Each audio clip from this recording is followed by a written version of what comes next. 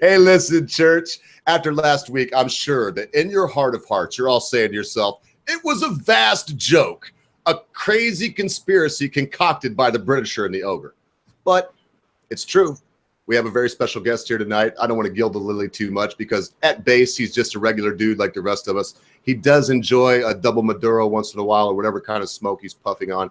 And he may have a little different standing in the YouTube world than some of us. But as I said, at base, he's just a regular guy. So if I can just have a second, I would like to sincerely thank, first of all, Mrs. Ogre for making her, not necessarily debut, but she broke the ice earlier today on a live stream. And then Amanda Wolfchild, Day is Dead. Holly Seelinger, the political animal at Politicon. Check her out if you get a chance. And also the Britisher. You know what, Sargon, like I said, I'm excited right now, and I don't usually get that way.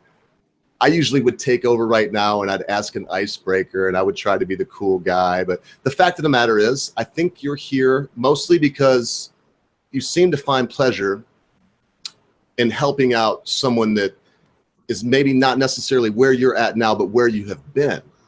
And you did that just recently for a real good mate of mine, the Britisher. So hopefully, Brett, you have a question or two ready because I think that was over my 45 seconds. Yeah, I can't mute you, apparently. I tried. Well, good evening, everyone. Well, to start off, I guess I have to take this opportunity to say a quick thank you to Sargon for having me on his channel. And I hope the servants have restored the ziggurat to its usual splendor by now. So I thought we would kind of kick off with, well, what's just happened in France, really. Because I saw your recent clip that you sort of, you kind of suggest you think Le Pen is going to win. I think she will. And I just sort of thought, now that we've seen the results of the first round come in, do you still see it that way, or have you in any way seen any reason to sort of amend your view? Or if you still think she's going to win, why do you think that is? Right. I haven't seen anything about the first round that particularly makes me change my decision. I mean, the closeness of her and Macron was, well, pretty much what I was expecting, to be honest. I wasn't expecting her to get the lion's share, but I know that there are a lot of people who are anti-Macron on principle. Now, I'm sure a lot of these people are anti-Le Pen on principle as well, and so it comes down to the principles that they're prepared to compromise on. I think that the sort of Donald Trump effect will happen, where the surprise votes will come in and people will be very shocked. The mainstream media is predicting a Macron whitewash. They think that all of the voters from various other candidates are just going to flood to Macron. And I don't know how true that is, because Fion's voting base, I imagine, I mean, I know they're older in general, but I also imagine they're fairly anti-Islam. And Macron is anything but, as far as I can tell. So I would be surprised if they were to go for him. And then you've also got, I can't remember the guy's name, Mélenchon or something. Mélenchon. Mélenchon, that's it. His base is quite anti-EU, and Macron is a creature of the European Union. So I would be surprised if they were going to go for him as well. But I suppose you shouldn't really underestimate the, I don't want to say propaganda, but the media assault on Le Pen. But again, that might turn out to be a mistake on their parts, because I think people like an underdog. And I think when you see a giant pylon on one person who seems to be standing for something that is legitimate, you can't help but empathize and feel sympathy for that person. So I wonder how much the media assault does bad as well as good for them. Well, I think that kind of parallels the American election. I mean, Donald Trump, they were projecting there was no way he could possibly win. And every time they kind of just disregarded him. But like the people who supported him kind of kept quiet. And in the end, he won, to much of the chagrin of everybody in the media and all the polls and everything. And it was all bad press for him. And he ended up as our fucking president. Same with Brexit. It was a quiet revolution at the ballot boxes. Yeah. Because people were afraid of being called racist just because they were against mass immigration, they were against the European Union, they were against the Islamification of their countries, and so they just kept their mouths shut and voted. And Yeah, she I won. think she'll win. Not because I have any like great political insight into it, but because she pulled that badass move, and it's everywhere now. Like when she went to the peace talks or whatever, and she refused to put on the hijab, and she turned around and walked out. All over Twitter, all over everywhere. Everybody saw it, and everybody quietly at least said fucking A right. Yeah, I mean, I don't know if anyone's heard, has Mélenchon come out and decided to support any particular candidate? Because no, as far as I'm aware, he hasn't endorsed anyone. François Fillon, the Conservative, he has come out in favor of Macron. The president, that's François Hollande, he has also come out this evening and said that he's supporting Macron. So I would assume that more than likely, given that Fillon is saying that he's supporting Macron, that would more than likely hold some sway with his support base, if you know what I mean. Because the one thing you have to look at is, I mean, first, I think the socialists, they got something like an abysmal 6 or 8%, something like that, which was just, I mean, terrible for their standing. I mean, given that they've got the current incumbent president and they don't manage 10%. He's massively unpopular. But those votes, so those 6 or 8% will immediately go to Macron, because I mean, come off it. You know, he's claiming to be the leader of En Marche, this new party, but frankly, it's an establishment. Oh my goodness! Yeah. You know, the one. I mean, I think you will more than likely be interested in this angle that I took once, and that is, I mean, you all know about the brothers Gracchus in Rome. Well, I mean, the first guy was, I mean, he was just simply killed off. But I think the second guy, I don't know which one, I know he was murdered eventually, but first they kind of undermined him politically with the actual sort of senatorial forces putting up a candidate who basically promised even more than Gracchus.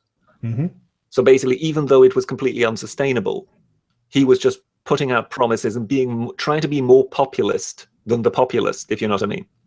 Yep. And in a way, I see that in Macron, because here is someone telling everybody he's kind of independent with a new party, which suddenly seems to have all the professional organization and finances behind it that any conservative party or socialist party would have, who seems to come out of nowhere, who previously was a government minister, but officially is the new man, if you know what I mean.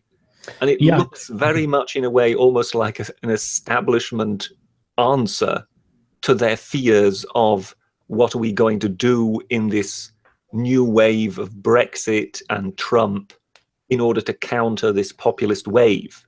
Well, we'll just create our own populist. I mean, assuming that there was no kind of interference from sort of entrenched interests, which I don't believe. I imagine that he had a lot of coaching behind the scenes. I imagine he had many connections from his time in government and his time working for what was the Rothschild company he worked for? I can't remember the name of it now. Oh, was he something in finance? Was he before he became a politician? Yeah. What was the name there? I can't remember the name of the. No, the name of the human being that you're looking for his company. Rothschild what? Because there's a lot. I mean, I can look it up right now if you need me to. Oh, I would have to check. But the point is, he was an investment banker, then he was a government minister in the Hollande government. So I find it impossible to believe that he hasn't had major connections and that there hasn't been any maneuvering behind the scenes. And yeah, I mean, his very first kind of sort of rallies were already there with 20,000 people and stuff like that. And you thought, well, how is that possible for an independent? Yeah, no one can really start at that start-off point. It just can't be done. Yeah, and then you see the people who are backing him, and I mean, like full-throated support from Merkel, Juncker, and all of the leadership of the European Union, because they have no choice. I mean, Le Pen's completely anti-EU. She wants a referendum. She'll support Britain in Brexit. They know that they have to support Macron. He's got obviously Hollande's endorsement for whatever that's worth. He's got the endorsement of I mean, choose someone. Just choose a major, powerful institution or individual, and you'll find that they'll back Macron because, like with Donald Trump, backing Le Pen is politically incorrect. They can't do it. Yeah. I've just looked here, results, and I can see here the Socialists got 6.4%. But all that so that's power... basically the equivalent of Labour. That's Jeremy Corbyn in France, effectively. Yes. But what you have to understand is that those 6.4%, I think, will unanimously go to Macron. So that already puts him over 30%. Now, that's the problem. Because Le Pen will need effectively more than half of both Fillon's vote and Mélenchon's vote in order to in any way be in this race, if you know what I mean. Yep. And that's where I'm more skeptical than you are. I don't think she's going to manage it. Well, I mean, don't get me wrong, she might not. You know, it's not a prophecy. I think that the mathematics are just against her. They were against Donald Trump as well. I was just about to say that. They said there's no way he can win, even if he wins the swing states, it still wouldn't work. And somehow he did it. But I'm like a novice to French elections, obviously. I'm in America.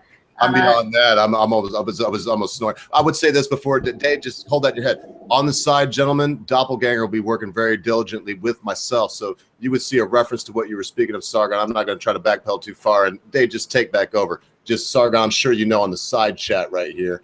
And you'll see when you're talking about something, Dopp and I will, like I said, do our diligence and try to have any references that you may need right there on the right for you. So what were you saying, Dave, before I just really bumped in like that? So the French government doesn't have like election day. This is when it's decided. They have like round 1 and round 2. Yes. Yeah. Okay. First you get to vote for whatever candidate you actually favor. Okay. And then of the 2 most popular, they go through and then you can basically decide on which one of those 2 you want. Do they have primaries initially, or is that kind of like their primary? Yeah, that would be their primary. Round 1. Okay. It's only assuming a candidate doesn't get 50% of the vote outright. Yes, true. Yeah. Okay. That's so there are 11 candidates. So. Okay. So how many, like, if you vote in the first one, or if you don't vote in the first one, rather, can you vote in the second one? Yeah. So there might be more people coming out that they're not accounting for who voted in the first one. Now there's between these 2 people, so that could like France mess up the numbers. France is so polarized at the moment that it would be very difficult to imagine that they won't have had a high turnout. Well, hang on a second. I mean, one of the things that you say that, like the socialists, I would be amazed if any of them actually did vote for Macron. It would have to be a protest vote, because if you look at his manifesto, it is not a socialist manifesto. Well, I mean, some of them voted for Macron, but I think a lot of others went for Mélenchon, because Mélenchon is the kind of the more left-wing guy. Yeah, I mean, Le Pen is quite socialist herself.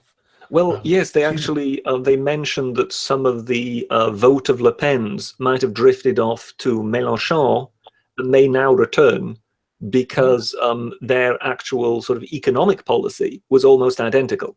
Yeah, and I mean, that's the thing about the what was the name of the 6% socialists? What was that candidate again?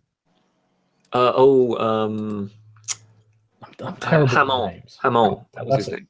I would honestly be surprised, because I mean, a lot of after the American elections, there was a lot of belly aching on progressive media about the Bernie bros who refused to vote for Hillary. And a lot of people were saying, well, this is probably one of the reasons why Trump won, because you just couldn't toe the party line. And I suspect that many of the socialists will look at Macron and think the same thing, because he is as neoliberal as they get. I mean, he's looking to cut corporation tax. He's looking to give firms and corporations, tax credits and all this sort of thing. He's not the sort of thing that they're going to want to vote for on principle. The question is, how much do they hate Le Pen? And I imagine they probably hate them both enough that the turnout from that demographic will be low. Yeah. That could well be. I mean, I think there's also one thing I would consider, and that is, I think that when it comes to continental Europe, they are simply not as far down the line as much of the Anglosphere is. Well, I think some of the kind of rebellious spirit that has taken years to grow. I mean, just look how long someone like Nigel Farage has been around in Britain. You know, this spirit has kind of taken a while to kind of come along, and I don't think the continental Europeans are quite as far down that road as we are. Well, And I think that's why certainly not in you heard quite a Holland lot or of people Germany. sort of say, "Oh well, this is going to be, you know, it's going to happen in Holland, it's going to happen in France," and then it didn't happen in Holland. And I think it may the thing with still Holland, it could happen in Holland, but they're just not quite there yet. Yeah, I mean, with Holland, it was inevitable that Wilders wasn't going to win a majority. There was simply no way. Yes, But yeah. he doubled the number of seats he achieved in Parliament, which is huge. And I was shocked at the the Dutch press, and not just the Dutch, the international press, breathing a sigh of relief and claiming this a great victory against populism. And it was like, well, no, this was a foregone conclusion. He was never going to win this. Yes. The fact that he doubled his share in the parliament, bring him to the second most powerful party, is really significant. That's a huge victory for Wilders. If Brexit and Trump hadn't happened, they wouldn't have even been considering that he might win. But after those two severe, like, bloody noses, they had no idea. But with Le Pen, I think it's different, and with France, I think it's probably different as well. I don't think you should underestimate the rebellious spirit of the French. I think they would be offended if you did. So, well, I think they are more than likely. I think the French and the Dutch are more than likely sort of next in line in terms of that spirit on the continent. But I think just generally the continent lags behind a few years in that trend, if you know what I mean. Oh, they certainly do. I don't think they are quite there yet, as in a way, you know, as they haven't grown as fed up of the EU as Britain has. True, but I think that they're growing quite fed up of Islamic terrorism. Yes, I think that. I think that is one of the big factors that could easily sway this election in a very, very strong way. If there is some kind of outrage in the next 2 weeks. Yeah, and I think we all suspect that the terrorists will be trying very, very hard. Well, yeah, I mean, on the day of the election, 2 chaps were arrested for plotting some Islamist attack. It's just not something that can stop, apparently. And if you look at Macron's manifesto, there's nothing in there that's going to address the problem of terrorism. He's not. I mean, his own statements are damning as well. It's an imponderable problem that we're just going to get. I mean, I could never vote for someone who couldn't even countenance the idea of dealing with people who want to kill everyone else in your country. I can't even imagine that. It seems irresponsible to vote for a man like that to me. Yes, I caught your tweet on some snippet of his that he'd said at the end of a speech, you know, that he stands for the patriots against nationalism. And I remember you sort of said that this is a new level of doublespeak we're getting here. Yes, it's just baffling how he thinks that he can say that and not be ridiculed. Yeah, no, it's you can sort of see.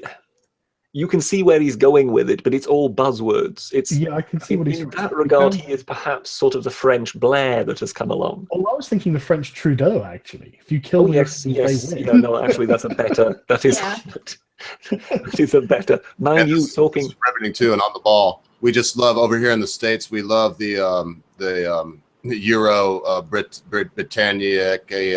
We love the politics over there, is what I was trying to say. No, man. All jokes aside. Do you have something about this, Amanda? Because if we let these 2 Englishmen go, they will talk about this stuff, and I am over here. I'm listening, trying to be in the chat, and I don't know what the fuck was just said for a couple minutes. It was riveting and interesting, but I have no idea what they're talking about. Yeah, I'm not really good with politics, actually, but I would say that I think if we want to stop all these terrorist attacks, we should bring back like public shamings in the stocks and public executions for terrorists. Thank you for that, Amanda. That's what I'm talking about now. And beheadings. Also, gentlemen, I meant no disrespect. Terrorism. We got other folks here that want to ask questions, I know, so I've got to segue somehow, and my way will always be like an ogre will do it. So I can't apologize for it. But that said, so the Le Pen thing, I do have a question before I just kick it off to the crew that's probably going to take it in another direction. And I know Zero Cool's in the chat. There's a lot of people that are stoked, way more than I was, about the last couple minutes of banter there. But for me, I don't know. I don't even like American politics. I was my wife and I, I'm thinking about Trump. I don't really vote much. Man, this last election, I had, I was verklempt, whatever they say, like the heartburn, heartburn all the time, thinking about the end of the world and Hillary Clinton's going to blow everything up and I don't know, Putin and whatnot. It was the whole deal. That said, I guess my question is this. Would it matter to you as a Briton? I mean, when you think of Brexit, they said it was going to, it's the end for Sargon's country where they invented everything and, they made blues better. The pound has always been strong. So it's the end of the world, but it wasn't. Does it matter to you if Le Pen was elected or not? And if so, would it matter to you if they did a Frexit is what I'm hearing the new buzzword is. Right, okay. So I don't really care about Le Pen in the same way I don't really care about Trump. And I don't really care about Nigel Farage.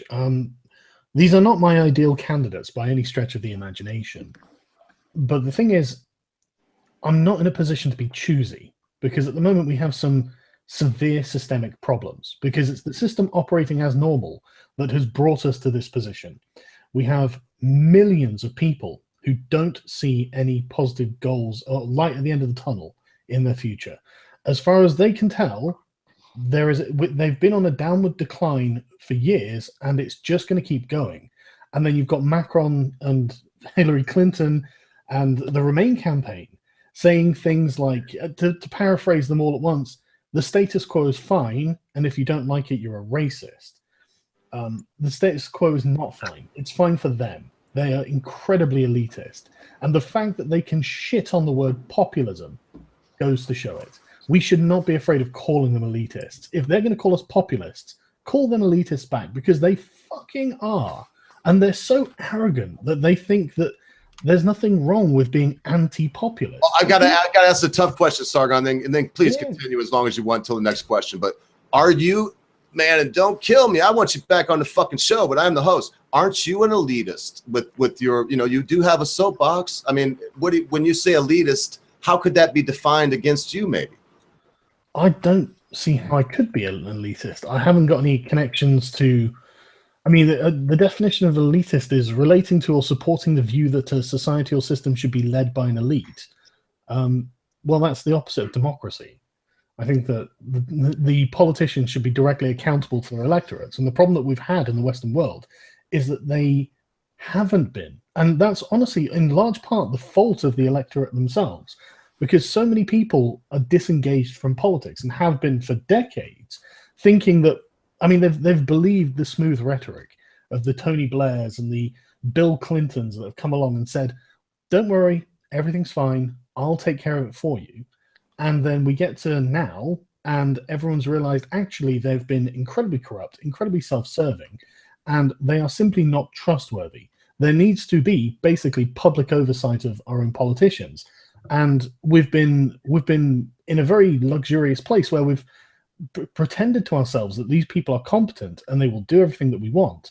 And we've played our video games, we've played our, watched our movies, we've not paid, and I mean, most people's lives are so apolitical and they don't even think about how much they don't think about politics. A lot of people just go, oh, I don't pay attention to that. It's like, well, you're a citizen in a democracy, you vote. You don't have the option of not paying attention, because if you don't pay attention, you end up where we are now. And this is why we're having, or at least one of the reasons why we're having all of these populist revolts against the establishment. We've allowed them to become like this because we weren't keeping a sharp eye on things. And I would actually just say that there's a large group of people, mainly the poor, who actually they never trusted the politicians to begin with, and they're actually they're worse in this situation, because the people who have been la-di-dying along and thinking everything is just okay, they can be woken up to the fact that shit isn't, and they'll start paying attention. But the poor, they've realized for so long that this shit is fucked. It's fucked against us, and nothing we do is going to make it any better. They're never going to change anything. They're never even going to try, because they know there's no fucking point. Well, yesterday there was these talking heads they tend to have on the news, and the BBC do the same kind of spiel, but they had some guy on who said something kind of strangely insightful. I think he was some kind of former member of the French Senate or something like that, and he sort of said that we seem to be kind of coming across a point in history where the question arises whether democracy can actually work within these supranational bodies, or whether you need nations, and that only the nations as such can guarantee their people a democratic say. That the moment you, in a way, try to build something that is greater than something national, you try to create something supranational, that effectively you move the whole structure too far away from the people, and thereby hand it all to the functionaries and to the bureaucrats. Yeah, I mean I think the reason that English people fundamentally dislike the EU, even if they don't know anything about the EU, is the lack of accountability. The English have always demanded accountability from their politicians. Even, I mean, this was one of the things I found most interesting about some of the things Rousseau wrote. I can't remember whether it was a social contract or something else, but he made the observation that the English believe that they're free, but they're not. They're only free when every 5 years when they go for an election, and on that day they're free, and then they return to their chains. And I remember thinking it's such a cute way of saying it, and that explains why people are not prepared to give up any more liberties to the European Union. Because, okay, yeah, we may only be free on one day every 5 years, but I'm not giving up that one day. I'm not having these unelected legislators who are totally unaccountable and act like they are unaccountable creating my laws. I'm sorry, it's unacceptable to me. And I think it's unacceptable to the English mindset. And I think that if you look at the breakdown of the areas voting for Brexit, it was predominantly England. And I think this is just a part of the English character demanding close accountability of their politicians. We want to know that you are listening to us, or at least you are there for us if we need you to listen to us. And we certainly know that's not the case with the European Union. It is incredibly elitist, incredibly technocratic, and disdainful, in my opinion, of the lower orders. I think you've also got the fact that you've got different traditions in that regard. Oh, yeah, so that, the English-speaking world is very much kind of geared up to that. Whereas if you look particularly at the French-speaking world, it is very much a matter of the elite trying to keep the populace at bay that basically can use its voice to riot. And if you then go further, then you effectively go into the Germanosphere, and of course their populism has a completely different meaning due to what happened somewhere around the 1930s. Yeah, the Germans are just fundamentally different in character. I lived in Germany for 8 years, and my friend Krauton T put it best. He said that they're institutionalists, and that they're very happy for the institutions. They put a lot of faith in their institutions, and that is the complete opposite of British people. They have no faith in their institutions. They have no faith in their politicians. I mean, it's amazing to me that Theresa May has a positive rating when they do polls on her, because, I mean, nobody thinks well of politicians. If you just go to any pub, go to anywhere where people end up talking politics, everyone thinks that politicians are largely incompetent and corrupt. And I think that the British politicians, I mean, they are self-serving and corrupt and largely incompetent in many ways. But it always amazes me how the order of magnitude of that corruption and the self-serving nature of it is always lower than I see in other countries. When I'm looking at the political domains for other countries, corruption is always a greater magnitude. I mean, in Britain we had the expenses scandal, and I was going through some of the reports from it, and it was so petty. Like, you know, a politician, they had £10,000 of expenses, and I'm thinking that's nothing. That is absolutely nothing to be tearing your hair out and creating a big public furor over. And yet people were furious, and it was on the principle of the thing. So, but yeah, I think there is definitely a sharp contrast in the mindset between Britain and the continent, and I think that's why Britain was one of the most Eurosceptic nation in the European Union. So what will happen to the EU if there is a Frexit? Because then there's Britain, now French. That would be the end. What's going to happen? If the French leave, it's over. The European Union is probably doomed anyway. it means that it won't be able to run itself. I think it's probably doomed anyway. I don't see how they're going to keep the pigs nations forever. And if we're going to talk politics, what about Antifa, man? I mean, is this all leading? Is there something coming in because the riots, and I know that Zero Cool, we had a question, and this isn't what he asked, Sargon, but you see the riots going on right now. Oh, yeah. In France and all this stuff with Antifa over here. Is the end game for all these elitist crazies? And I love the way that because look, all I was saying was some people would say that, yeah, you're an elitist if you, I don't know, if you eat crab salad once a year. And so, no, you're not. Don't worry, I didn't take it out there. What's the end game? Why are there these riots? What about Antifa, if I can go that way? Antifa are heavily ideologically motivated. In America and Britain, actually, right, in America, they are mostly well-off middle class or upper middle class college students and their professors. And we know this because 4chan has been spending their time hunting them down and identifying them. The one that was identified the other day, Eric Clanton, is now the subject of a police investigation. White Clock guy? Is that White Clock guy? Yeah, the Berkeley police are investigating him as we speak, which is excellent. And if you go to their message boards and Reddit threads and whatnot, they are shitting a square brick over this.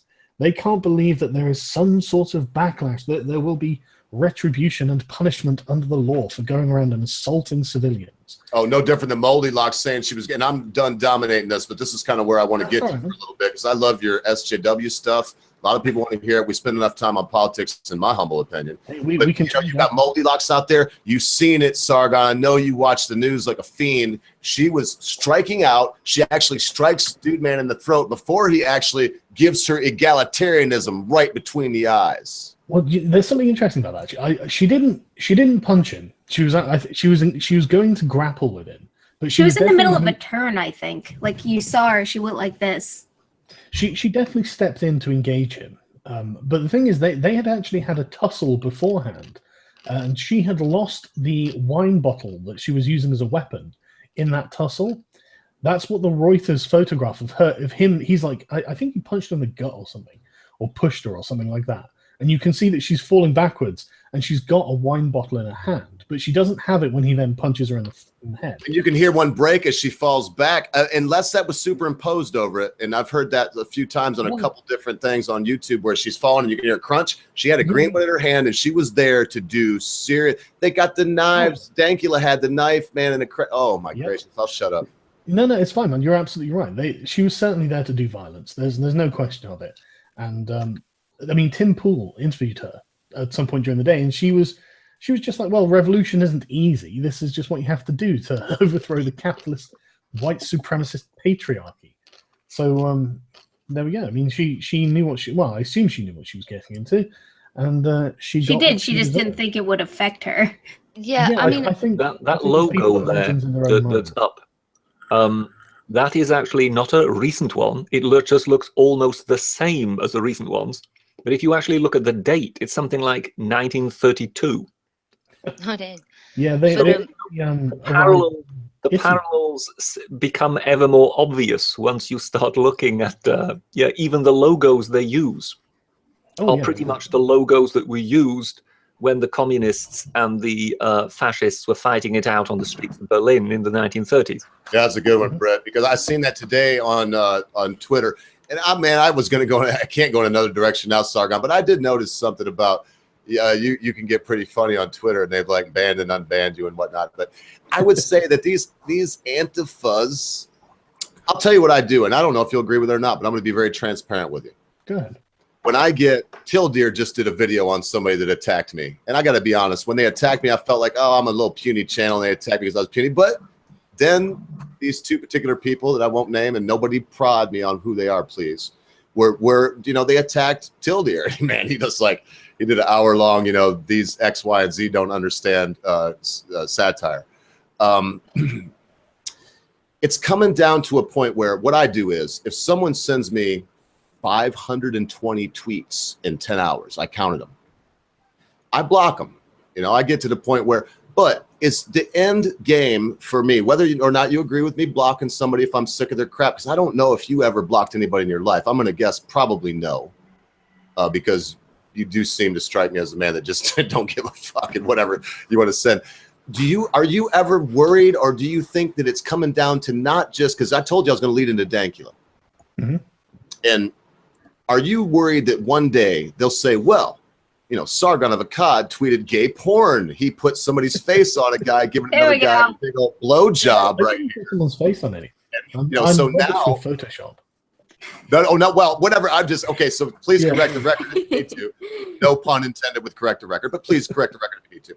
But that said, are you ever thinking that, man, this stuff is not going to come back to bite me necessarily, but they may just try to go, okay, Mr. of Akkad has, you know, a number that is so huge I don't want to mention right now, 600,000 subscribers. So we're going to just shut him down because of something he did on Twitter.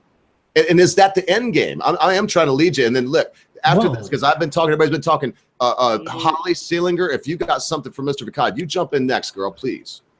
I'm not especially worried about that.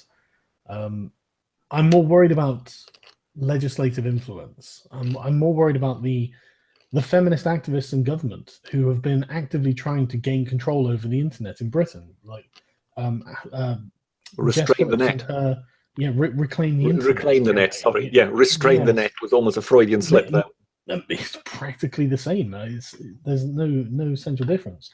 And now there's a feminist group that's trying to unseat Philip Davies from his constituency, which I'm going to do a video on at some point, because they're doing everything they can to undermine and destroy what he's trying to achieve. And I think that the things he is trying, I mean, at least in the realms of gender politics, I think that's a very important thing for someone to strike back, and he's been excellent as far as I can tell from what I've seen so far. He's really doing a fine job. So people should definitely support him if they're concerned about feminists having undue influence in the government, because they do. So yeah, they yes, I think it's Shipley, isn't it? This battle is supposed to take place. I believe the feminist activists are trying to get all the other progressive parties to stand aside. Yes. So that she alone can take him on, in the hope that they won't split each other's vote. They are. I mean, he would be able to defeat them easily if he were to do a debate with them, you know, a live debate in a hall somewhere, and just get her to explain her theories from feminism, explain intersectionality, explain the power dynamics of racism and sexism, explain exactly why men should be not really taken care of when they have problems. You know, all of these things. If he can just get her to elucidate her bigotry, then he'll win hands down. I've got no doubt. It's Sophie Walker of the Women's Equality Party, by the way. Just for those people who are interested, you know, who want to Google it and just kind of be gobsmacked at the sheer audacity of it all. Because I don't really understand why, on top of everything we've already got, we now also need a women's equality party, because I believe it was only set up something like a year ago. Yes, by was it Sandy Toksvig, wasn't it? Was it? I believe it was. I'm just going to check. Yes, that is so surreal. I'm even willing to believe it. Yes. No, I believe it was. Hang on, let me just. Because if you remember, you know, we had what's the Green Party MP? What's she called?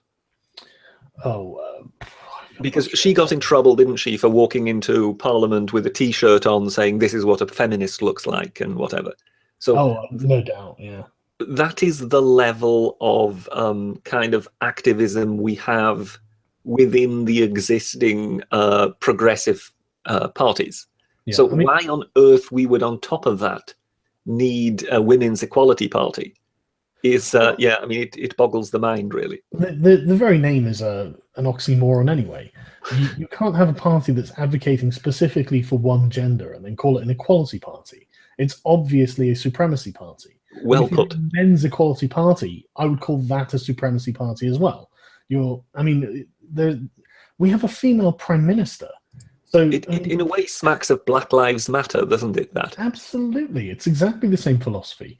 And their justification is, well, there are less women in Parliament. And it's like, okay, but that doesn't mean that women are being discriminated against. There's a huge, huge process of people's lives and the entire system working to get to the point where a select group of people are MPs, and very little of it is based on gender.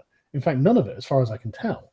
So, yeah, I think it's ridiculous. And I think that these people, honestly, if you sat them down and said, why are you doing this? Eventually it would come down to, well, I'm a woman. Yeah, yeah. I think a lot of them would claim that they want to be represented by their government, and the sheer lack of women in parliament is making that a problem for them. But on the other hand, you can't just stick random women in there and expect the outcome you want. And also, there's already equality. I don't get it. Well, it's this disease that basically we must be represented by our kind, no matter what. So basically, we need more black people in parliament, we need more Asians in parliament, we need more disabled people in parliament, we need more women in parliament. And you just go, hang on a moment, why can you not be represented by a man? I mean, do we need a quota for left-handed people, for ginger people in parliament? Yeah. I think I've brought this up before once, but, you know, Sargon won't have heard it.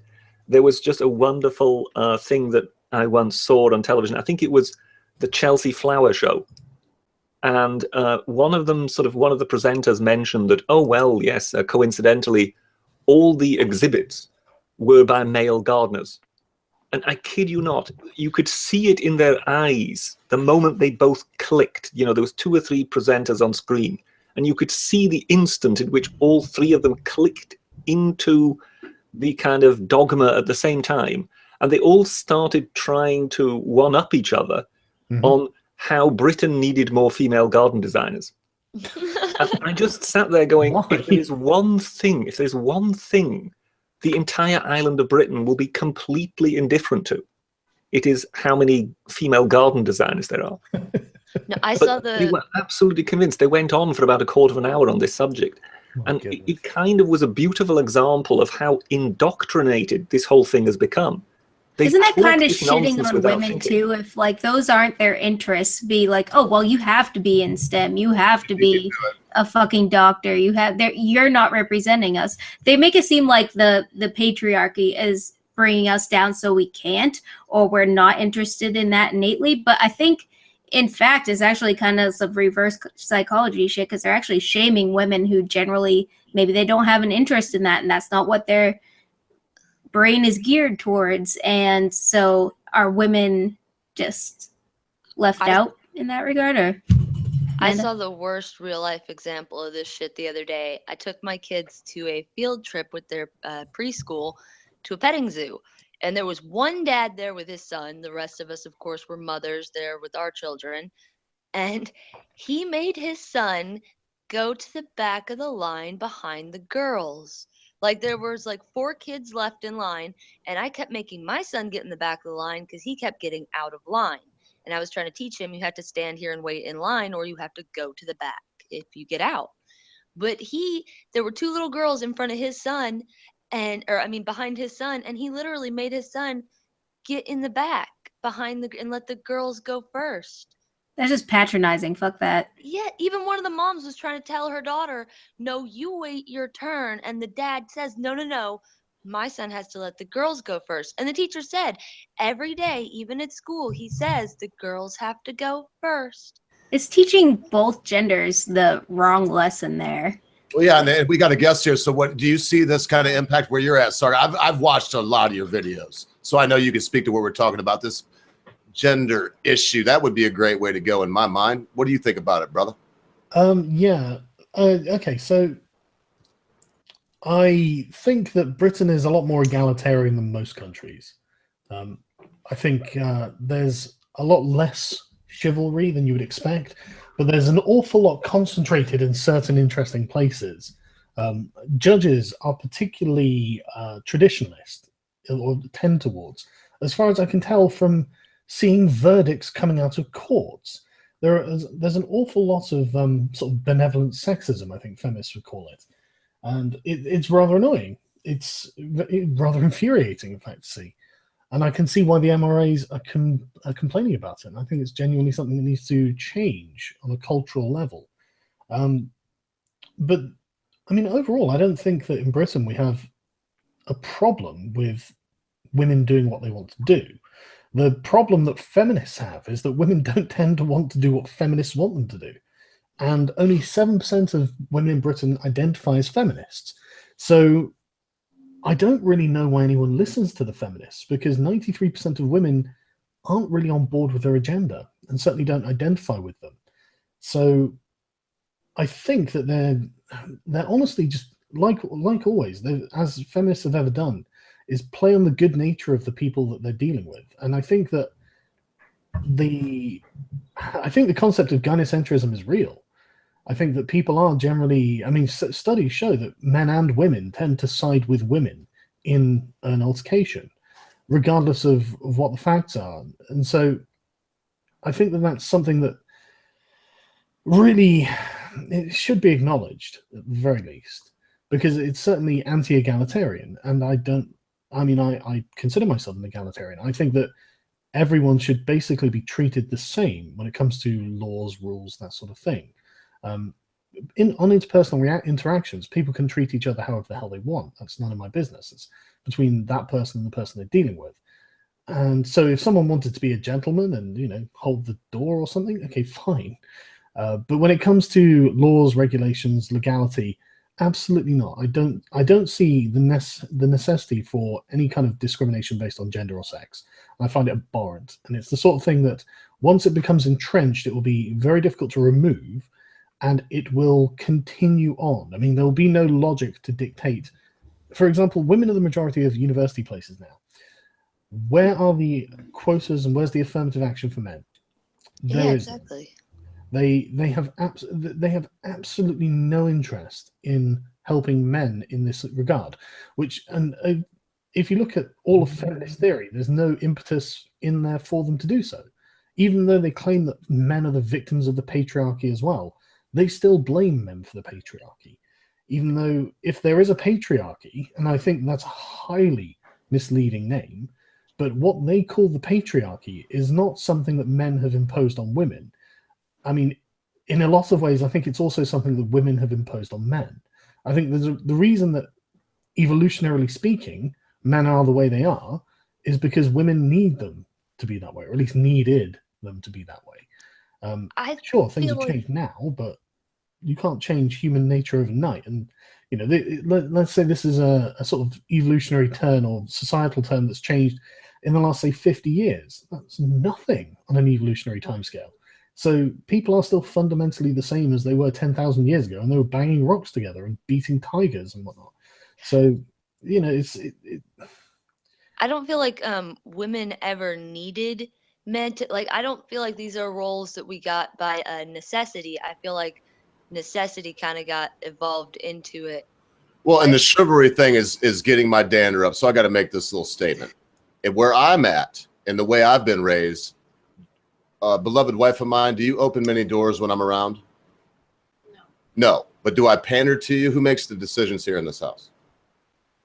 Well, we make joint decisions. Yeah, she's not going to say it. We make joint decisions, yada, yada. But she knows who has the final word, and I know who opens the doors. We have lived in a matriarchy here, Mr. Sargon, for my life. For my life. And that, it goes back before they had the right to vote. It's like, oh, women were in a pay. No, if you spit on a sidewalk when women didn't have the right to vote, you would get beat. You would be told, get out in the street and pull your pistols or go out of town like a coward. So to me, the patriarchy not only doesn't exist, but you just heard it. I tried to lead my wife. You're very popular. I wanted her to say on camera, and she knows what I wanted her to say. I wanted her to say, oh, yes, of course, dear. You make all the final decisions here at home. And what she said, oh, no, we make joint decisions, fucker.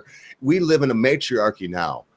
Not only does the patriarchy not exist, but look, brother, look around you. I have 1, 2, 3 girls here. The British and I pick who's on the crew. We pick it for a reason. The feminine. Now I'll be quiet. The feminine side is so important to society that what's happening right now is a travesty. It is such a horrible thing. We're taking the feminine out of raising boys, which for me, with my mother, was be a man.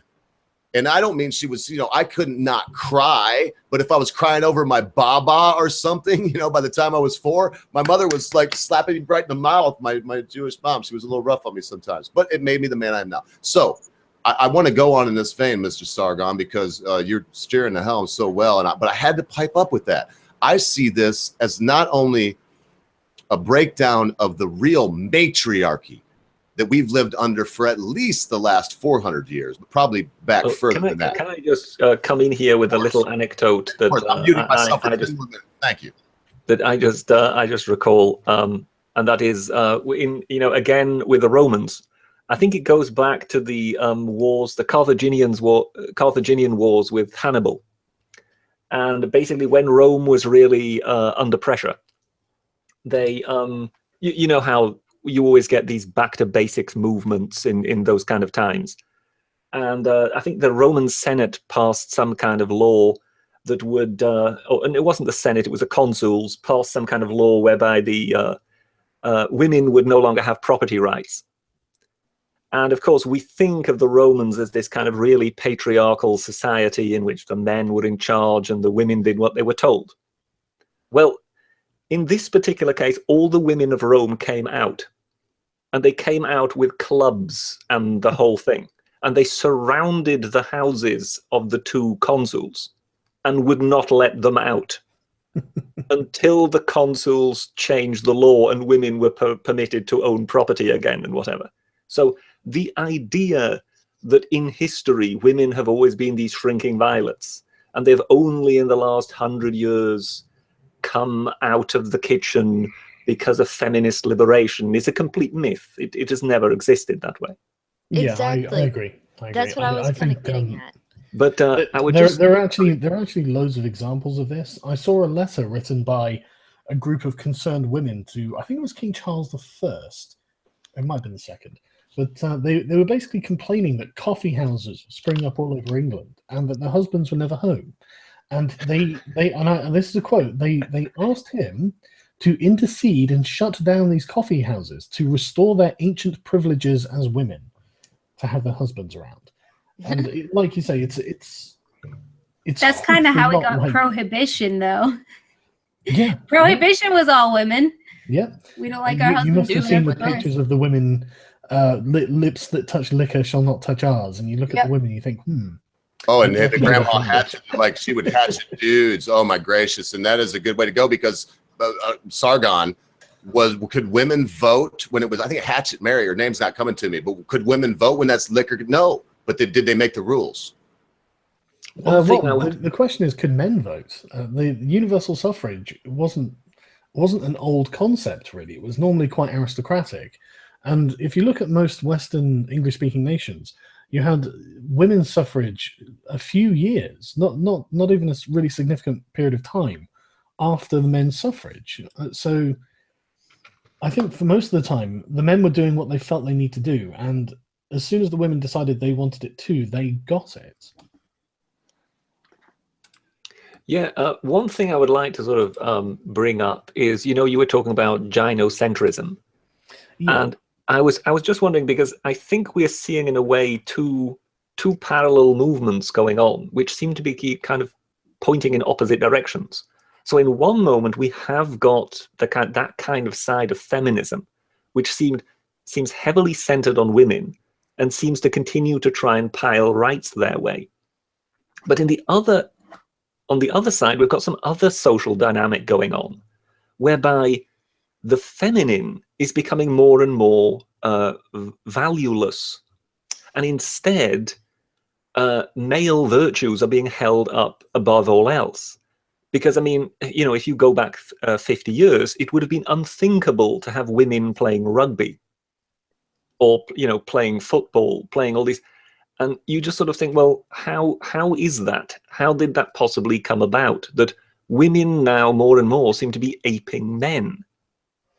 They want to be combat soldiers. They want to be, and one of the most remarkable examples of that I once heard was that was from America, that you had business women who were taking testosterone because they thought it made them more assertive and it gave them better decision-making capacity and whatever. And I want to let Sargon run with this, but Britisher, don't you know something about high-stress jobs without elaborating too much, where you may have to pressure people to buy stocks and bonds and I think we'll just bypass that one. But you But, do know of that, so you know. Do you think testosterone would help you with that before you pass it on to him, or what? Perhaps just a tad, yes. But the idea that women should render themselves less female by injecting themselves or taking tablets, I don't know how they did it, but by actually taking in male hormones because they felt that gave them an edge. I just find that bizarre. Okay, so I think that a lot of the institutions that we have tend to reflect, they end up with an internal culture that reflects the people who make them up. And it depends, it often depends on the goal of the institution. For example, like corporate culture, like Wall Street, the City of London and whatnot, highly competitive because there's a lot at stake, and if you're not competitive, then someone will beat you. And so this tends towards attracting a certain kind of person, not just men, obviously, but just a certain kind of character of person who enjoys beating other people, defeating them in a contest. The sort of highly competitive people who live for that sort of thing. And you have to spend a really undue amount of your life on these in these jobs. You have to be on call all the time. You have to work insanely long hours. But the payoffs are enormous, of course, which is why people do it. I think that, like with your IQ distribution graph that you showed in that video, I imagine that if you were to take a graph of, I don't know, measured competitiveness between men and women, men would be overrepresented at the top end. And so the sort of competitive personality type that would end up going for that happens to be male more often. And that probably is an evolutionary the sort of result of men having to be more competitive than women, and women tend to be more cooperative. Undoubtedly, physiology plays a large part in that with testosterone levels and whatnot. Because we know that these things do make you more aggressive. They make you more competitive. This is what we term a masculine virtue. And so it doesn't surprise me that you end up with cultures that could be described as masculine cultures. And then when you go to, say, a daycare or something like that, you've got a completely different environment that's working. And usually they're dominated by women, so nursing and things like this. The different cultures, and because of different personality types that go into these jobs, and these personality types aren't necessarily evenly distributed between men, women, and anything in between. So I'm not surprised that there are these differences. When you have an ideology like feminism that goes around and decides to measure everything in the same way a child would measure things, by saying, well, there's 5 women there and 10 men there, therefore women, we need more women in this job for whatever reason. They can never adequately explain why we need more women. They just know they do. And so you will find that women, military training is the perfect example. There have been loads of women who literally have suffered torn muscles and things like this by doing drill parades where they've been mixed in with the men, and they've had to try and stretch their legs and overcompensate for biological differences between men and women. And I've seen them sue the armed forces for this. And I'm sure you've seen the dropped requirements for female firefighters and things like this. Oh, and I've only seen don't have to have a shoulder lift in my life. I've seen 2 women that could, and they showed these girls. This one girl was about 5'6", weighed about 170 pounds. Her ass looked like it was chiseled out of doggone granite. And yeah, she had 170-pound weight and was doing squats the whole way through. But they had to find these 2 girls, and they still couldn't pass the requirements. And thank God, so far that I know, the British Marines and the United States Marine Corps will not drop their standards. Yeah. And hey, look, if you're fighting in the field, Sargon, do you want you can't. My lovely wife, who I was talking about on the stream earlier, is very strong, trying to carry you out of there, or me, sir? Which one would you rather? And not forget about who can shoot the gun or whatever. Who do you want carrying your shot ass out of there? That is exactly the problem. If these jobs, they are nothing but meritocratic. Your performance is what matters in these jobs. You simply can't get past this. I could never imagine. I'm 5'9" and I'm sort of short and stocky, and I can never imagine going to a basketball team and saying, right, you don't have enough neckbeards on your basketball team. Therefore, you need a quota. And they'll be like, yeah, but you can't dunk a ball in this hoop. And I'm like, I don't care. Lower the hoop. I'm not It's represented. ridiculous. Neckbeards. Oh, and look, I broke in Hey. there for my little thing. And look, we do have 3 girls here, Holly and then Amanda. But Holly, you've been here. Yes. I know that you have something political or cool. Sargon, I would like to introduce you to Holly Seelinger, the political animal at Politicon. She is one of the best guests that I get on my show. And so she may have Nice something to to say meet to you. you. Hi, Holly. Echo. Hi. So There's an echo, though. Holly, there's an echo. Oh, okay. Let me see if I can figure that out. You go back. I think You it's go to better someone now. else. Oh, you're good. Just hammer on and see what happens. It's better. Okay, perfect. So I wanted to hear your thoughts about the March for Science. It was led by Bill Nye here in the US, and I guess Doctor Who came out for the March for Science, and I'm a Green, and I do not agree with what happened with the March for Science. It reminds me of the Women's March. So I just love your thoughts on that. I was only tangentially following it. So I only saw the clip of Bill Nye. I was just The introducing. horrible rap. Yeah.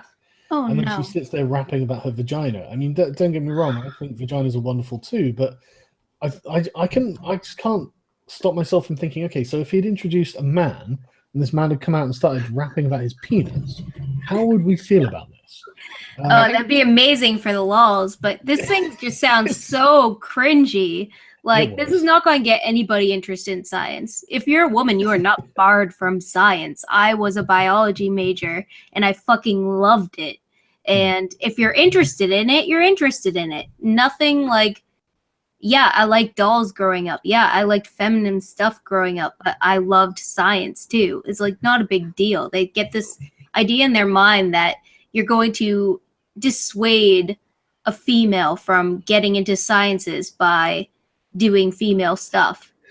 You're not Well- going to. Well, I think too it's about controlling the narrative of science, So they were saying like, oh, this is nonpartisan, but Trump is terrible and he's anti-science, and so we need to go to the streets and we need a whole week of activities, and it seems very contrived to me. And I think it was put on the same day as Earth Day or something. So for me, it's just like the whole point to control the narrative. And I've spoken on Ogre's show about how I don't like carbon credits because I think it controls the conversation about pollution and the environment. So I think they're just trying to preempt and control what is science and what is not. I think it's slightly different to that. These people are culture warriors. They view institutions as territory that should be controlled, and I think that they view academia as very much their territory, and understandably so. I mean, they all of this social justice nonsense comes from academia. It's the wellspring of it all. So I'm not surprised that they view it as their core territory, and so I'm not surprised that they view science, to use the term broadly, as their purview. I mean, I think you'd actually have real problems trying to find someone who was against the concept of the scientific method and using it to advance humanity's current state of technological expertise. So it's the whole thing just seemed to be ideological to me. I mean, I don't see who's on the other side of this. So what are they really marching for? We're marching to say we like science. Okay, well, who doesn't like science? Yeah. And then they started talking about diversity and inclusion and all this sort of stuff. And so I think that really what they're doing is they're kind of making a political statement when they do that. And I saw a thread with the Skeptic magazine or something like that. And he was trying to say, look, science should be objective, unbiased, and non-political. And they would do nothing but scream, but it is political, because he wasn't making a stance on intersectional social justice. What the fuck? Yeah, I know. It's That's crazy. crazy. I'm sorry. It's Anita Well, no, Sarkeesian, isn't it? Everything is sexist. Yeah, well, no, that's the thing, right? They have. The thing is, right? I could tomorrow develop an ideology. I'm left-handed, and I could develop an ideology tomorrow that said, right, if you look all through history, left-handed people have been oppressed, all times, everywhere. And I could undoubtedly give you evidence to suggest that left-handed people, being the minority of people, have never been catered to by any society in the world. In fact, often actively oppressed. I mean, in the Victorian era, they would smack a child on the hand if he was writing with his left hand and whatnot. And Actually, so, they did that to my brother. Yeah, my exactly. father did. They did the same thing. You could have in the another L 60s. added in LGBT. Absolutely, I could go the whole hog. I mean, I could literally choose any culture in any time period. I mean, Muhammad, he dictated that you've got to eat with your right hand because Satan eats with the left hand, and things like this. So and of course, the Latin word for left is sinister. Exactly, and that's how that's how it came up to us in English. Look, I could bring up some serious oppression whenever it comes to gingers. My race is still very oppressed at this very moment. Exactly. It's come on, people. This is the thing, though. You don't have souls. Gender wasn't something that was politicized prior to the rise of feminism. And so because it wasn't politicized, people just followed their natural inclinations. And by and large, most people were okay with this. It's the same with like right-handedness.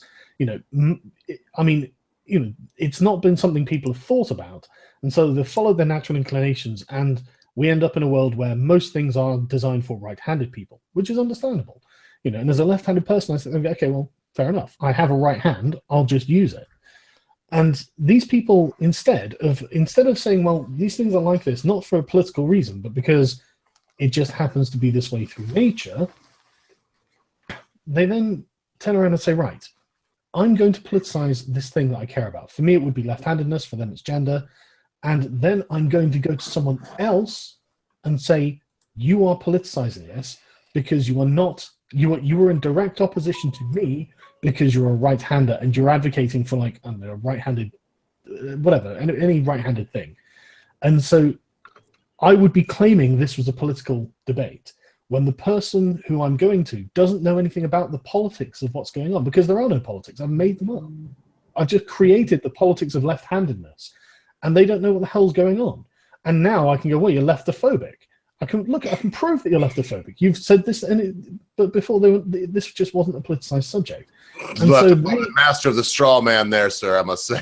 Well, the sad thing is this is what's actually happening. Continue, Sargon, but I'm just saying leftophobic. You could say that about anything. Exactly. And they just happen to say it about gender because people are, I think, inherently a bit gynocentric, and they care about women. Women have, I mean, let's be honest, women have got everything they have in the political system through nagging. No, there were no revolutions. I mean, like the earliest suffragettes were actually terrorists. So, okay, maybe you can say that these people actually got the vote through their civic action and political action. Crack on. When it comes to like affirmative action, when it comes to third wave feminism, it's all been done via nagging. Just going, we're women and therefore we deserve it. Well, I can't imagine ever saying that I'm a man, therefore I deserve something, based on the fact that I'm a man. I love the play Lysistrata. You heard of that? No. It's an ancient Greek play, and it's based on women denying sex to their husbands if they want to go to war. So that was a whole joke about women being able to control society. Yeah. Oh yeah, there have been loads of sex strikes all through history. There are probably like a dozen recorded ones where women just en masse decided to refuse to have sex with their husbands. Well, there's one in its own sense going on with the male sex right now. MGTOWs, they have lost their minds. Yeah. Yeah, but I mean, they're doing the exact same thing. So just to quickly finish the point. Yeah. The point is that they're calling these things politicized because they are not politicized, and these people haven't even got a conception, or didn't at least have a conception of political gender. And if I was to go left-handedness, political left-handedness, and so I can't, and so I accusing them of having a political space based on the fact that it's a right-handed space is really unfair. That's really underhanded. It's not a politicized space, and yet I would be claiming that it is falsely and accusing them of being bad people because of it. And that's what feminists do with gender. Exactly. Well, yes, there is always the claim of this kind of very strict oppression by the male, that there's some kind of, conspiracy of sorts going on. The simple fact, of course, is if they were a conspiracy and the men really did get together, then we could pretty much, within the space of 48 hours, make sure that the women wouldn't have any vote anymore and wouldn't have any say, because we are the stronger sex. Yeah, See, these these type of women, they're picking these very, very small areas where women in the Western world, the U.S. to be specific, because that's where I'm going to speak from for experience. They're going to pull from very small religious sects and say these women are oppressed because these men, their husbands, their fathers, their brothers, all their male relatives, they're going to push that. Now, they're going to try and pull that teeny tiny little bit of information from that and then turn it on all religions. And I'm an anti-theist, so I'm against all religion. So, but they're going to go against those specific types of people when that's not even the majority of the population. But seeing as how they're female, and the female population normally is the more protected and the more nurtured and the more heard out in the Western world, they're going to be heard because they're screaming the loudest and they're crying the most tears and they're screaming the most rape. But it's beginning to fall apart at this point, and oh god, it's so relieving. It's so relieving to watch their backhanded attempts at this to get in and say men are bad, but men don't do enough of this. And it's like, okay, what do you want? You can't have your cake and eat it too. I can't have my cake and eat it too. And I'm female as hell. So it's like, where the hell do you get off wanting special treatment whenever the logical part of the female sex is not? So yeah, exactly. Look, I think we kind of chose the roles that we fill way back in our evolution. Like, if you look at the apes now that are the chimps that are living in very close circumstances to where our ancestors would have been, our first ancestors, really. They live like in a way that we would have, but they don't live in family groups. They don't pair off still. And I think that when we chose that, I think it was a major deciding factor for us as a species. When we as a species decided we're going to have the nuclear family, the male, female, and they raise their kids together. I think that was a huge step for us because we decided this is a balance that works out well. These are the roles we're going to fill. And because of that, we managed to advance to a point where we don't have to struggle to survive anymore like we always had. Yeah, and now these women that still have those type of mindsets, they're still looking for something to do. But the real world and like the political world and the career world is too tough for them, and they're pissed about it, and they want somebody. We're gonna have an after show. Let's let the host speak to this if he wants to at this point, or we'll let you girls just go on until he wants to bump in. There was never any choice with regards to gender roles. This was something that nature has foisted upon us. Yep. I don't really think so. If you look at our closest ancestors, chimps, you can see that the males and the females fill very similar roles. Like, and also on a much lighter note, I got to say to our host, this one's for you, brother. Without getting harangued by one of our other hosts, that's going to be pissed to be like, hey, this one's for you, Sargon. Thanks for being here. Carry on, girls. Hang on a sec. There's the problem with the analogy with chimpanzees is that humans and chimps are very different. Human babies need a lot more care than chimpanzees, and human beings are a lot more vulnerable than chimpanzees. So it's not. I don't think it's necessarily a fair comparison. But there are closest. Hold on, Amanda. Also, there's also different. Monkey groups, great apes, whatever, who have matriarchal societies, who have patriarchal societies. They cross the spectrum of gender roles, so to speak, in bonobos. No, what I'm trying to point out is there are closest observable evidence to what our earliest ancestors were going to be like back when we chose, to move into a nuclear family type of thing. Okay, but you do realize that once we stood up and started walking around, that's when things changed. That's when the dynamics between male and female in a group order or in a one-on-one like monogamy, that's when not necessarily monogamy, but I'm trying to say like just one male, one female, not one male and then like 10 females in his harem. Like they you would still see with the argue apes. about that. There's a lot of evidence that shows Australopithecus, a lot of the versions of that lived a lot like the chimpanzees do. That's why I say that there are best observable evidence to what our earliest ancestors were like. Yeah. Like, we don't That really was like know 4 million years exactly ago. what happened. Yeah, that was a really Sargon actually hunted those things into extinction, because I read a lot of history, and apparently But he of course, one of the things that really kind of sets the human species apart is the fact that we are known specifically for our specialization. That basically we are capable of kind of specializing into particular roles.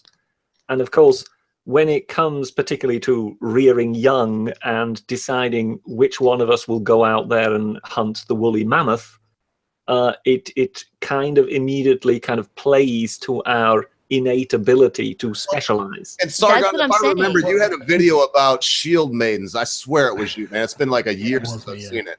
Did you know? What do you think about like the armor being? I swear it was you. If I'm putting you on the spot, I'm sorry if I get mixed up with somebody else. Were there like a ton of girls that were out there slaying the dragon like King George? Y'all just had King George Day, right?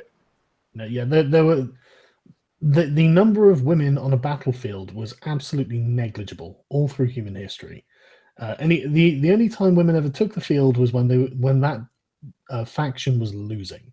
It was out of sheer desperation, and I can't think of a time where it actually made a difference. A kamikaze situation, what you're saying. In other words, it's like when your countrymen, in fact, centuries ago, painted themselves blue and came out naked, kind of deal. Yeah, when your city's being taken by the enemy, then women took up arms. Otherwise, it just didn't happen. The thing with the human thing, though, right? One of the things that's really different about humans is the size of the head, and that means that women have to give birth earlier in the sort of cycle, I suppose, that you call it. But basically, it meant that human babies come out a lot less formed and developed than other animal babies. Like a chimp with like a chimpanzee mother, the baby will be clinging to the mother within a few days, where a human baby won't do anything of the sort for months and months and months. within a few hours, not a few days. Oh, Well, yeah. you have a kangaroo that the baby, it doesn't come out that way, but it goes in the pouch until it can. Yes, Yeah, we're with humans, the baby is completely helpless in every way, shape, or form for months. So the idea that we chose gender roles is just wrong. I think I don't think there was any choice. Look, I'm trying not to be misunderstood. What I'm saying is that way back at our earliest ancestors, we did kind of make a choice to do this, but because it fit so well, like because it was what was necessary for the propagation. No, it's not a because. It Just let me get to the end of the point. You'll maybe understand where I'm going. I'm saying that our evolution began to change, our biology began to change, babies began to start coming out earlier. If we wanted them to survive, the women had to stay more at home and take care of them. So we did decide we are going to create the nuclear family. We're going to form into these little groups to try and rear the children to make sure that they survive. Like that's what it was. It was to continue on the children. It wasn't really to protect the little women. It wasn't because the women couldn't go out and hunt for themselves. If you look at chimps, it looks like women probably invented hunting with weapons because we weren't as strong as the men and couldn't do it with our hands. Okay, you guys, I hate to interrupt, and I know the point, but the chat is saying that we're just arguing semantics at this point. Yeah. And I kind of want to touch on what the British put in the side chat. He mentioned Sargon's major piece on Syria, and I kind of want to hear about that. Yes, absolutely. Please continue. Yes, go. Sure, I can talk about evolution all night. Okay, yeah, no, it's just because Sargon made this remarkable piece called A Tale of Two Narratives, Part 1, The Media Halo. Yeah. Which was one of the most remarkable pieces of research on YouTube that I've seen so far, Mr. Akkad. Man, I'm not going to kiss his butt, but you're good at it too. But man, he does do some deep research. Go ahead. I watched it. I was just sort of, I was wondering what if you wanted to elaborate on that, and basically also, given the nature of what you were reporting on really there, whom and what do you think we can believe these days? I don't think you can believe what Western sources will tell you. I think that the Western sources are wholly unreliable when it comes to reporting on Syria. They're completely driven by an agenda, and several different agendas, or different levels of the chain before the information reaches you. Wesley Clark, one of the generals who was instrumental in the Iraq War, openly said, and you saw it in the video, that the nation was taken over by a policy coup by the people who arranged the Project for the New American Century. I think as a shorthand version, we could refer to Eisenhower's military-industrial complex, or the deep state, as people tend to like to call it. These are people with a certain vested interest in seeing America as a hegemonic nation expand its power throughout the world, because they make vast amounts of money, they increase their career prospects, and there's the personal, I was part of a historic achievement, personal goals and reputation and fame. And there was undoubtedly, these factors undoubtedly play into these people's decision making when they come along and they are trying to get policies enacted. And it's a very powerful force in the United States. I mean, people complain about Donald Trump cucking to them, but I think that people have to understand that Donald Trump would be killed by these people if he were to start undoing their work, and he would undo their work. So the idea that Donald Trump is just free to just turn around and say, you mean literally or figuratively killed, Sargon? I hate to... No, literally. I thought that's what you meant. I just wanted to clarify. So in other words, they'd murder him. Yeah, it will be a random lone gunman who just happens to be interested in assassinating a president. In Dallas. Yeah, and or various other attempts. I mean, there have been... being a president in the United States is far more dangerous than being a European monarch. So, or a European prime minister. It's an incredibly dangerous position. So many people have either been shot or had attempts on their lives. It's crazy. I mean, Donald Trump's already had Teddy Roosevelt, Ronald Reagan. I mean, you go on and on and on. But I tell you what, there's a little clip that I like to quote, and it's English Bob in a movie called The Unforgiven, and he's mocking like Americans, and he says, if you were trying to assassinate the Queen and you got in front of her Majesty would stun you and you would lay your gun down and say, Your Majesty, I'm so sorry. But, who wouldn't shoot a president? And later on in the movie, some bad things happen to English Bob. But, I think of it like that, with all due respect, and I'm just using art to imitate life. I've heard many stories about people meeting royalty and say, in fact, Cabbage would say, Penn Jillette met your queen, without me rambling too long.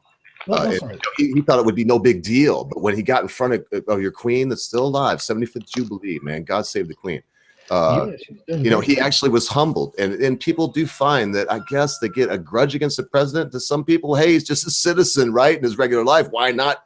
I don't even want to say it like that, but yeah, I mean, the truth is they're not really just citizens. They're generally part of. But then why is it, like you said, why do so many of them, I mean, good gracious, how many, like Franz Ferdinand, wasn't that his name? How many royalty in Europe or England have actually been, they tried to kill, but it seems like presidents, man, oh my goodness. They got Hardly any. Yeah, so the military-industrial complex and the politicians that are deeply connected to it, people like Rumsfeld, Cheney, and you've got a bunch of them now, Hillary Clinton, McCain, you've got a bunch of politicians who are deeply connected to these people. I mean, like with the Iraq invasion, Cheney was he the CEO or owner of Halliburton? Halliburton's a company that basically fed the troops, provided food and resources and whatnot. Cheney made billions out of the Iraq war, and so much money went missing. It was just ridiculous. And you can't look at that and say there wasn't any kind of prior knowledge on Cheney's part. He must have known he was going to make out like a bandit doing this. But more importantly, these people are also geostrategians. So they are concerned with America's place in the world as the world hegemon. And this is not an invalid thing to be concerned about. It's actually incredibly necessary when you get to that sort of level. You have to be concerned about America's place in the world, because I mean, one of the things that drives me crazy is so many people on the left are effectively pacifists. Like, I had a conversation with Carl Kalinske, and I love Carl. I think he's a great guy.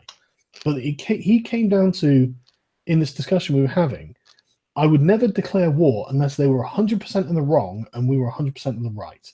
And I was just thinking, okay, well, that's never going to happen then. You're never going to declare war. Whereas sometimes it's necessary to declare war, even if you're not 100% in the right and your enemy isn't 100% in the wrong. Sometimes it's just inevitable. And when you get to that sort of large scale dealing with nation states, dealing with each other, personal morality doesn't exist. The nation state is not a moral construct. It's an ethical one. And so now you have to make decisions the way you know people will die. Either whatever decision you make, you have to make the decision that is best for the nation going ahead. It's What is incredibly worth dying collectivist, for? obviously. Sorry? It's about what is worth dying for. Yes, and it's also about like the safety of the nation. It's the safety of the home, and you've got to protect it. And it's completely natural for nations to try and expand their influence, because the more power and control you have, the more you can guarantee the safety of your own people. So it's a completely natural thing for a nation to want to do. And so the people at the top of this pyramid in what we would term the military-industrial complex, and every nation has one, but America's are obviously the largest and most powerful. It certainly is. Yeah, absolutely. The people in this complex are ethically obliged to do the things that they're doing. So it's not just that Cheney and Rumsfeld and all that were evil neocons who wanted to take over the world. They are, as far as they're concerned, their interests are completely determined by this. And so when the people in the Project for the New American Century, I can imagine how the meetings went. They would go as just a more advanced version of a person playing Risk. You'd sit there and you'd look at the board, and it would be pieces on a board and numbers on a spreadsheet, and you would say, right, okay, we need to gain control of certain areas of the world, we need to do certain things. And they effectively played Bismarck's great game. And that's what they're doing. And so that's what, when Wesley Clark comes down and says, so we've got 7 countries we're going to knock over in 5 years, and this is the note that comes down, and he thinks, oh my God, that's horrendous. He's thinking of that being horrendous on a personal level. He knows that people in these countries are going to die in the process of doing this, thousands and thousands and thousands of them. The people doing this accept that as an inevitable collateral damage from the decisions they're going to make. But in their minds, it's much better that America controls the Middle East than Russia, because a lot of these countries were so ex-Soviet aligned and still allied with Russia, at least a lot more friendly towards Russia than America. And so from a sort of Machiavellian perspective, it absolutely makes complete sense for them to do these things. And in 100 years' time, 200 years' time, if America does go through the Middle East and knocks over all of these secular dictatorships, gains control of the area and maintains it, it will certainly look like the right thing from that point of view as well. But in the very real sense, on the ground, and here and now, it's a terrible thing to do because it's going to do harm to other people. But it will spread American values, it will increase American power and influence, and it will increase the size of the American empire. American values. I don't even. I'm sorry. Yeah. You know what I mean. The American political influence. Okay, It does beg the question. I mean, in a way, by knocking over these secular countries that are kind of linked to the Russians, because I mean that's really what it's about. It's not really that they're necessarily seeking to immediately gain them within their sphere of influence, but they're trying to deny them from the other sphere of influence, to basically knock them out so they're no longer within that sphere of influence. But I think it's both. The price of that, of course, is that you get, I mean, not just the immediate deaths of warfare and whatever, but we've got this other force that has arisen since, which is kind of the Islamist element. That, of course, the moment you create that level of chaos, we get ISIS and Al-Nusra and whatever suddenly spring up as actual territorial. We gotta hear about this, Sargon. Wait. That's why you need leaders that are good at playing chess and generals that are good at playing Risk. Yeah, but well, kind of, yeah. So getting back to the interest, though, this is the reason that the people in the military-industrial complex do what they do. And they are justified in doing it. It's just that their perspective on the world, this kind of Machiavellian lens that they put on when they play the game of power politics, is wholly inappropriate to an individual. It's not, an individual using it would be considered a psychopath. And so it's there's a huge disconnect between what they do and are justified in doing, even though they are also corrupt. They are also, I mean, there are also going to be many bad people in this complex as well. So it's not that these are, I'm not saying they're good people necessarily, but I'm also not saying they're bad people. A lot of the time they're doing what they have to do. But then you get the question, why did they even try to do that in the first place? I'm sure a lot of them would tell you, well, because I want to protect my nation and stuff like that. But we're watching anyway, the same thing happening in Canada right now with Trudeau. He is not a bad person. He is a fucking idiot, but he is being a good person, like for himself, for the individual. He's like, oh, look, you have a hijab on. I won't shake your hand. I will bow to you. And stuff like that. He's trying to people please, but his nation is suffering and is going to continue to suffer, and he doesn't give two shits. So where is his morality? It's on a personal level, but he's a leader. And when you're a leader, you don't get to think about yourself. You have to think about those that are around you. People are forgetting that. Whenever we take our massive military to war, we're going to take out the problem that is there right now, so it can't proliferate into some mad, crazy shit that it is starting to do now. We're not trying to.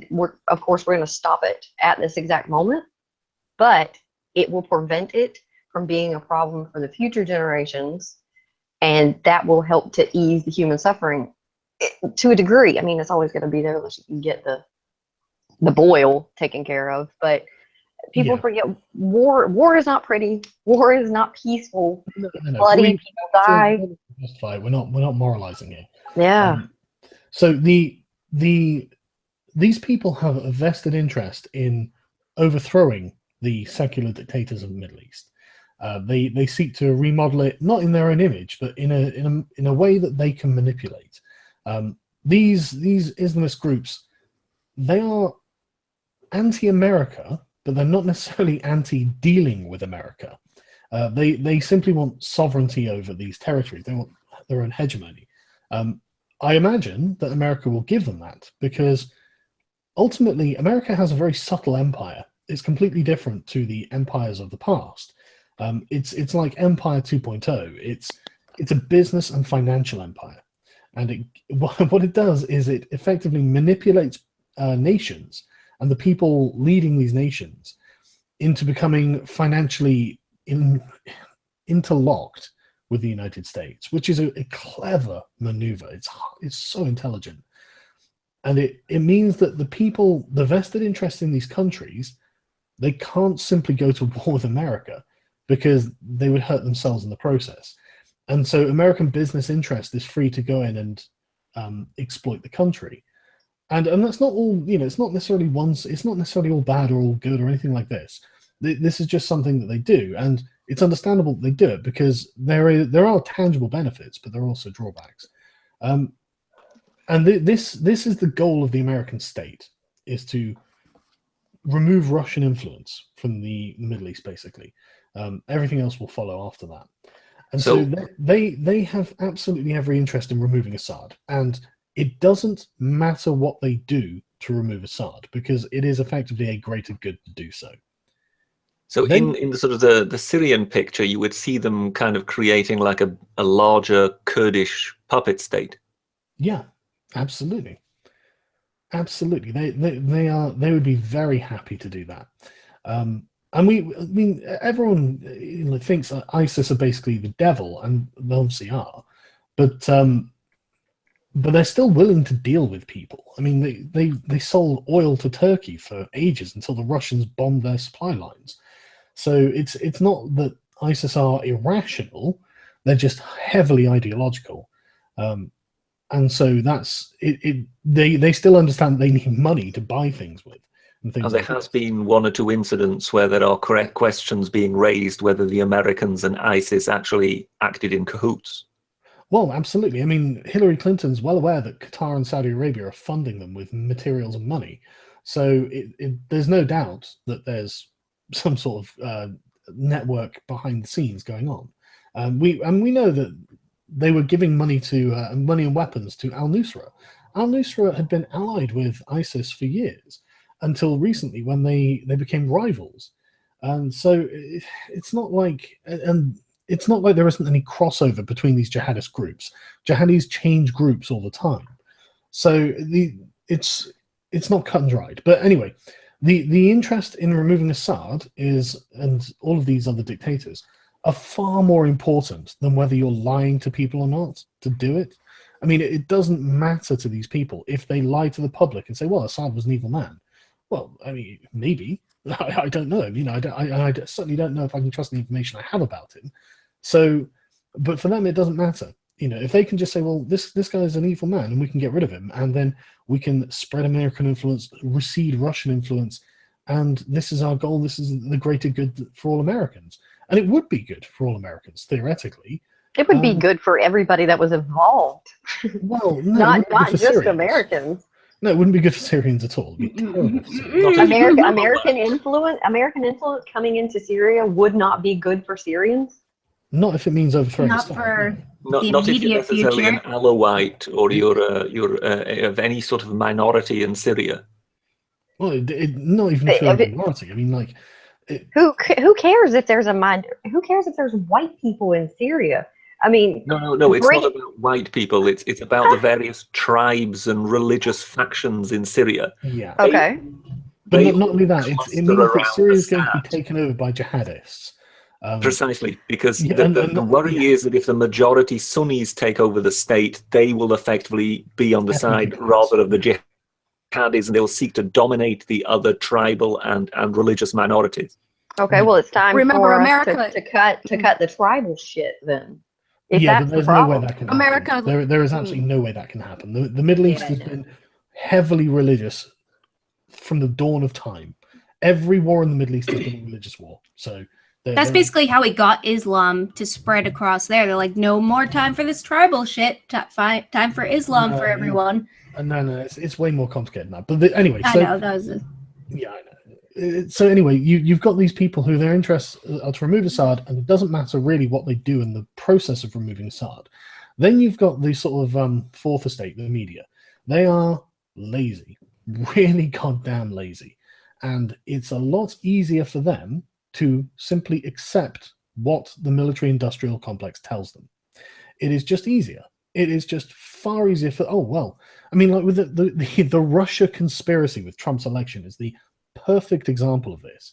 There is not one shred of proof that Donald Trump was benefited directly or was in cahoots with or anything like that with the Russians. Now, there might be proof somewhere, maybe, but they've simply refused to show everyone. And everything that we have seen so far is not in any way conclusive or even necessarily indicative. If anything, I would suggest that everything we've seen so far is a plant.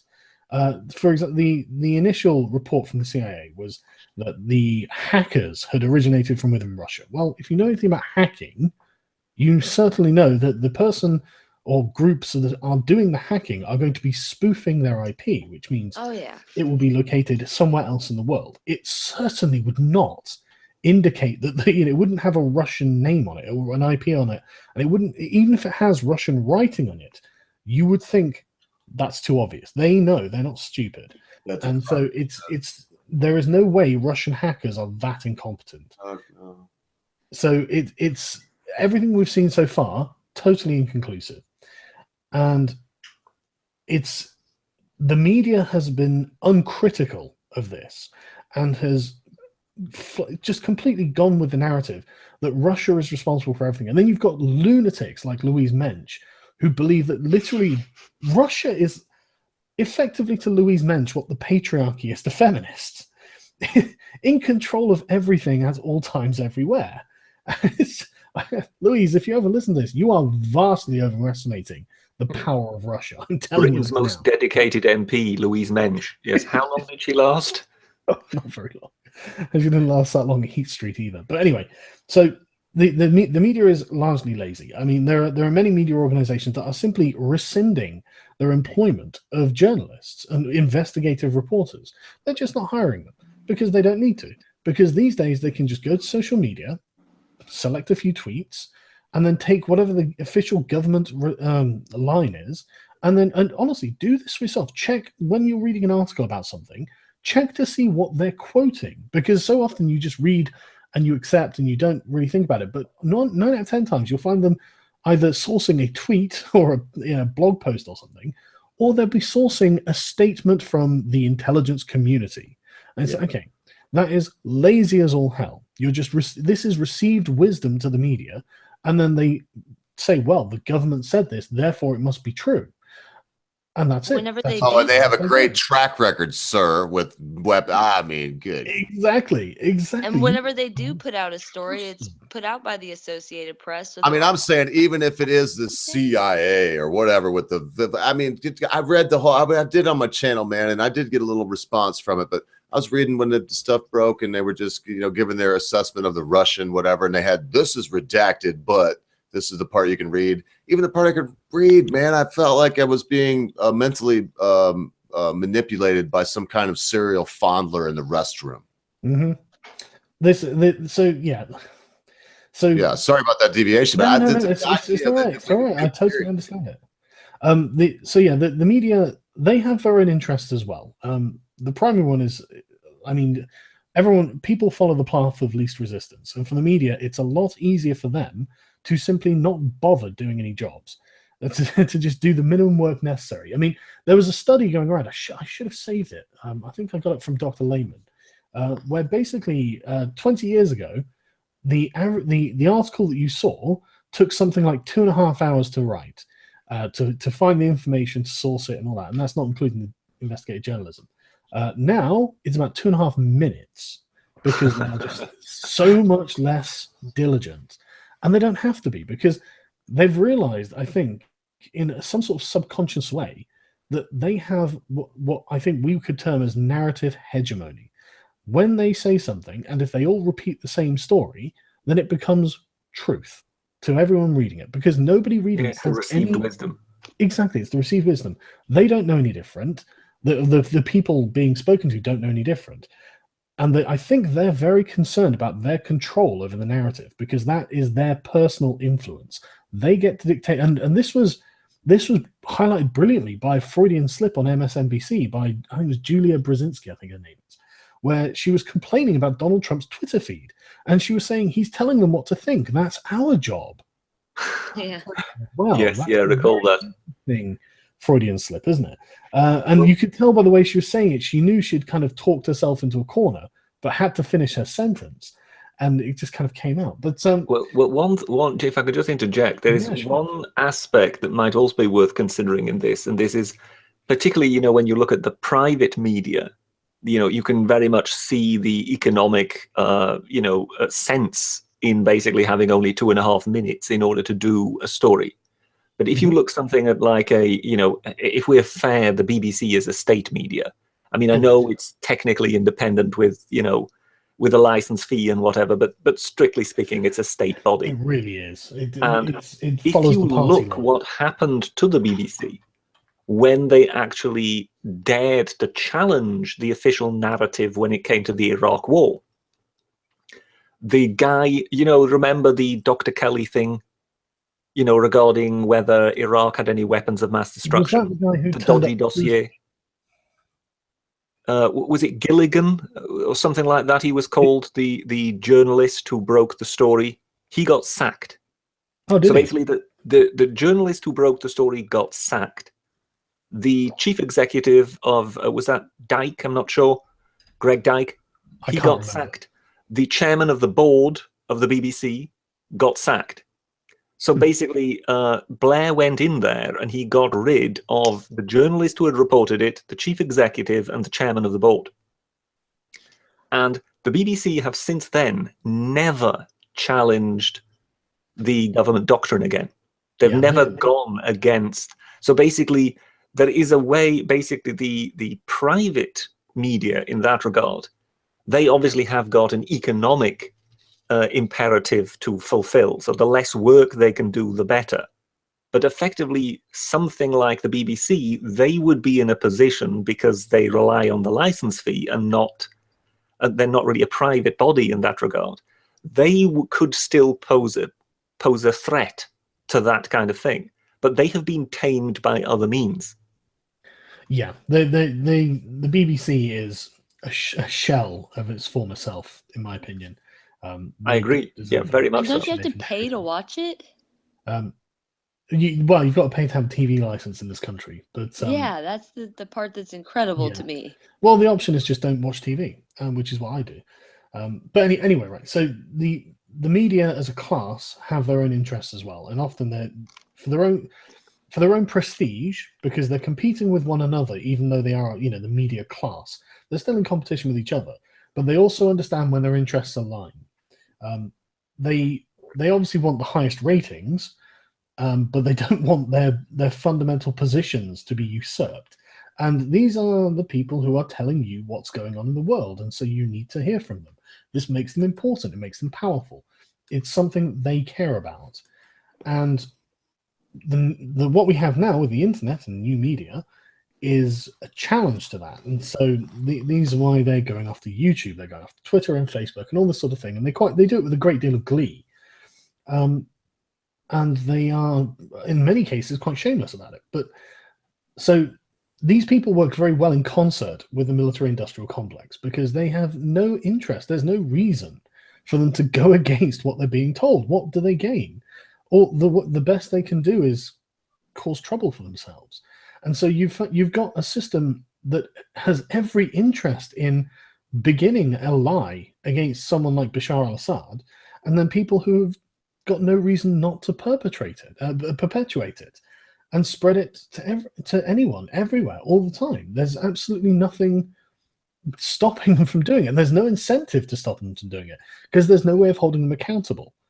It doesn't matter what Assad says, because our media is so dominant and our governments are so powerful. There's nothing he can do. So even if he turns out at the end of this to have done nothing wrong, and I don't know that he hasn't, I'm sure, he may well have done. I'm quite happy to believe he was a brutal dictator, or still is, But even if, in this sort of worst case scenario, that Bashar al-Assad has done nothing wrong, and all of this is a fabrication by Western media coming directly from the intelligence agencies, propagated by the government, there's nothing he can do until the alternative media springs up. But then we have to accept the fact that the alternative media is working against the interests of the United States. That means it eventually becomes a threat that the United States government will want to deal with. Alternative media, you mean like basically Twitter, social media, blogs, anything like that. Anything that can get public attention and turn and disrupt the narrative. Then that becomes working against the interests of the people seeking to perpetuate. I was muted, man, but I was saying to my old lady, you got balls, man, and so does basically anybody that would. Yeah, I mean, it's alternative media is the answer. But continue, sir. Yeah, I think it is, if you want some sort of truth. But I mean, it's not by any means, it's not necessarily wholly reliable across the board or anything like that. You've got to be careful whenever you consume any media, to be honest. Do not look at anything uncritically. Check their sources, and if you don't have their sources, then you should be suspicious of that. So yeah, basically, it's not in Assad, and so at the end of this chain, we come to like Assad. Assad has a lot of problems. He is. I mean, I'm going to be charitable and assume that he's not what we have been told, because what we've been told is that Assad is some sort of loopy dictator who wants to eradicate his own people in Syria.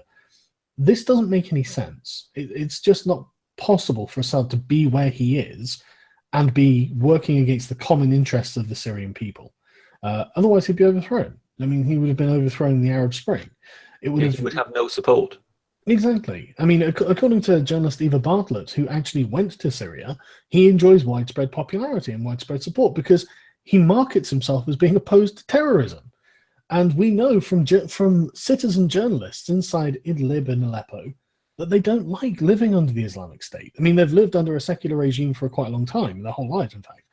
And, as dictatorial as maybe Assad is, it's still a secular regime, and it's still not imposing Islamic law, which is 100 times more oppressive than anything a secular government could think of.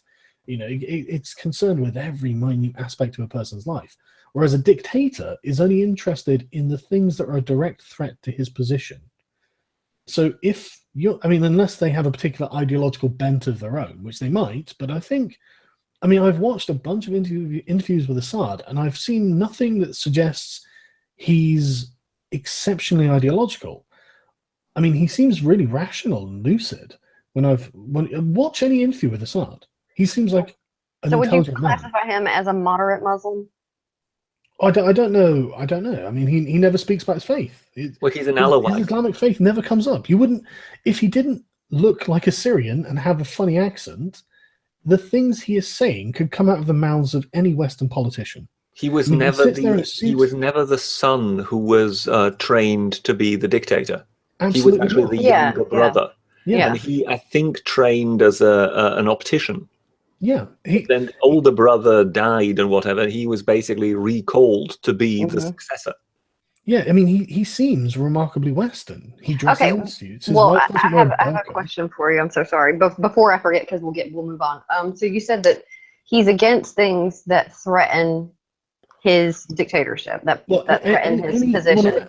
The thing is, I'm not even sure Assad is a dictator because, I mean, like Eva Bartlett was saying, there were elections in Syria. Assad receives widespread support from the Syrian people on the ground. And that's just her direct reporting from talking to people on the ground. Mhm. There was like in the video, the 2012, the Canadian BBC journalist who went over there and just got accosted in the street by someone who could speak English, and he just called her a liar repeatedly to her face. And she's like, well, I've never been to Syria. I don't care. You're from the BBC. You're a liar. And I mean, that I think is very interesting and very telling. If I can sort of, I think, from the impression I got, that at first when the Arab Spring kicked off, I think Assad's regime was actually genuinely rocked by a kind of upsurge that came up from the grassroots, because one wanted to get rid of a dictatorial regime. But very quickly, I think particularly the minorities in Syria began to see where this was going.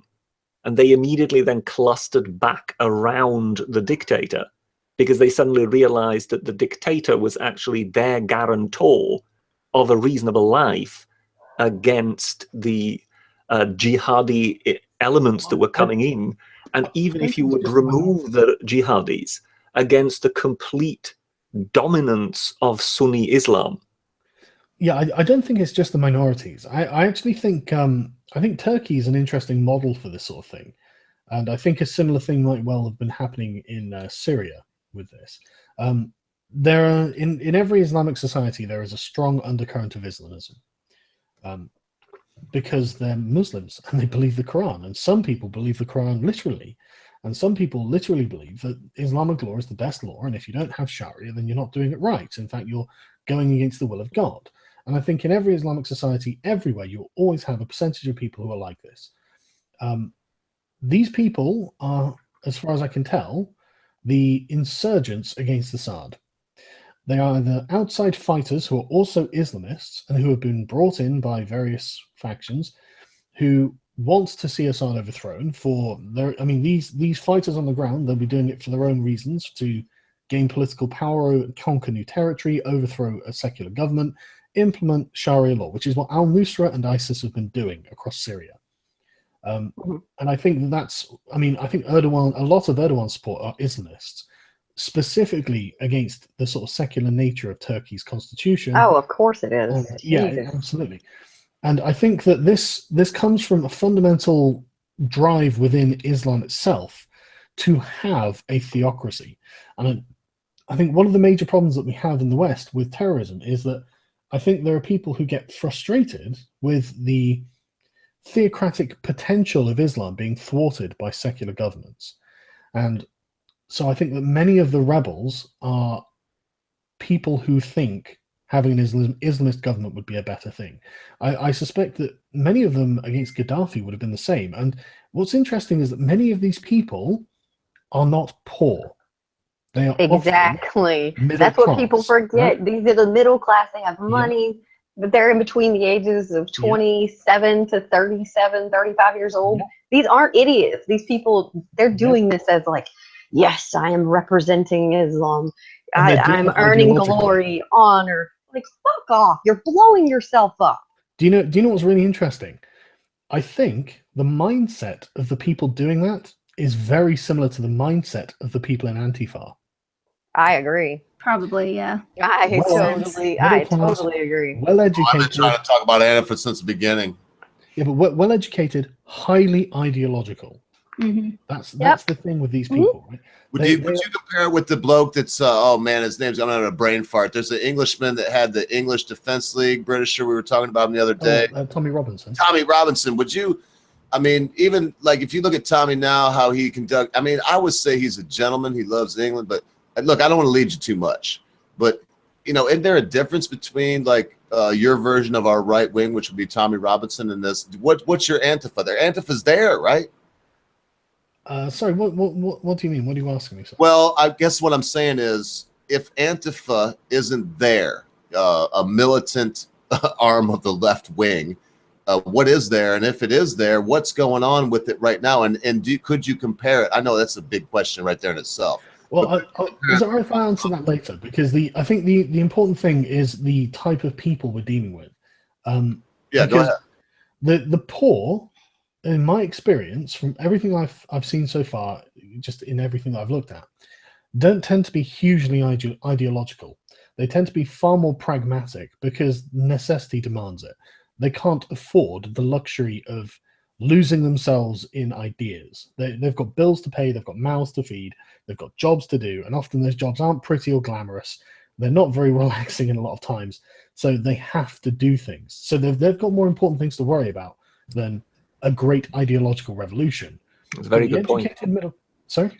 It's a very good point, that. Yes. Absolutely, yes. Yeah. The educated middle classes, however, grow fat, grow rich, and grow bored.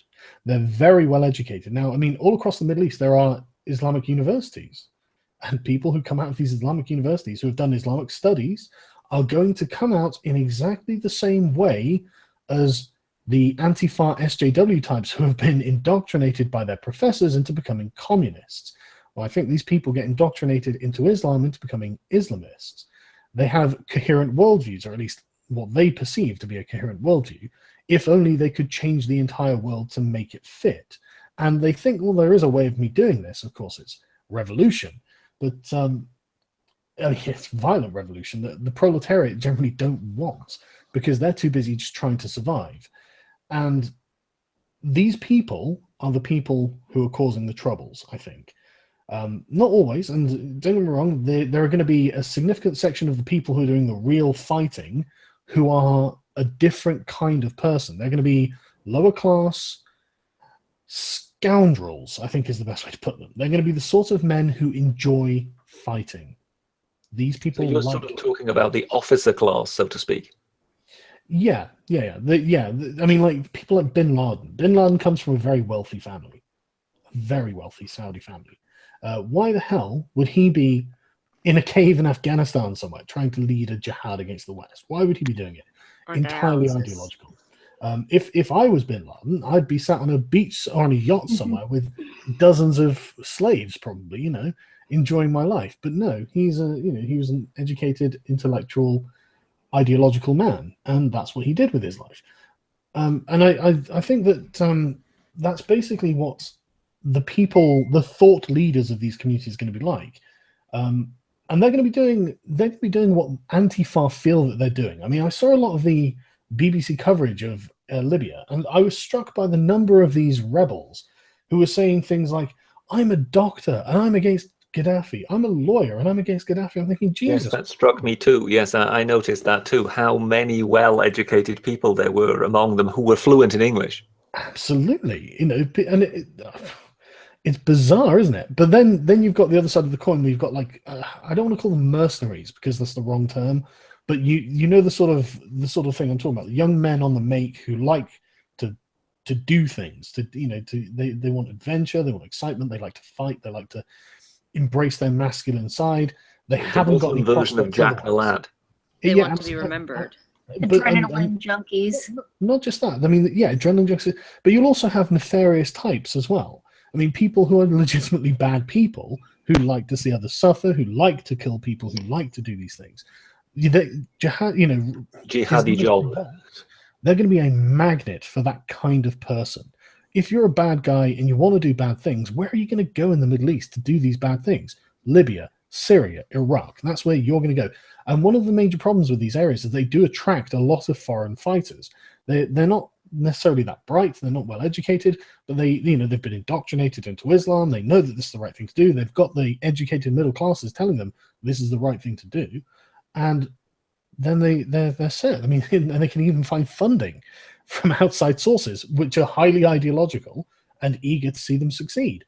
So I think this is the problem that Assad is facing. And so assuming Assad is just not a madman, and I've seen nothing to suggest that he is, he faces some real problems. I mean, he has been on the knife's edge as to being personally overthrown and executed in the same way that happened to Saddam and Gaddafi, that he must not sleep very well.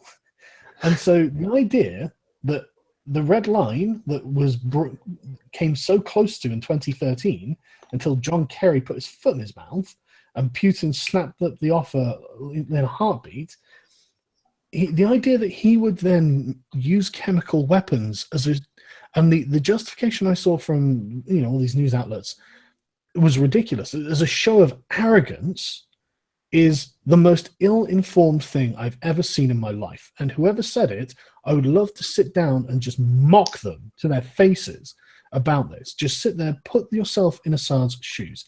He is probably going to be killed before he retires, because inevitably something will happen. Oh, look what they did to Muammar, man. And by the way, sir, in a small way, you're mocking them to their face right now. In a large way, you do it often. I watch you do it. It's great. Yeah, but they deserve it, because these people, they're idiots. They don't know what they're talking about. They've not been to Syria. They don't watch Assad's interviews. They don't know anything about it other than what they're told from the intelligence agencies, who are not trustworthy on this subject. But so from Assad's position, he's got Turkey in the north who want to see him gone. He's got ISIS in his east who want to see him gone. And to his south, he has various other rebel factions who want to see him gone. He has Russia and probably, and also help from Iran, I imagine. And Hezbollah. And yeah, but what help are they? Well, no, I think they're supposedly quite a force. Well, he's got 10,000 of their fighters. I suppose 10,000 is a significant number. I shouldn't belittle it. But I think it's Russia that's really keeping him in power. But with Russian help, is rolling it back, and you can't fault Putin's strategic vision here. He's been running this war on a shoestring budget because the Americans are currently actively demolishing the Russian economy. It's been shrinking by 2% a year, 2.2% a year, based on the American sanctions. And I mean, for him to then spend millions of, probably billions of rubles in a war in Syria is a hugely risky move, and it's hurting his popularity back at home. His poll ratings have been going down, so it's risky on his part, but he needs to do it, because otherwise Russia's influence in the Middle East and their money-making capacity is going to be severely hampered, because at the moment the EU gets its gas from Russia, and they have various gas pipelines that go through. There's a new pipeline proposed to go through the Middle East. Russia wants it to go from Iran. The West wants it to go from, I can't remember what. I think it's Qatar, isn't it? Qatar, UAE, or something like that. Yeah, one of those that are under the American hegemony. And it would go through Turkey. It would go through Turkey and Syria and Iraq. Yeah. That's why, of course, the Turks would also be in on making some money on it. Yes, they would. Exactly. They'll undoubtedly make a lot of money on this. And this is how it all ties together. So Assad has all of these problems, and they think that he would be some sort of cackling lunatic dictator who'd be like, you know what, gas these people. Why? What? Gas 1,000 people. Why? What good does that do to Assad? Nothing. That is the stupidest thing Assad could possibly do, and he's not a stupid man by far. And I don't even think he's a cackling maniac, as far as I can tell. From what I've seen of him, he doesn't seem to be anything of the sort. He seems to be a man who's very afraid of getting his head chopped off. Understandably so. And the thing is, it's not like the Syrian Air Force doesn't just use bombs. They bomb people all the time. They bomb these rebel strongholds all the time. And people always come, the counter argument from the rebels is, well, they bombed hospitals, they bombed schools. It's like, well, collateral damage happens. The Americans bomb hospitals and schools. It's not like Assad has got access to the latest high-grade laser-guided precision technology. Assad, he's he's not got what America has. And so, yeah, there's going to be collateral damage. Unfortunately, these things are going to happen. And if he wanted to just murder civilians, he could do it with guns and bombs. He doesn't have to use chemical weapons. Chemical weapons are actually really ineffective. You know, they're not like a guarantee of anything. Razorfist showed him like washing his babies off, and it was sarin gas. He was just mentioning that they didn't have rubber gloves on. I just watched it today. I'll cover all that in the second part like of the video. fish to me, that was, I'm not sure there was nothing.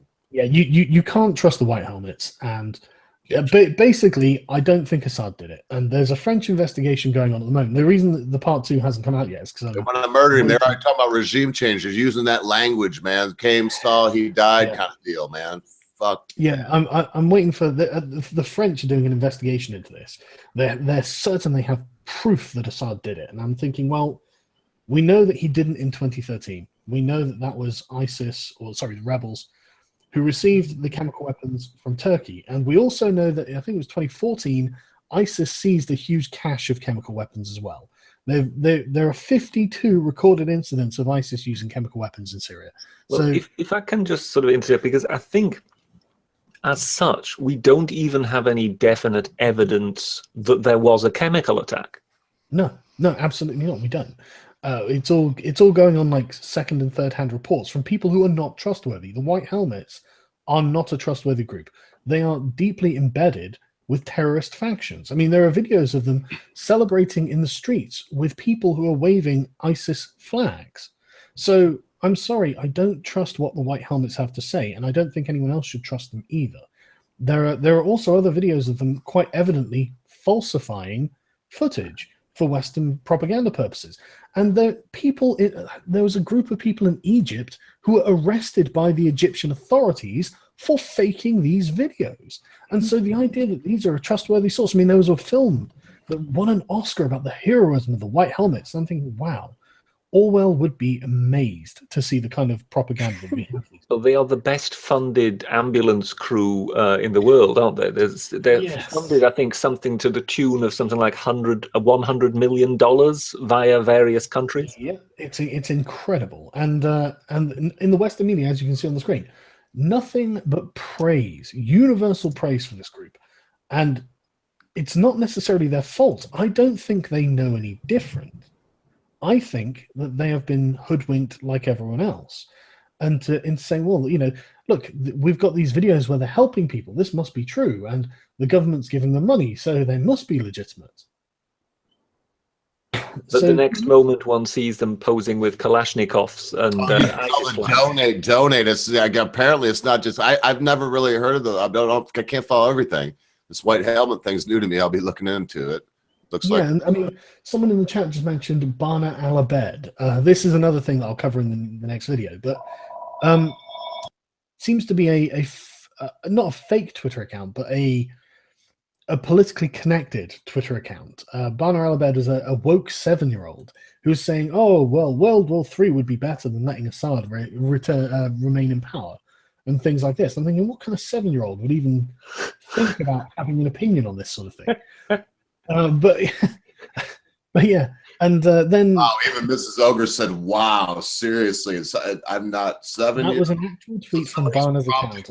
But you also wasn't there this 9-year-old girl? I think it was also in the news who always had a lot to say, and CNN had her on, and just about the BBC, every mainstream media outlet had her on. And you just has a Twitter account as well. This could not possibly be her own view. Exactly. And then you see mainstream media reporting how Erdogan himself sent in a helicopter to Aleppo to pick her and her mum up. And then, you see her cuddling up to Uncle Erdogan in pictures. And it's like, yeah, I'm sorry. She's clearly a plant. She is clearly being manipulated by her parents, who are obviously being paid by Turkey in order to try and foment a propaganda outlet against Assad. It's obvious. There's simply no other explanation. What is it? Using little kids for brownie points. Yeah, the niece to the UN ambassador for Kuwait. Oh, his during the daughter. Iraq That was War. his daughter. Was his daughter? I thought it was his niece. Giving a testimony before Congress. She kind of springs to mind, yes, about evil Yeah. Iraqi soldiers pulling babies out of incubators. Yes. Yeah, total fiction. She wasn't anywhere near Yeah. Kuwait when she was I mean, allegedly. I remember they publicized that when it came out. That's a sore spot for me. And then when it come out as fake, they didn't. She was like in front of Congress Yep. saying She this. was Oh doing- my gracious! And you I can't blame remember her. She's a child. the most fantastic headline I remember from the build-up to the Iraq War was from Reuters. And I mean, you would think that Reuters was a fairly good news source. They have a good but- reputation. But back then, Reuters reported that Iraqi helicopters were being seen over Kuwait City spraying sulfuric acid. And I just remember thinking, I just sort of thought, well, why would anyone even do that? It just didn't make any sense whatsoever. But I don't know, Sargon, why would someone spray that? That is horrible. That's a good question, though. I actually have the best. I have the best one, Brisha. The best one. Go ahead. This was reported on the BBC. Gaddafi had ordered crates of Viagra so that his soldiers could do more raping. And I'm thinking, that is the most ridiculous thing I've ever heard in my life. What? It's comical. Oh my god! Gotta keep your dick hard for all that raping. That is fantastic. Let me just I'll find it later. But yeah, it was just unbelievable to hear, and I think that was probably the moment when I realized. I imagine none of this is probably true. You know, if they're going to lie to me like that, what else are they lying to me about? But yeah, so basically, Assad finds himself in this really difficult position where it would be suicide for him to use chemical weapons. And in 2014, the American Department of Defense signed off on the fact that they had given over their chemical weapons anyway. So if he was doing it, where did he get the chemicals from? Why would he do it? None of this can be explained. And the only way that they can explain it is by painting him to be some lunatic madman who's howling at the moon. And it's not true. He's not. He's perfectly lucid. He knows what's going on. He understands things like the burden of proof, which apparently a lot of people in America don't understand, especially in the media and in the government. Well, I think it's the random aspect, specifically of the location that was bombed. It had absolutely no strategic purpose. It wasn't on the front line. So it isn't, like in the First World War, where you gas the enemy trenches and then you send your troops in with gas masks. It wasn't as if he was even able to occupy that territory. It just seemed to be some random village of no strategic importance. In rebel-held territory. In rebel-held territory on which one just dropped some gas. And you just went, what would be gained by that? Yeah. Okay, guys, I kind of want to, the chat's been asking for us to talk about North Korea for like ever. And so I just kind of wanted to segue. I mean, there's so much global instability right now. There's several places that, like North Korea, the Pacific Ocean, like fucking China, we're all fucked, basically. Do you think World War III is going to happen? That's a different question. That's mine. But North Korea. Go. Well, and remember the ships that were supposedly in the Sea of Japan, and they turned out British or not to be there. And I'm sure you heard of it, Sargon. So the Carl Vinson, the aircraft carrier. Yes. Botch that is that fuckery. I'm sure you can speak to it, Sargon. Great thing, Dave. Actually, I haven't been keeping a tab on the North Korea situation very closely because I've been too busy with Syria. That's groovy. I just haven't had time. I'm not worried about North Korea with nuclear weapons or anything like that. So that's ridiculous. I'm not worried about them nuking Australia or America or anything like that. No. But I think when it comes to North Korea, you will perhaps agree that, when you said before, when you see Assad, he actually seems fairly lucid and he seems a completely sane and rational man. When you look at North Korea and you see them kind of mourning on command and things like that. Yeah, I mean, you do get to feel that perhaps we're not dealing with the most rational nation on the planet here. Oh, absolutely. I think North Korea is firmly in control of a dictatorial cult. Well, and so since you were on the Syrian thing too, because I respect the chat and everybody else, but the fact of the matter is, I just think you on here on a roll about something you dig. So if you think about, let's try it this way then. think about Kim Jong-un and Il and Song or whatever the hell the procession has been of whatever they are, Kims. Yeah, the Kim family. You know, when you think about Assad, isn't there something different between what Un is with all the like British said and what Assad is? I mean, I could maybe see Un like shooting some people in a concentration camp, which he does have in a huge population. Absolutely. I mean, he had his own uncle killed. But yeah, and if you want to tie that back to Assad, because I'm digging the Syrian thing myself, and I don't care if people. I mean, I'd care if people are bored or whatever. But hey, you know, change your station. He just had his brother killed too. I think the thing with Syria is it's not so much. I mean, Syria, yeah, no, North Korea. The thing is, it's not so much. I think they have a lot of like bragging that they want to do, but they don't have the capabilities. But they want to make it seem, at least to their people, that they do. If not the rest of the world, they think they can get one over. But I think whether they have the capabilities or not, they're definitely antagonizing a sort of global response, which has to do with the bigger superpowers like the United States, Europe, Russia, China, whatever. So if they're loud enough and they're threatening South Korea, which is, you know, a U.S. ally, could that tip us over? Whether or not they have the capabilities to do anything, like massive, like in a nuclear capacity, if they just like fuck the shit out of South Korea, or they bombed one of our naval fleets that are in that area right now, do you think that would spur on a bigger issue that becomes more of a global World War III type of thing? Absolutely. If they get crazy with nukes, the U.S. will incinerate them. Period. Conversation. Even if they don't use nukes, even if they don't, if they attack, if they go after South Korea, if China doesn't get to them first, the U.S. will take them out. But I don't think they're dumb enough. No, they're not. They're not dumb enough. They're not dumb enough. They're arrogant. He is arrogant enough. I mean, this man's brain does not work like a typical human being. I mean, it just doesn't. World War III? I'm doubtful. I would be surprised. As I'm aware, China are growing very weary of having North Korea on their side. They are.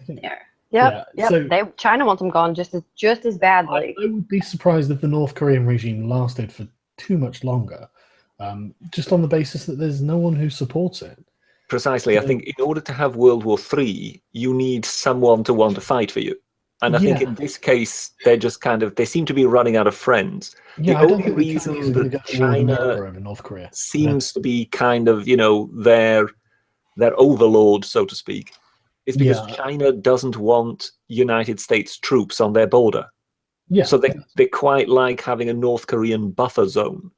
Yeah. But that only works as long as the buffer zone behaves. Yeah, it goes back to what you were saying before about puppet states, so to speak. So as long as North Korea is a puppet state, that works. But at the moment, it seems that the puppet state seems to have kind of cut its own strings, and now it's kind of trying to dance to its own tune. And I don't really think China will take that for much longer. Pinocchio is alive, and Pinocchio is I think the problem is that they're very firmly. I mean, North Korea seems like a country with a lot of psychological problems to me. It seems paranoid, yes. Yeah, well, worse than paranoid. I think it's severely understating this. They're eating grass.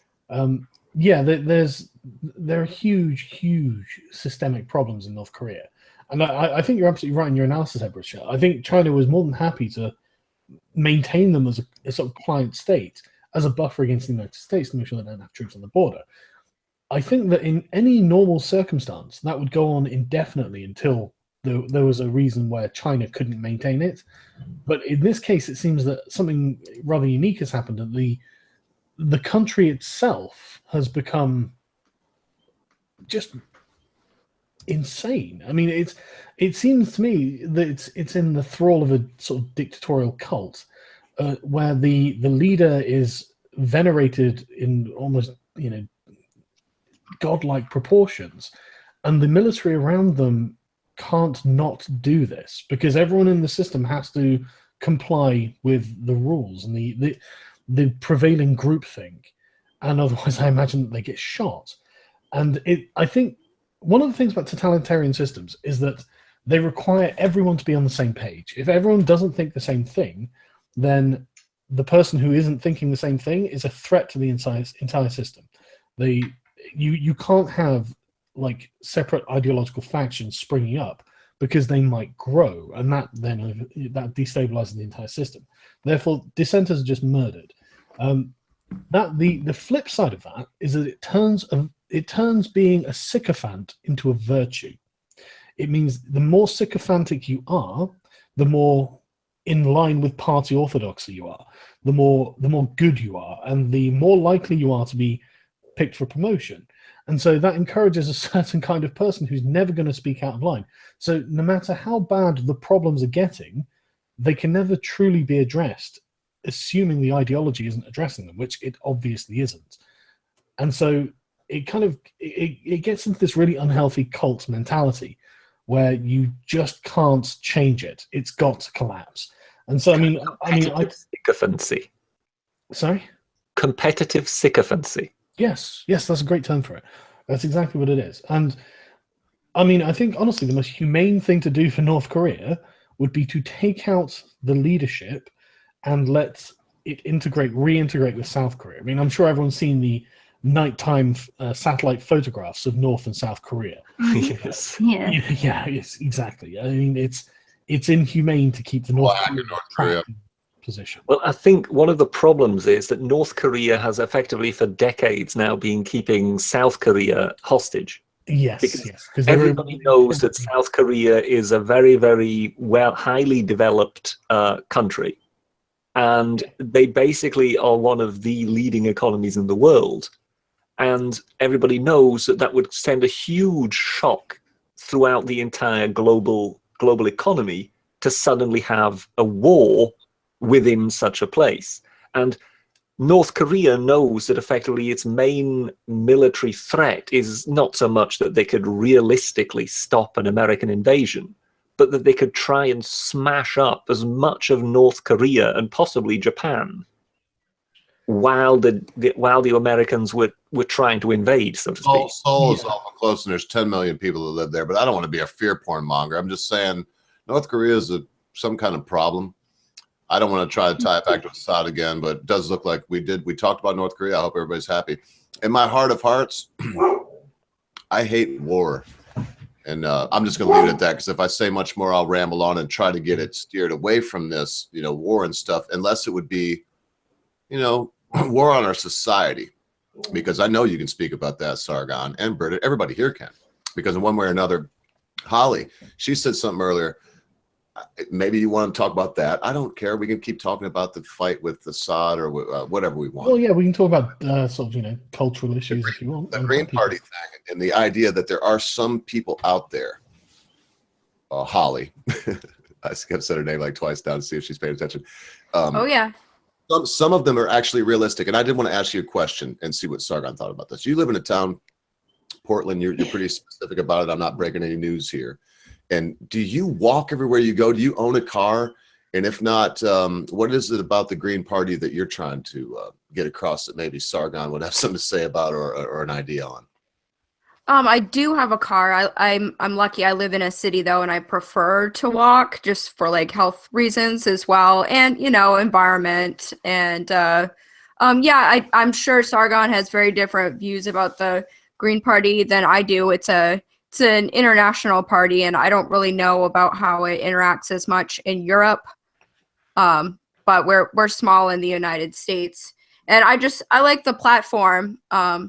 So yeah, I think I'm seeing a lot of overlap with the Libertarian Party that we have here in the United States. They're the only other, third party, you could call it. You see, so this chance, Sargon, to ask somebody questions that is she's talking about running for state representative in Maine under the Green Party banner. So if there's anything that you ever wanted to ask someone that is thinking about running for okay, well, I, to be honest with you, I never really tend to pay attention to Green parties in countries because they always have such a marginal share of the votes. Correct. So I can't say I know anything about them, and I know absolutely nothing about climate change.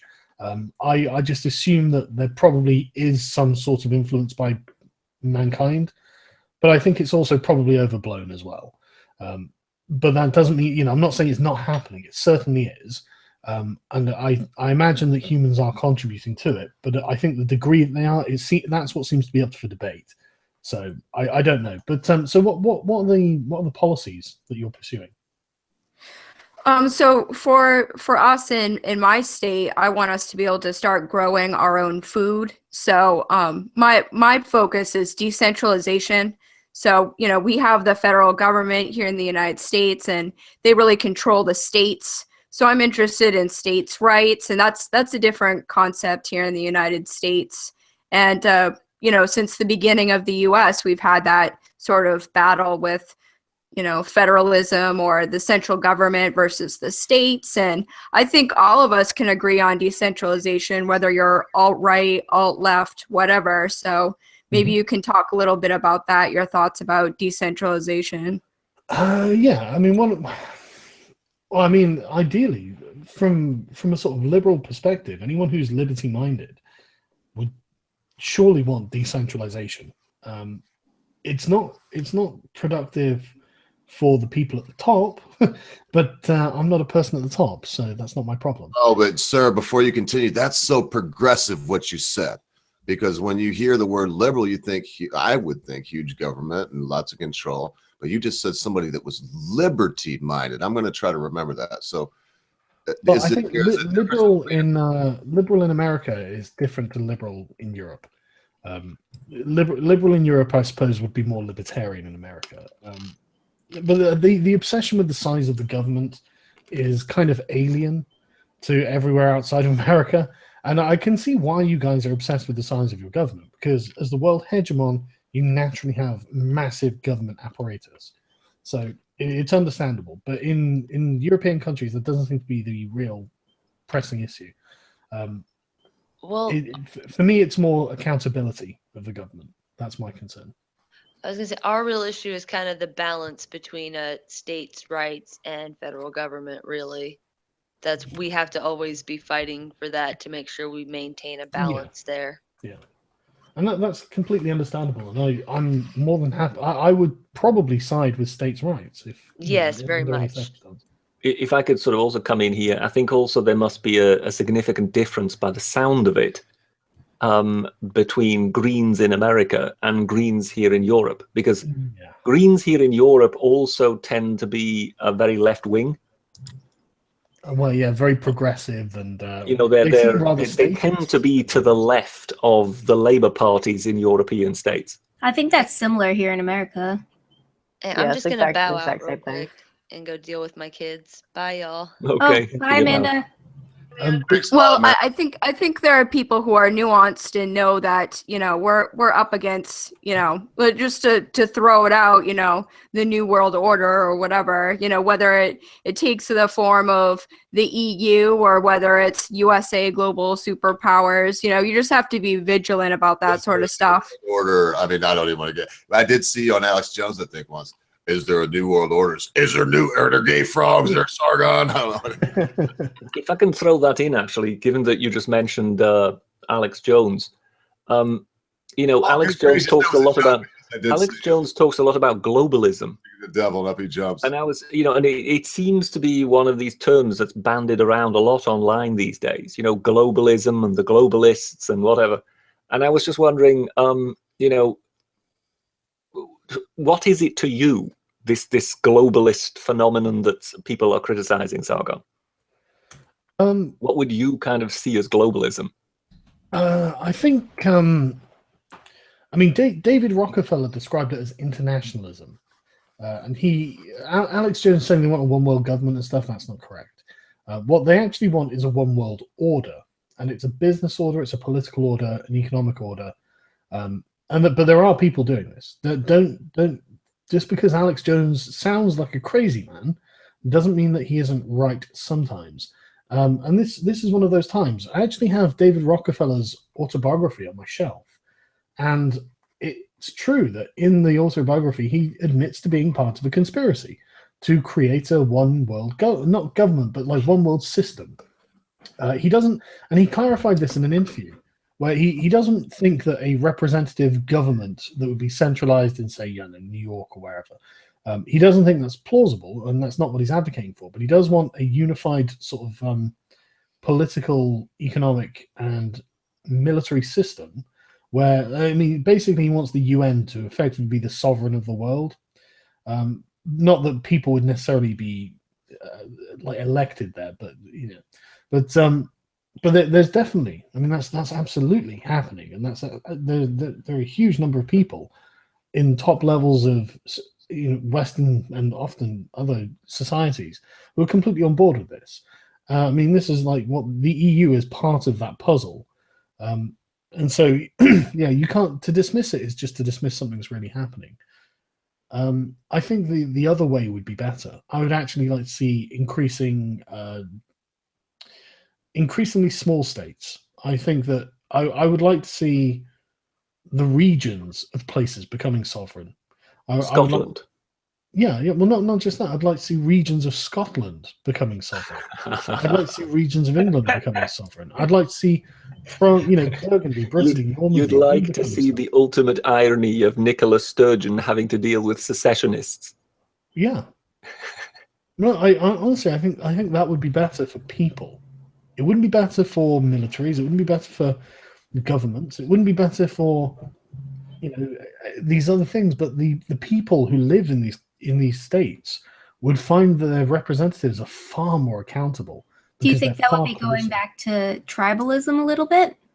No, not tribalism. I mean, these small, like the People's Democratic Republic of Texas, the People's Democratic Republic of California. They would be a lot closer to the people who want to be represented. Oh, good gracious! Texas already believe. I can't believe Amanda Wolfchild's gone. I'll tell you a quick story. When there was a nipple slip on the Super Bowl, I was with my brother. I drove truck, and he was with me in Nacogdoches, Texas. And I bought him out of Corona that night. There were some hillbillies there, man. And I made the mistake of getting, well, not a mistake. They didn't kill me or anything. But I said there was a toast. I was like, here's to Texas, the greatest state in the union. And this giant hillbilly was like, hang on a second, Bo. Here's to Texas, the greatest country in the world. And everybody's like, yeah.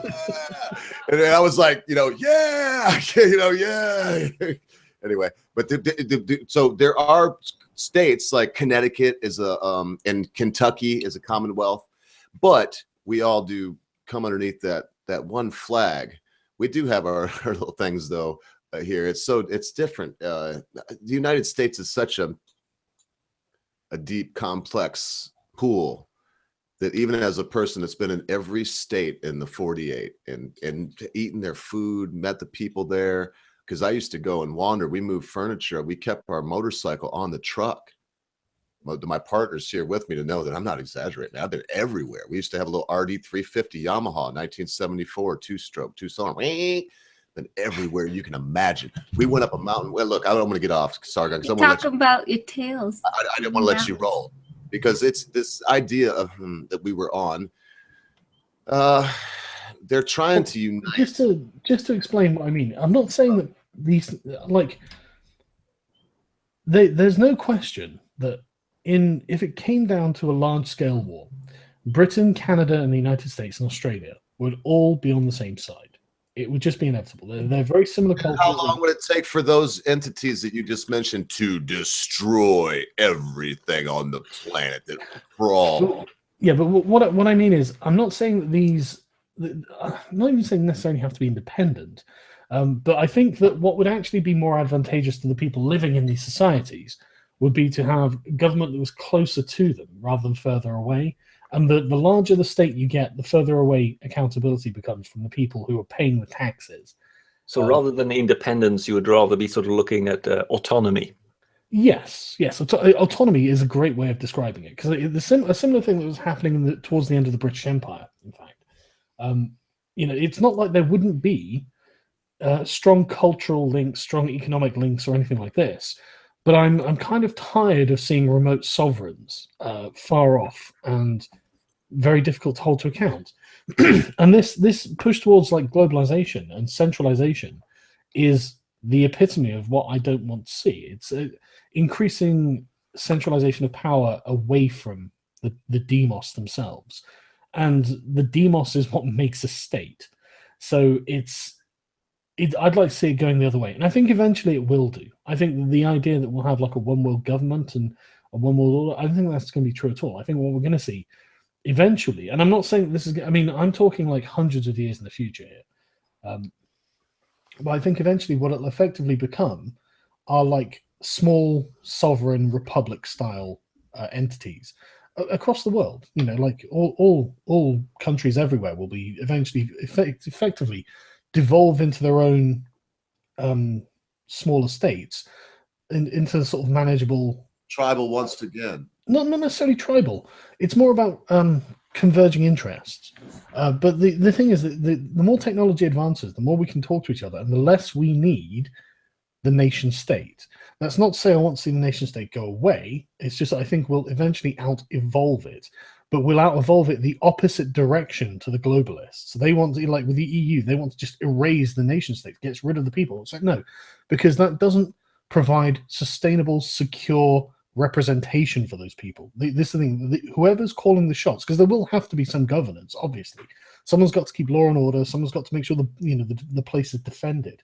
That's fine, it makes, we have to have some sort of governance if humans want to live together. But I don't think that governance gets better the further away it gets. I think it gets better the closer it gets. And I think eventually people will simply demand that.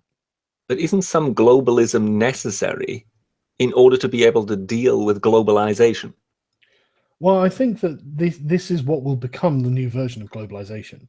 The borders of the nations will be less important, and it will be, I mean, the internet is changing everything. It's literally changing everything about society, everything about the world. We're only seeing the beginnings of it because we're new to it. I mean, I remember a time before the internet, so that's how new the internet is. And already we've got large numbers of people trying to influence foreign elections, and that's a very interesting thing, isn't it? But I think, yeah, I do think it'll be. I mean, and like I said, I'm talking. I mean, I don't even know how far in the future I'm talking here, to be honest. But I think it's going to be quite a long period of time. I think that the push towards ever more globalized political structures is going to happen. But I also think that's going to come with it, like with the EU, like with Trump and Brexit and whatnot. I think that the people running it aren't going to be capable of running it. And I think Hayek basically outlines this, saying, look, it's a system that is irreducibly complex, and you expect to have fewer and fewer people governing over it. Too difficult. Far too difficult. They're going to fuck it up. That's a perfect segue, because the chat's going crazy. They want us to talk about the upcoming UK elections. Oh. What do you think about this shotgun wedding? I gotta say, Sargon, you've been more than generous with your time. We hope to keep you here as long as you want. I have a life and you did some stuff today. I just want to say, as I said, so because I don't want to prod you to leave either, but you've been more than generous with your time, and that is a great thing. If you care to touch on that, sir. Yeah, he's just been given the opportunity to have a good rant on Corbyn. Come on, let me hear your Corbyn. I have to play the host, folks. Y'all know that. And he's so generous with his time. But I do want to say, Sargon, if you wanted to stay on for as much time as we are been on, that's fine. I just don't want you to feel obligated. And there was a question there in that right there, wasn't there, sir? I'm not. I mean, I'll go and grab another cup of tea in a minute, if that's all right. But yeah, no, Corbyn is he's the laughing stock of the country. I don't know why he doesn't understand that he's just totally out of touch. He never speaks to the issues people care about. He speaks to socialism, and so it's like an audience of the 1970s. Well, no, yeah, kind of, yeah.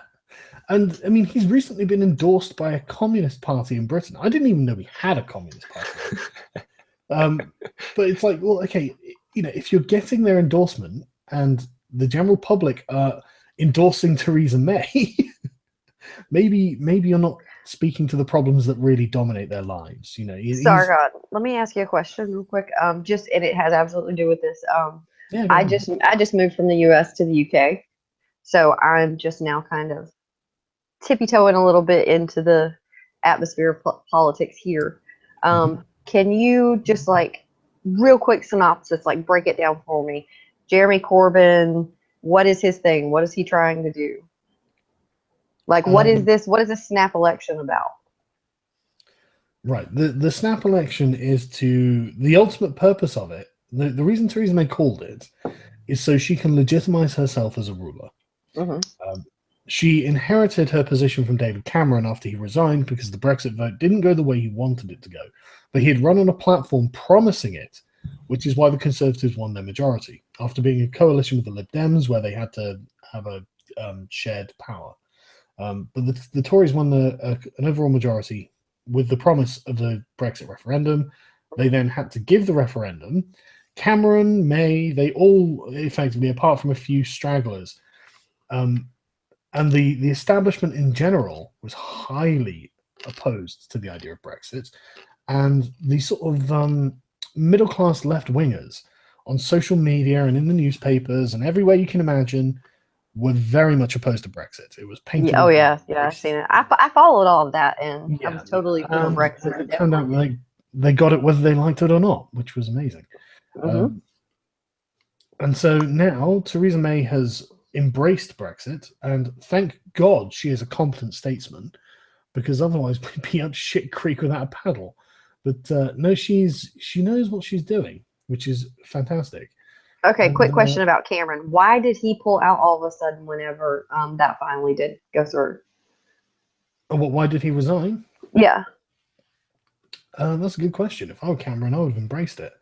I would have just been like, well, I have a democratic mandate now, so this is what I'm going to do. So you think that he just didn't want to take on that responsibility for that, or didn't think he could handle it? Maybe. Or we don't know. I honestly don't know. I'm asking. I don't know. I would. Well, I think he might have sold himself so strong on the position that if Britain leaves, it's the end of the world. That he couldn't then very well lead Britain into the end of the world, if you know what I mean. Okay. Yeah. Okay. Got it. Yeah. Okay. And so he kind of may have talked himself into a corner whereby his position was untenable. Okay, I see. All right. Okay, sorry for interrupting. Go ahead. So Theresa May, she's in there now. Yeah, she's called this election because she's been looking at her poll results. She's been looking at Jeremy Corbyn's poll results, and she's realised that this is a sure thing, and it is. The Conservatives are just getting more popular all across the country, in Wales and Scotland, which are areas of Britain that traditionally loathe the Conservatives. And then we come to the north of England. They've never been fans of the Conservatives, and now they're voting blue. So Labour just don't know why any of this is happening. Anyone with a brain knows why this is happening, but there we are. So basically, she's called this election because she knows she's going to win. It's going to legitimise her as the Prime Minister.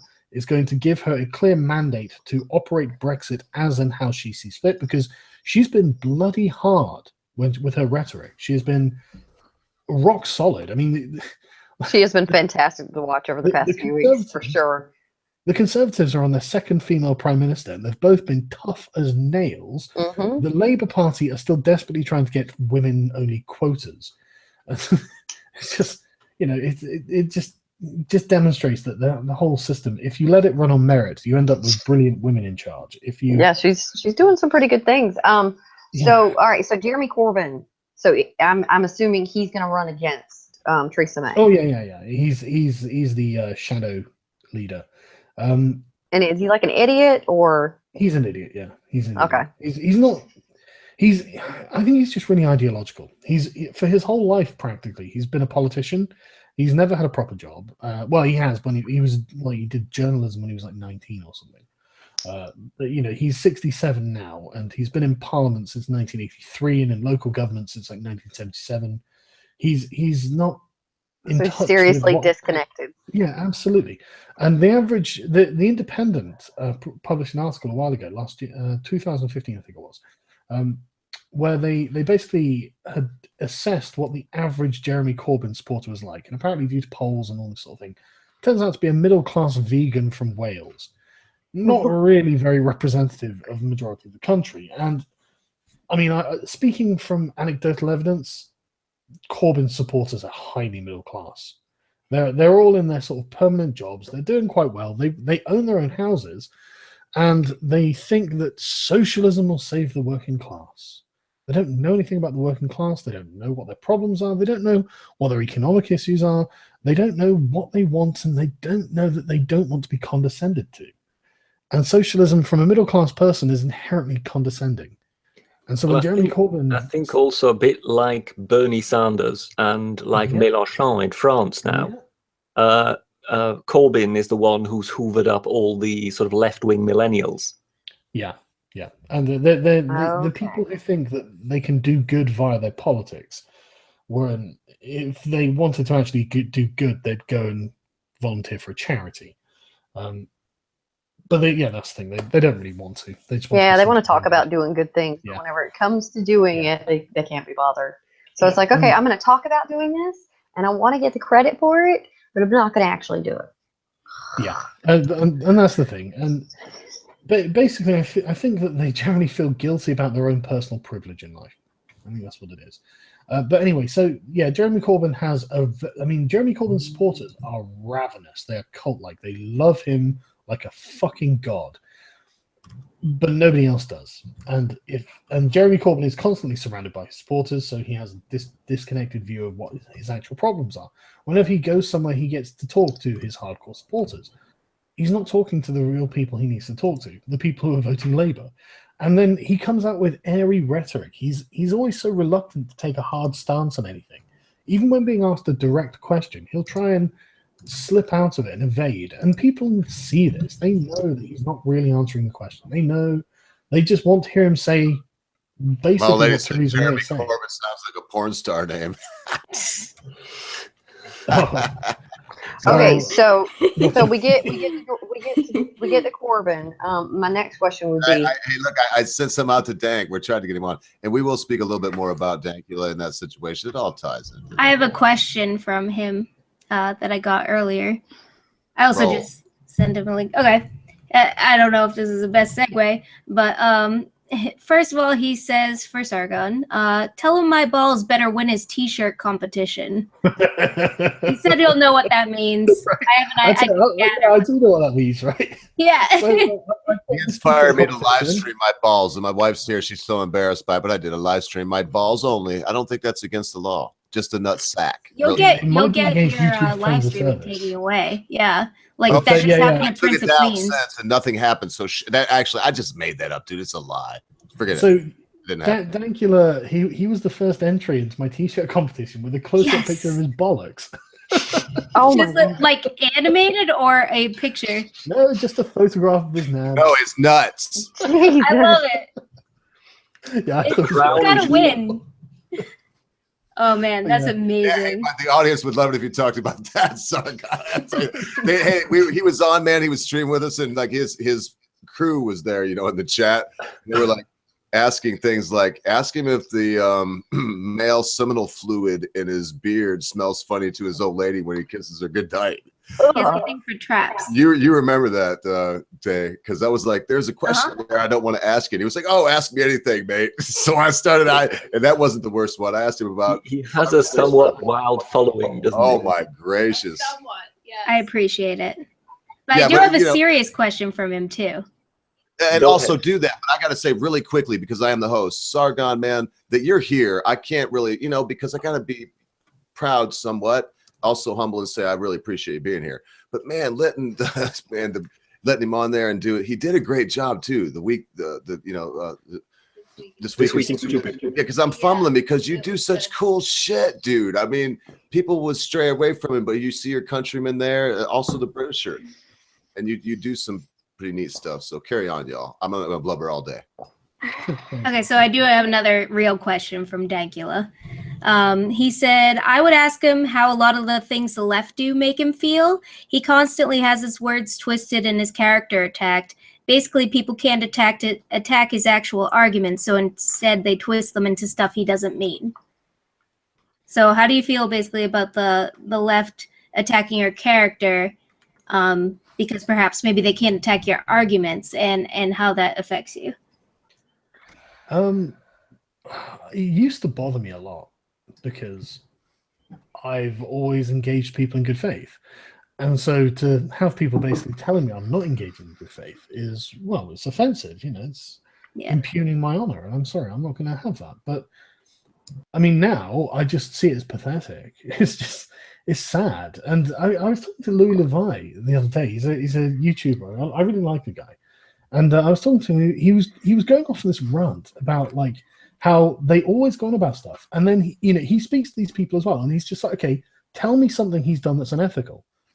Just say that, tell me what he's done that's unethical. And they've obviously got nothing, because I go out of my way to make sure I'm being an ethical man. I try, I want to be a man of good character. So it's just like, these people are constantly attacking my character, which is actually, and Louis pointed this out. He was like, that's the silliest thing to do, because that's one of my strengths.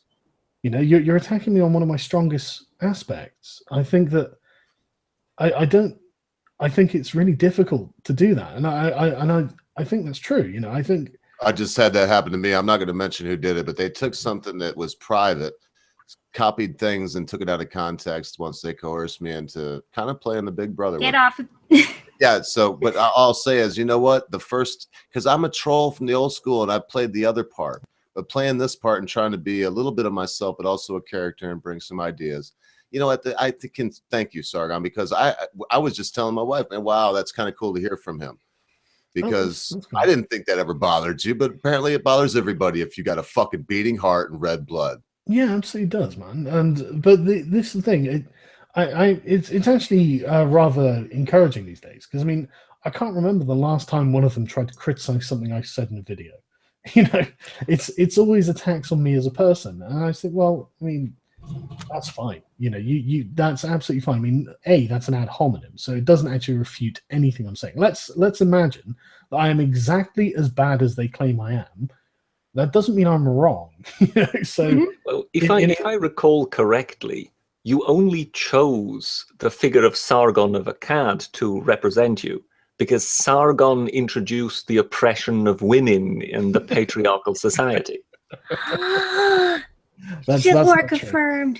Misogynist confirmed. Hang on a second. Actually, Semiramis made him become deified, and if you believe that mythos, so it was Semiramis and Tammuz, and she deified both those people. So I wouldn't say that. Actually, I don't know if you want to get into that. No, that was that was the social justice variant about it. Yeah, that was the social justice variant as to why Sargon is the most evil person on the net. Yeah, it's very interesting actually, because that's something that I tell you, there is a whole line of academic thought, I use the term loosely, about the Sumerians, and the Sumerians were the people conquered by Sargon of Akkad. The line of thought goes that the Sumerians were actually incredibly progressive.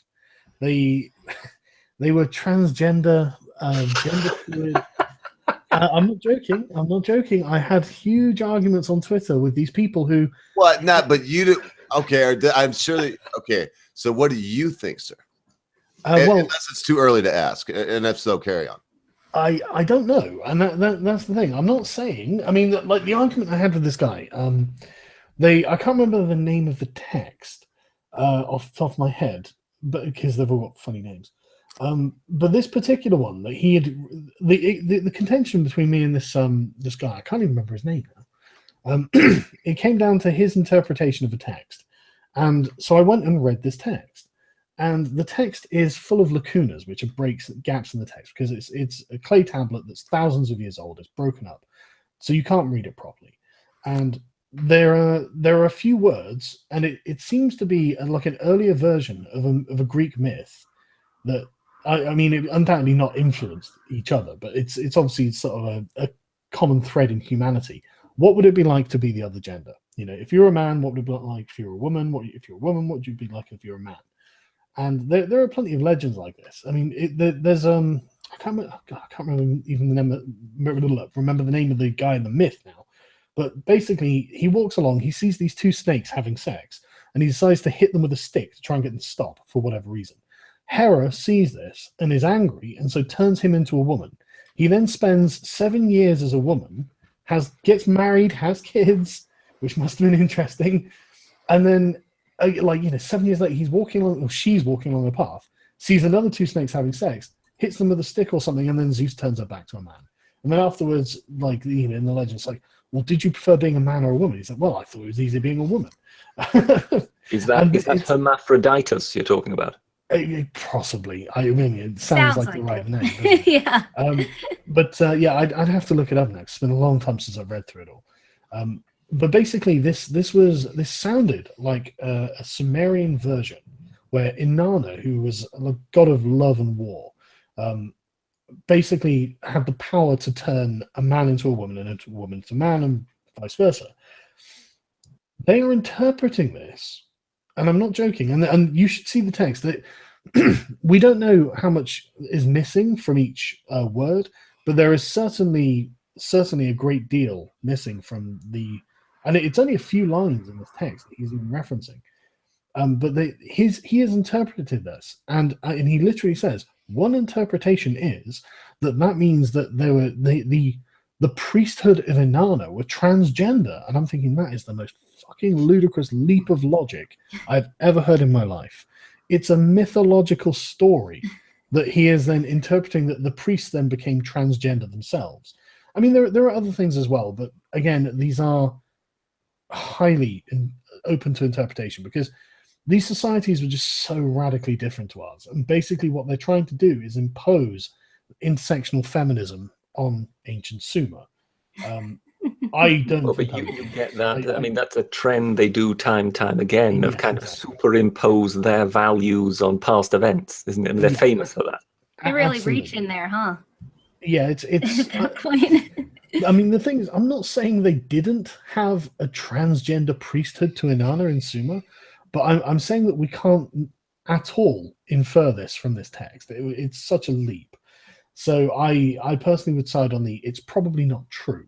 And the references to the men and women and things that aren't men or women, I think are most likely referring to eunuchs, or maybe infertile women or something like this. I certainly don't think they were transgenders.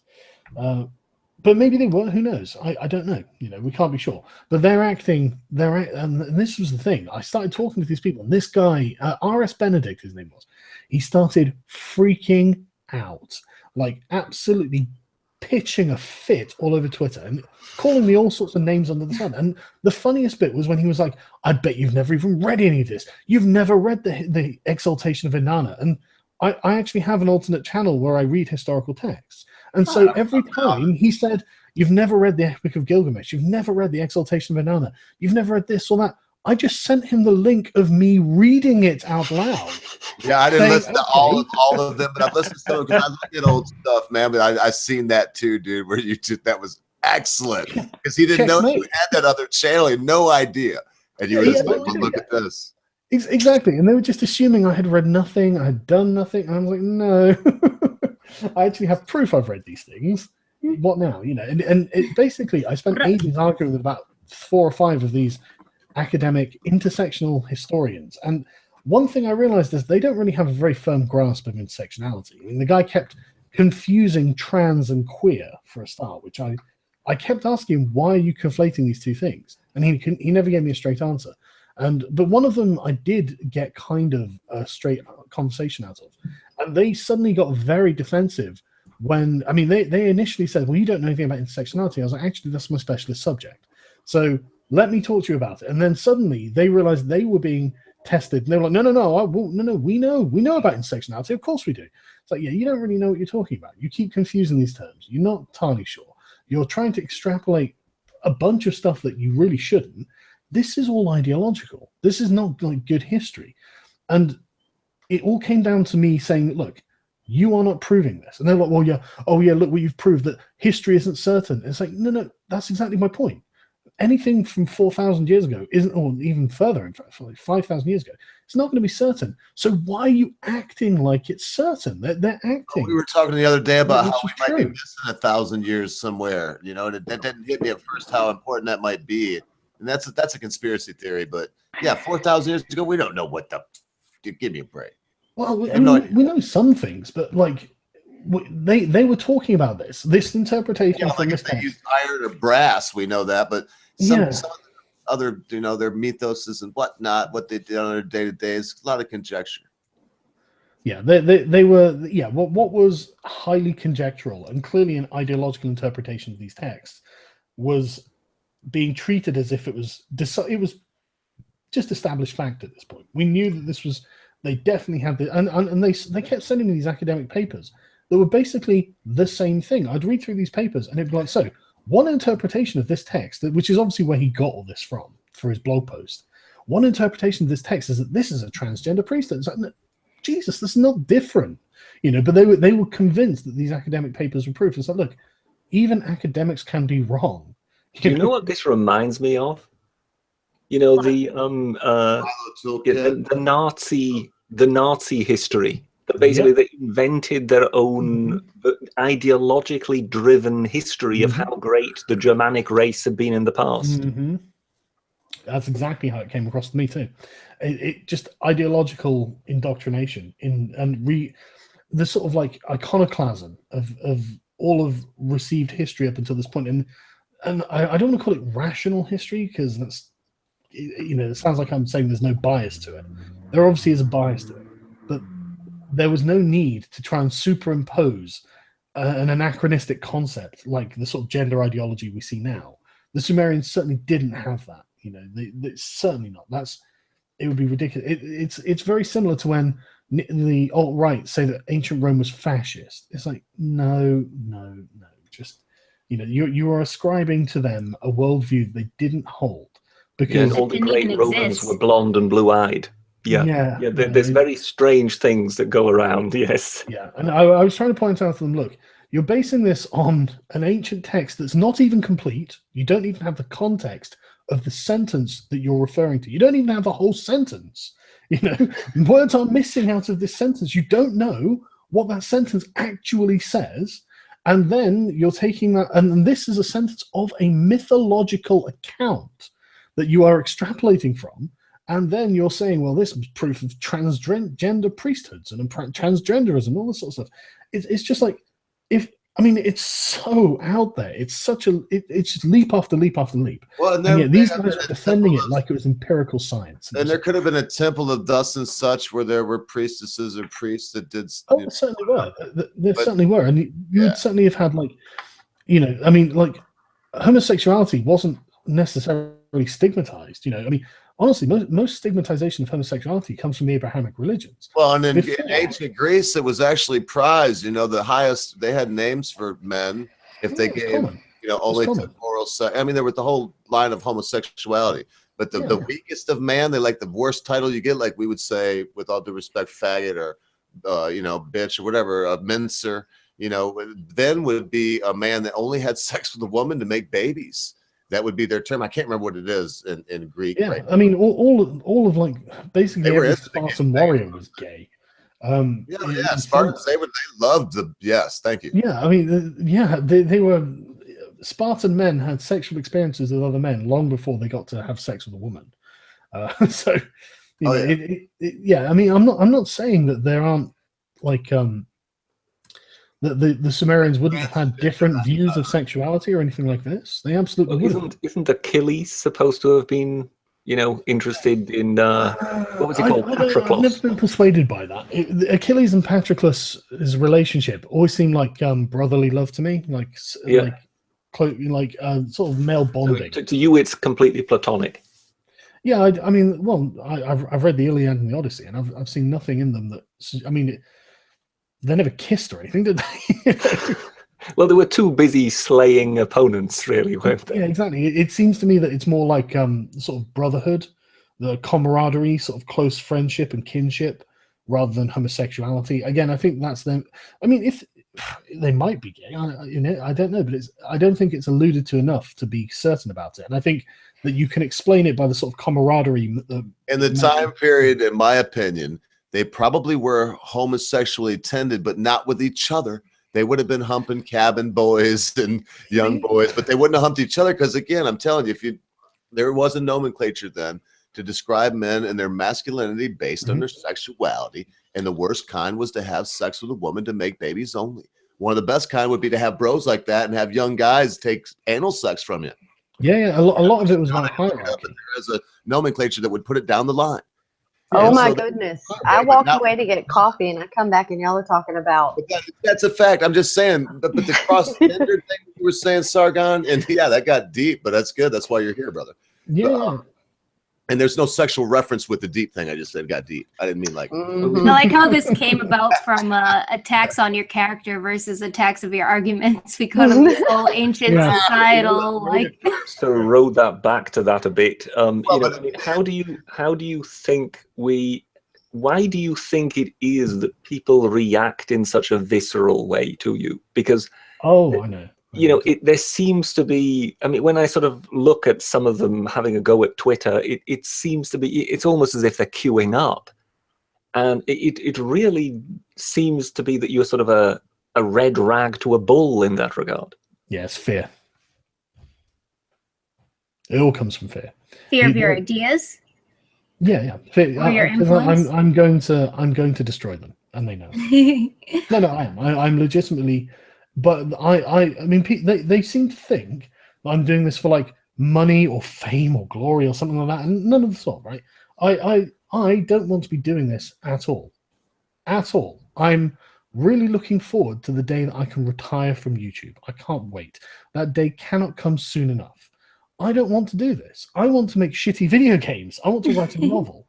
I want to relax and That's why you're make good at it, brother. things that are nice. You know, I don't want I think that was pompous, but I've said things like that myself. I don't, not necessarily what I'm doing now, but some jobs. But you know what? That's why you should be doing it.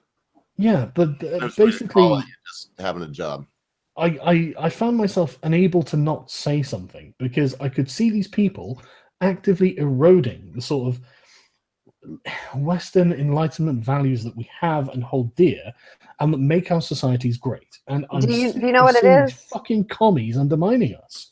Do you No, know what it they're is? fucking- Your brain, okay, you're intelligent, you're logical, you're reasonable. Okay, your brain works on a completely different level than these other individuals' brains do. So it is very hard for someone who possesses just even a mild amount of intellect to be able to go, yeah, we could probably talk about that. It's like, no, that is fucking ridiculous. I'm not even going to entertain it. Then they get their feelings hurt. So it's really, really difficult to be able to try to bend your own brain around how theirs is working when all that's coming out is just ridiculous shit. Free speech? Are you kidding me? Free speech? No. The reason they hate me is because they are emotionally invested in what they're doing. Mhm. I mean, I don't hate people who disagree with me because They care what you think because they see well, you as somebody this that is has a little bit of an influence. I don't. Yeah, I think they're worried about the amount of influence I have, and Mhm. I think that they know that if it came down to people deciding, are you going to choose between social justice or are you going to choose, like classical liberalism? People are going to choose classical liberalism. You were kicked off Twitter, right? And you came back. I've seen that happen. At least I saw it. I thought you were off. By the time I came back and was going to tweet like "Save Sargon" or whatever, you're already back on. But you were off Twitter. So that just, if that was the facts, if you could clear that up, that means you do have a reach, because Twitter usually is like, once they say, like the English say, once they do this, it's like, oh. That's all she wrote. But they let you back. So you were like banned from Twitter and then came back? Because Milo was banned. He's not back now.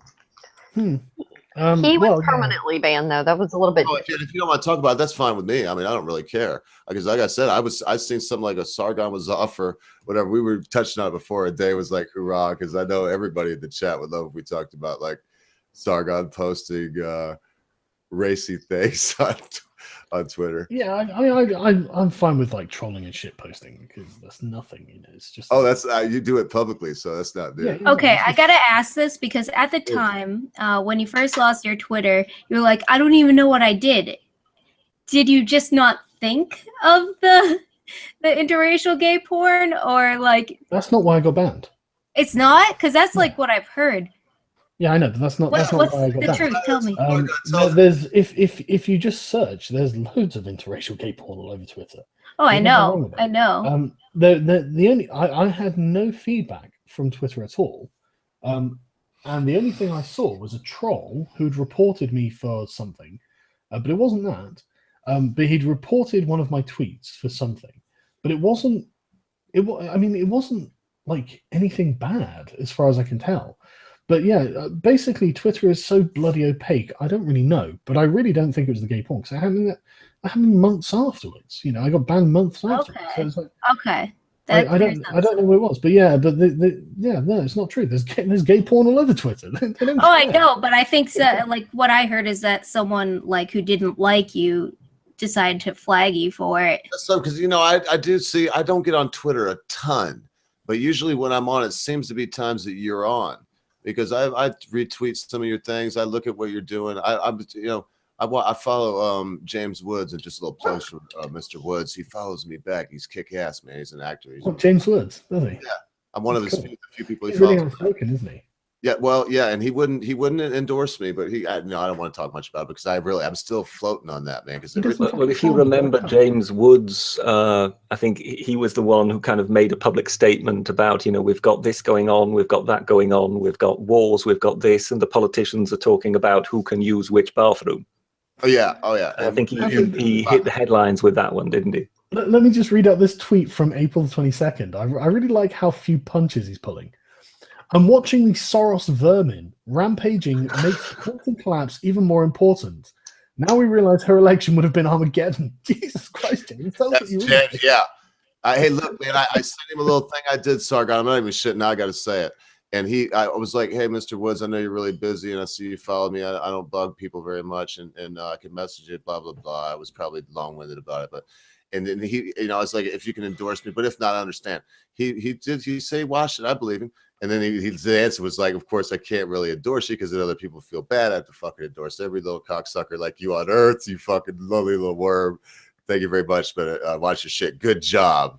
You know, and it was basically like that, like the Britishers kind of compliments to me, like, "Hey, you suck," but you know, I watched your shit, and that really, you know, that put so much wind in my sails. Well, I actually have a question for Sargon from Twitter. Well, from the chat, not from Twitter.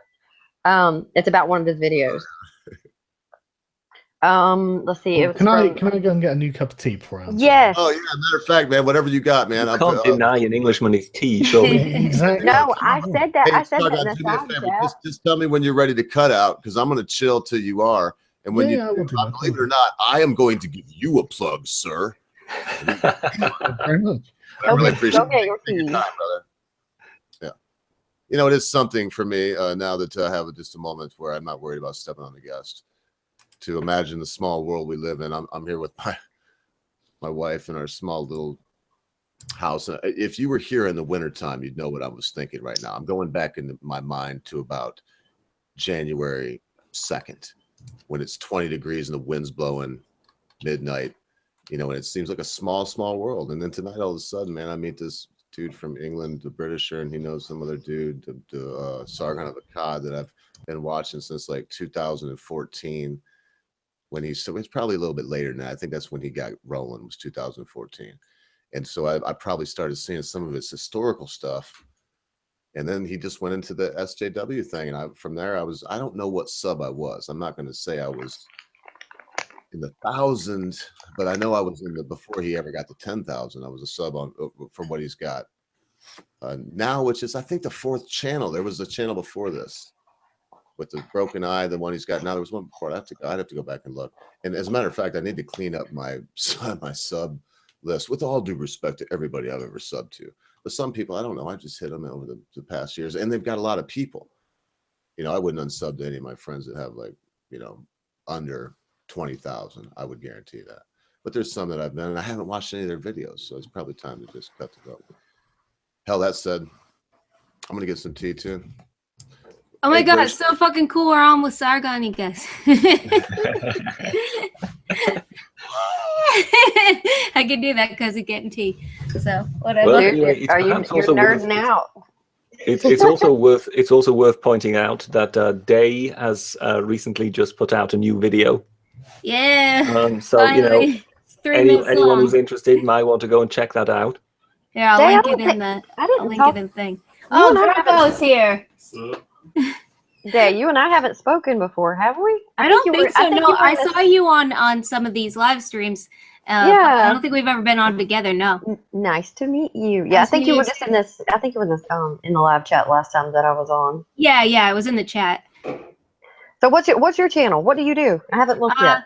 I do random shit. I'm still kind of finding my groove, but I basically You want seem to like do you like. have a pretty awesome fucking sense of humor, so I respect that. Oh, I thank I you. tip that up to you, my dear.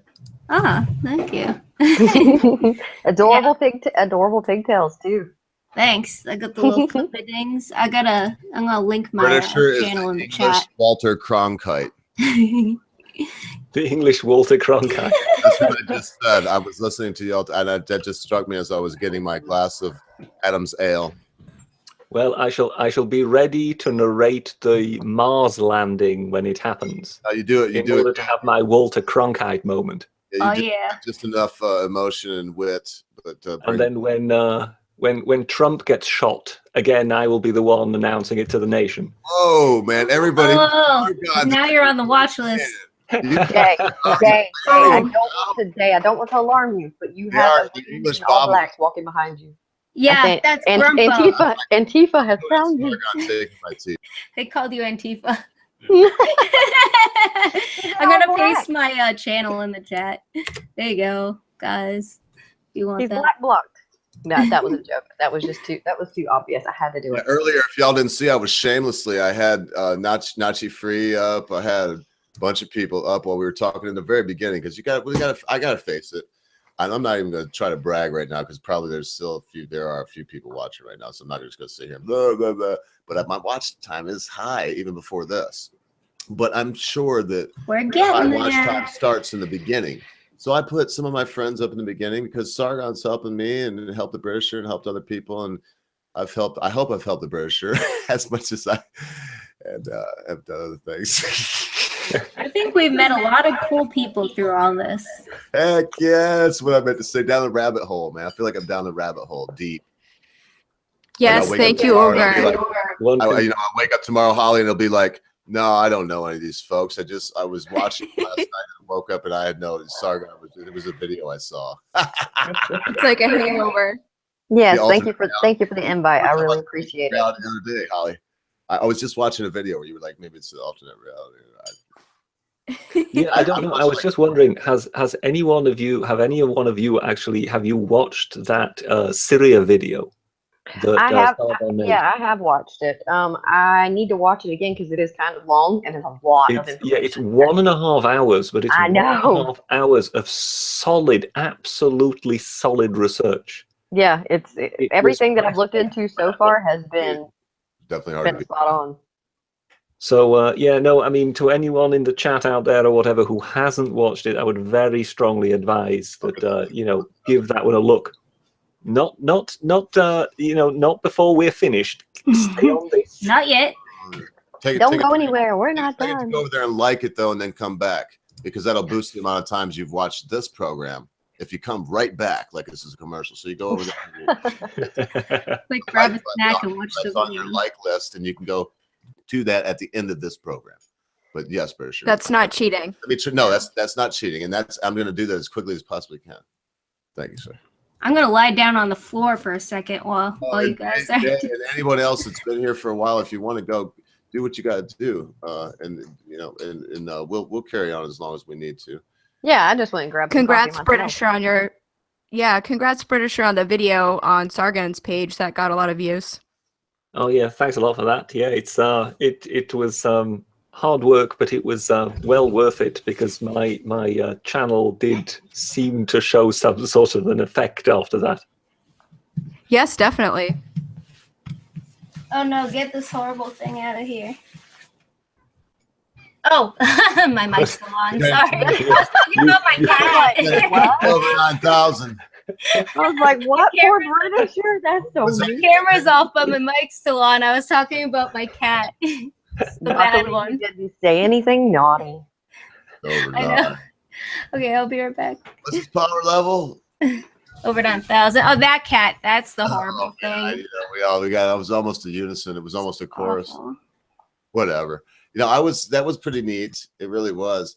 And it's, to me, it's this synergy thing. And I don't want we ain't gonna gloat about that all day long, especially not with dude, man. He's probably listening to this. He's like, of course he's listening.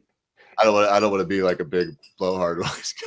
But that was amazing, Brett. And you're the kind of guy that to me, some people could do the Little Lord Fauntleroy thing for that ancient reference, if anybody knows it. And they could be Little Lord Fauntleroy and just be like, oh, yes, my merry folk, I am now royalty. And then some people would be like me and be like, man, this sucks, man. I'd rather be just like Joe Blow from the back streets. But it's neat. You did well, and that was an amazing thing. You have a good body of work. So I don't know how many people out here, probably a lot of them already seen your stuff, but for whoever hasn't, because, you know, whatever, it's commercial time, I guess. Check out the Britisher stuff.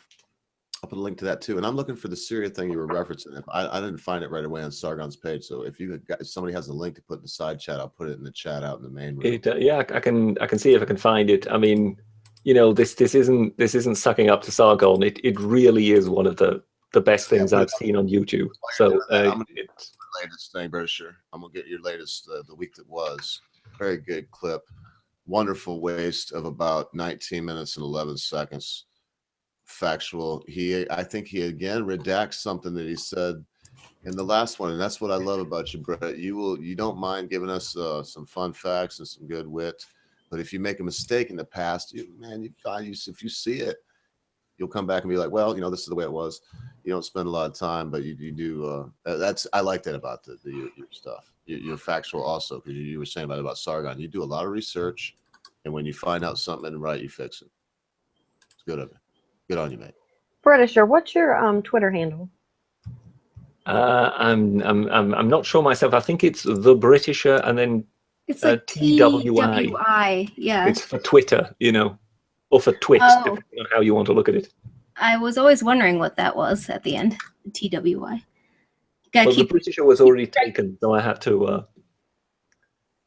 I've put the link. I've put the link in the side chat there, Ogre. Okay. I'm on it.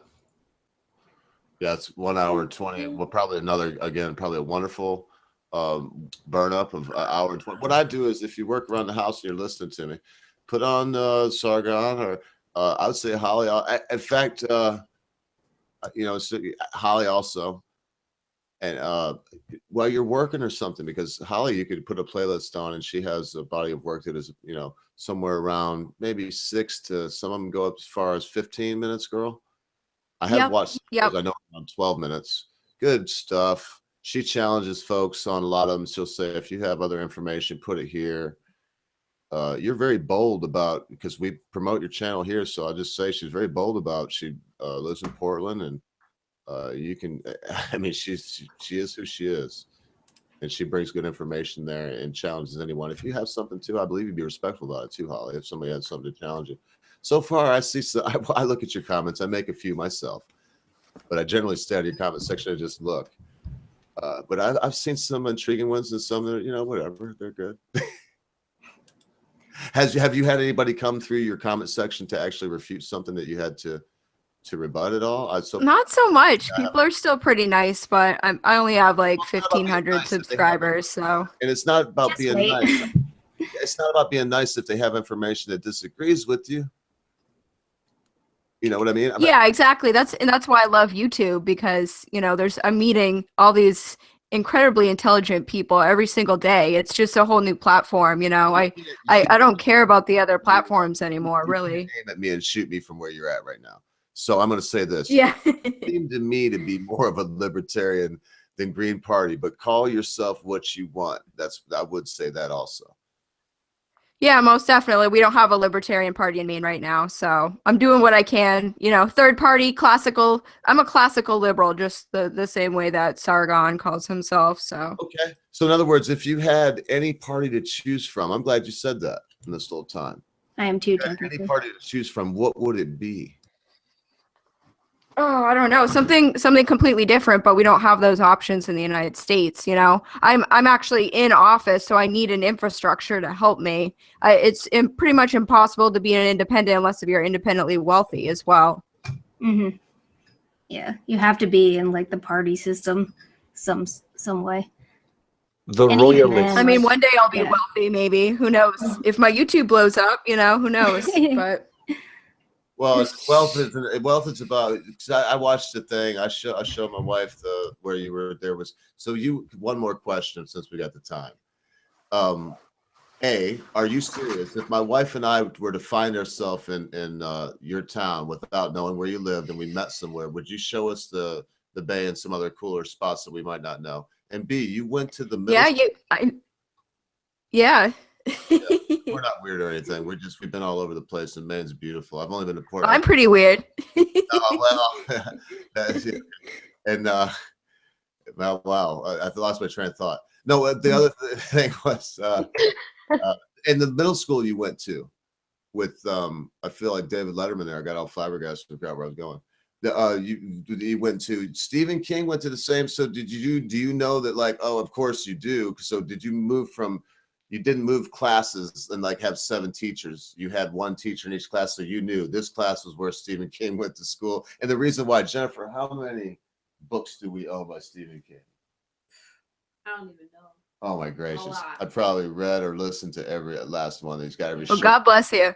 So did you go to a class? I don't know, that was a long way around. So you went to a class and you could be like, yeah, I went to the same class in 3rd grade that Stephen King was in.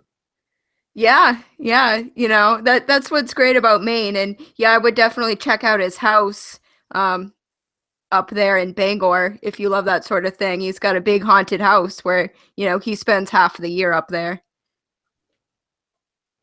It would be a haunted house, wouldn't it? Oh, it is. Yeah.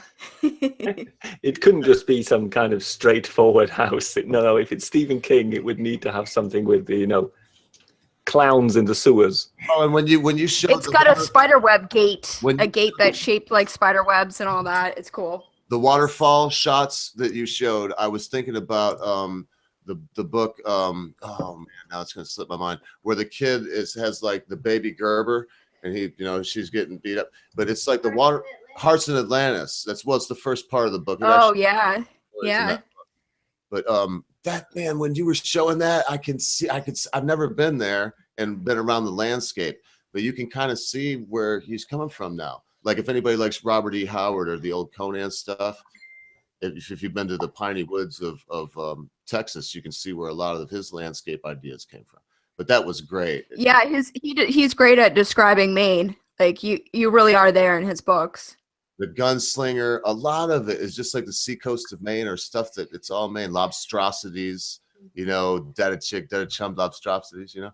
And if you've read The Gunslinger, that's the drawing. I'm not sure, but I think Sargon might be back with us. I am back, and I love The Gunslinger. Oh, you do? Oh, good. Read the books, brother? Oh, I'm a big Stephen King fan. I've read every one of it. Me too. If you're a real book fan, I can put a link in the side chat here, and you can just have a look at it. It's just a proposal.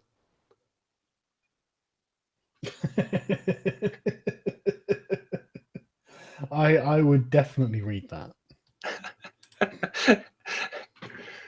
I'll have to see if I can get you a copy then.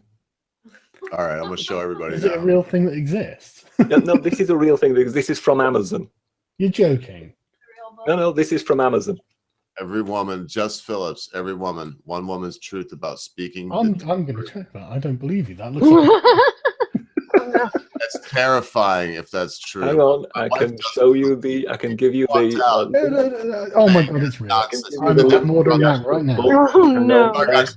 She mumbled rubbish. I've put the link to the book in underneath. Yeah, I've got it on Amazon. It's on Prime as well. I'm going to have that tomorrow. Well, I'm not. Lord save us. God save the queen. I'm going to do a nice review of this. So there you go. See, I have now enriched Jess Phillips and have enriched the life of Sargon of Akkad. Oh yeah. The misogynist harasser read my book. You guys, Dank might come in. I just gave him the link. He just got back to me, so he might come in for a little. Well, I'll be very glad if that has inspired you to something, Sargon. I'm definitely right. I've placed the order now. I'm going to get that. You see, right? I have got loads of books that I've got to get through. I'm currently going through Beyond Good and Evil by Nietzsche. And I can only imagine that after reading that, Jess Phillips is going to be like a breeze. Somehow I've got the feeling it's going to be slightly more lightweight. Yeah, I don't think it's going to be anywhere near as difficult. Once you pick up the nomenclature, like the I don't know. I would have to dig into it, but it's probably breezy. All I can think of, Britt, is when I think of this stuff is the toolkit and how they word stuff. They try to the language. Yeah, the language is a giveaway. Yes. Yeah, listen, like I love Moby Dick, Sargon. I quote Moby Dick passages on my shows a lot in the beginning for different reasons, inspirational or whatever. Like, I'm not going to go into depth, but if you've ever read the book, there's a lot of stuff in there, man. They can apply. I don't think I've actually have read Moby Dick. I know the plot is that for people that aren't used to reading that kind of thing, or imagine the Bible. In the King James version, or some of the stuff that you read that I listen to you read it, I can get it. But believe it or not, brother, on some of the stuff you do, people listen to it and they go, what? They don't even know what you said because it's the way it's worded, and you understand long sentences. As back then, it was the problem for people now. Long sentences that make 4 or 5 points in a sentence. But that they kind of do that with this, don't they, Britisher? And I haven't read this book. But it's the Milo toolkit on how to take him down.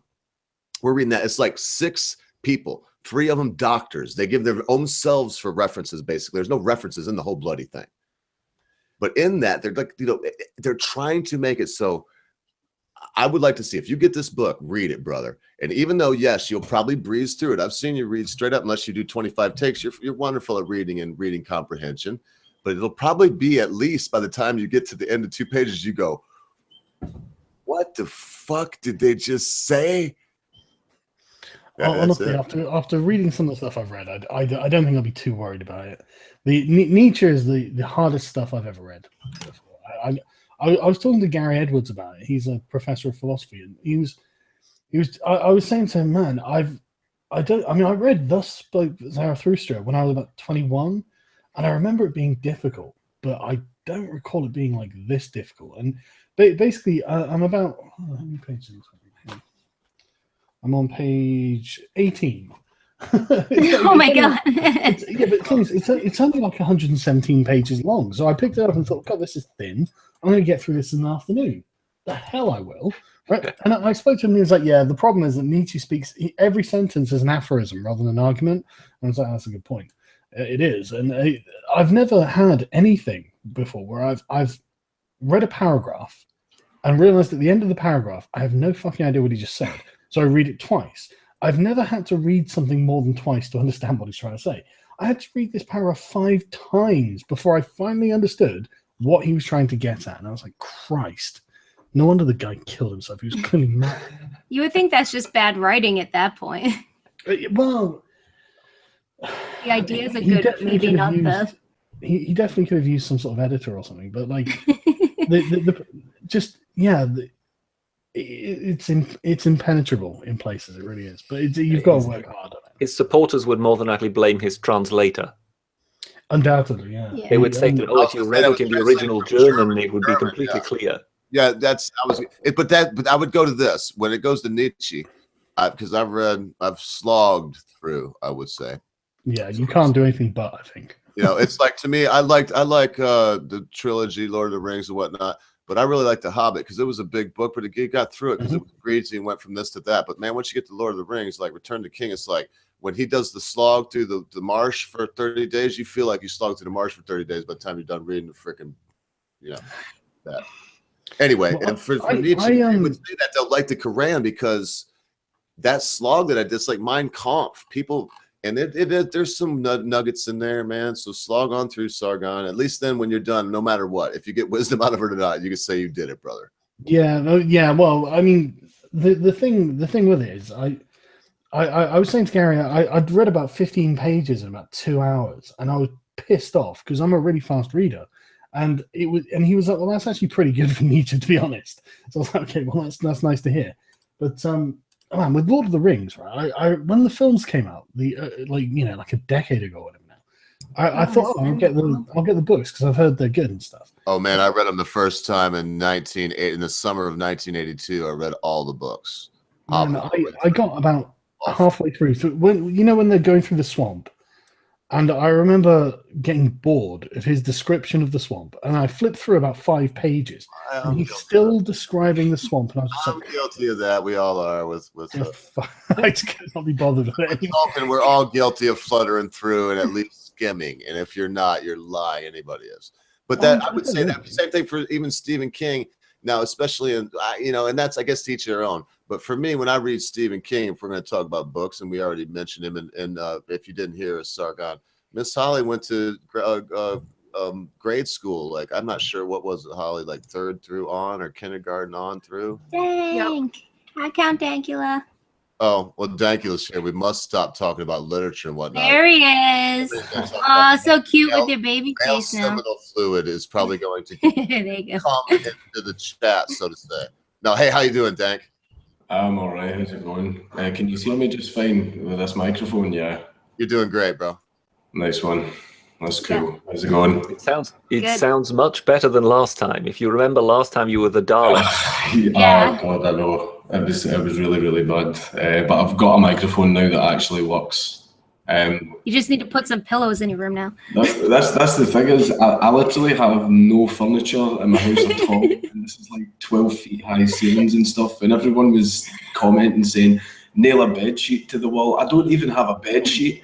What are you doing? I'm moving house, so like all my stuff is in storage because I got too optimistic about how quick I would sell my house. Okay. So I'm sort of sitting here with like just my PC and a bed. That's literally all I have in my house. Just like squatting. You still got your gig, right? That you shaved your beard for? I've still got that, man. Yeah, but we had a live stream, and we put your live stream of you shaving your beard, after the fact, on the side. We just had you in real time, just slowly shaving the beard off. And like you said, you became a what did he say, Jenny? A middle-aged child. Yeah. Middle-aged child. I'm sorry. Oh my goodness. Thank you, Dank, for coming and saving the show, brother. I'm just gonna be quiet because it's been so groovy to see the synergy. Because sometimes it's just nice to know that lads give a fuck about you. Yeah, that's all. Nah, no, it's all good, man. It was a really sad day losing my beard. Even like, as soon as I went outside and I could actually feel the wind on my chin, I actually kind of got a fright. Like, what the fuck is that? And even for like weeks after it, I would still go like this. It's like a phantom limb.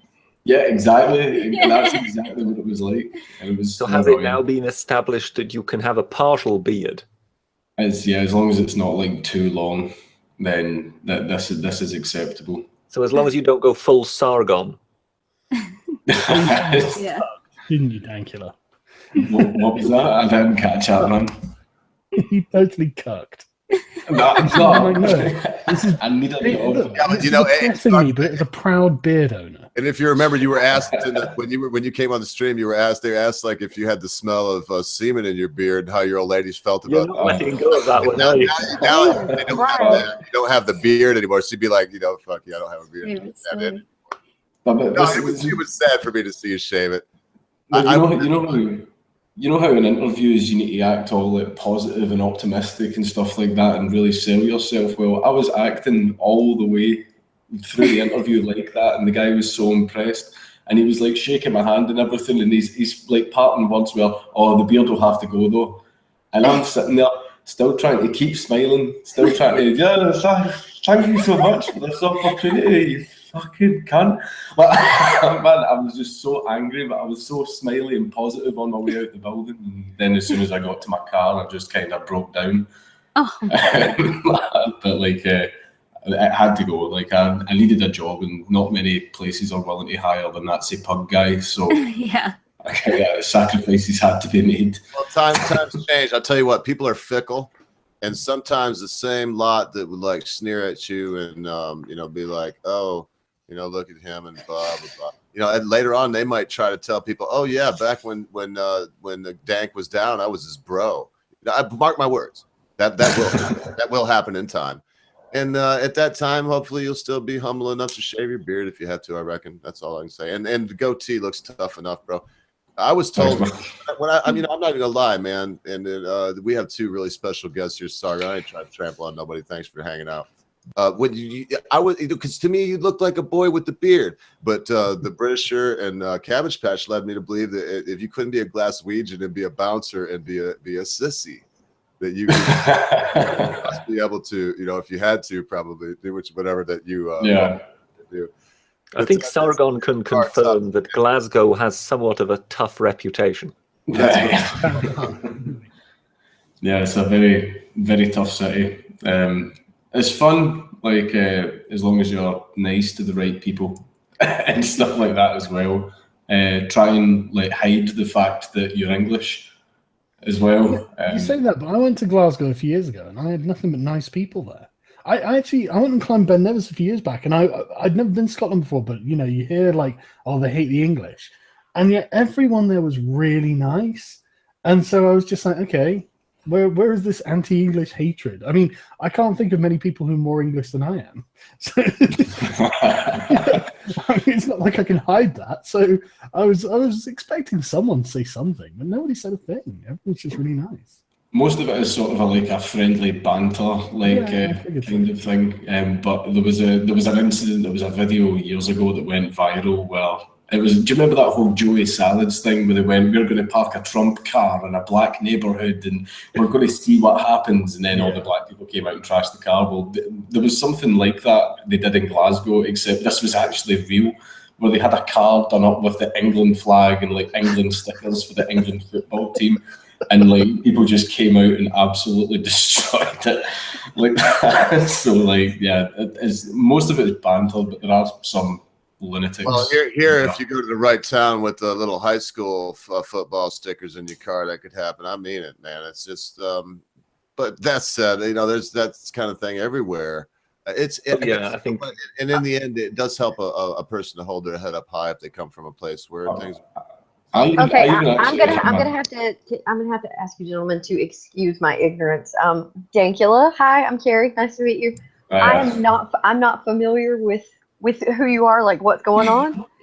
So what the fuck, huh? People are saying you're a Nazi in the chat. Oh, hey. No.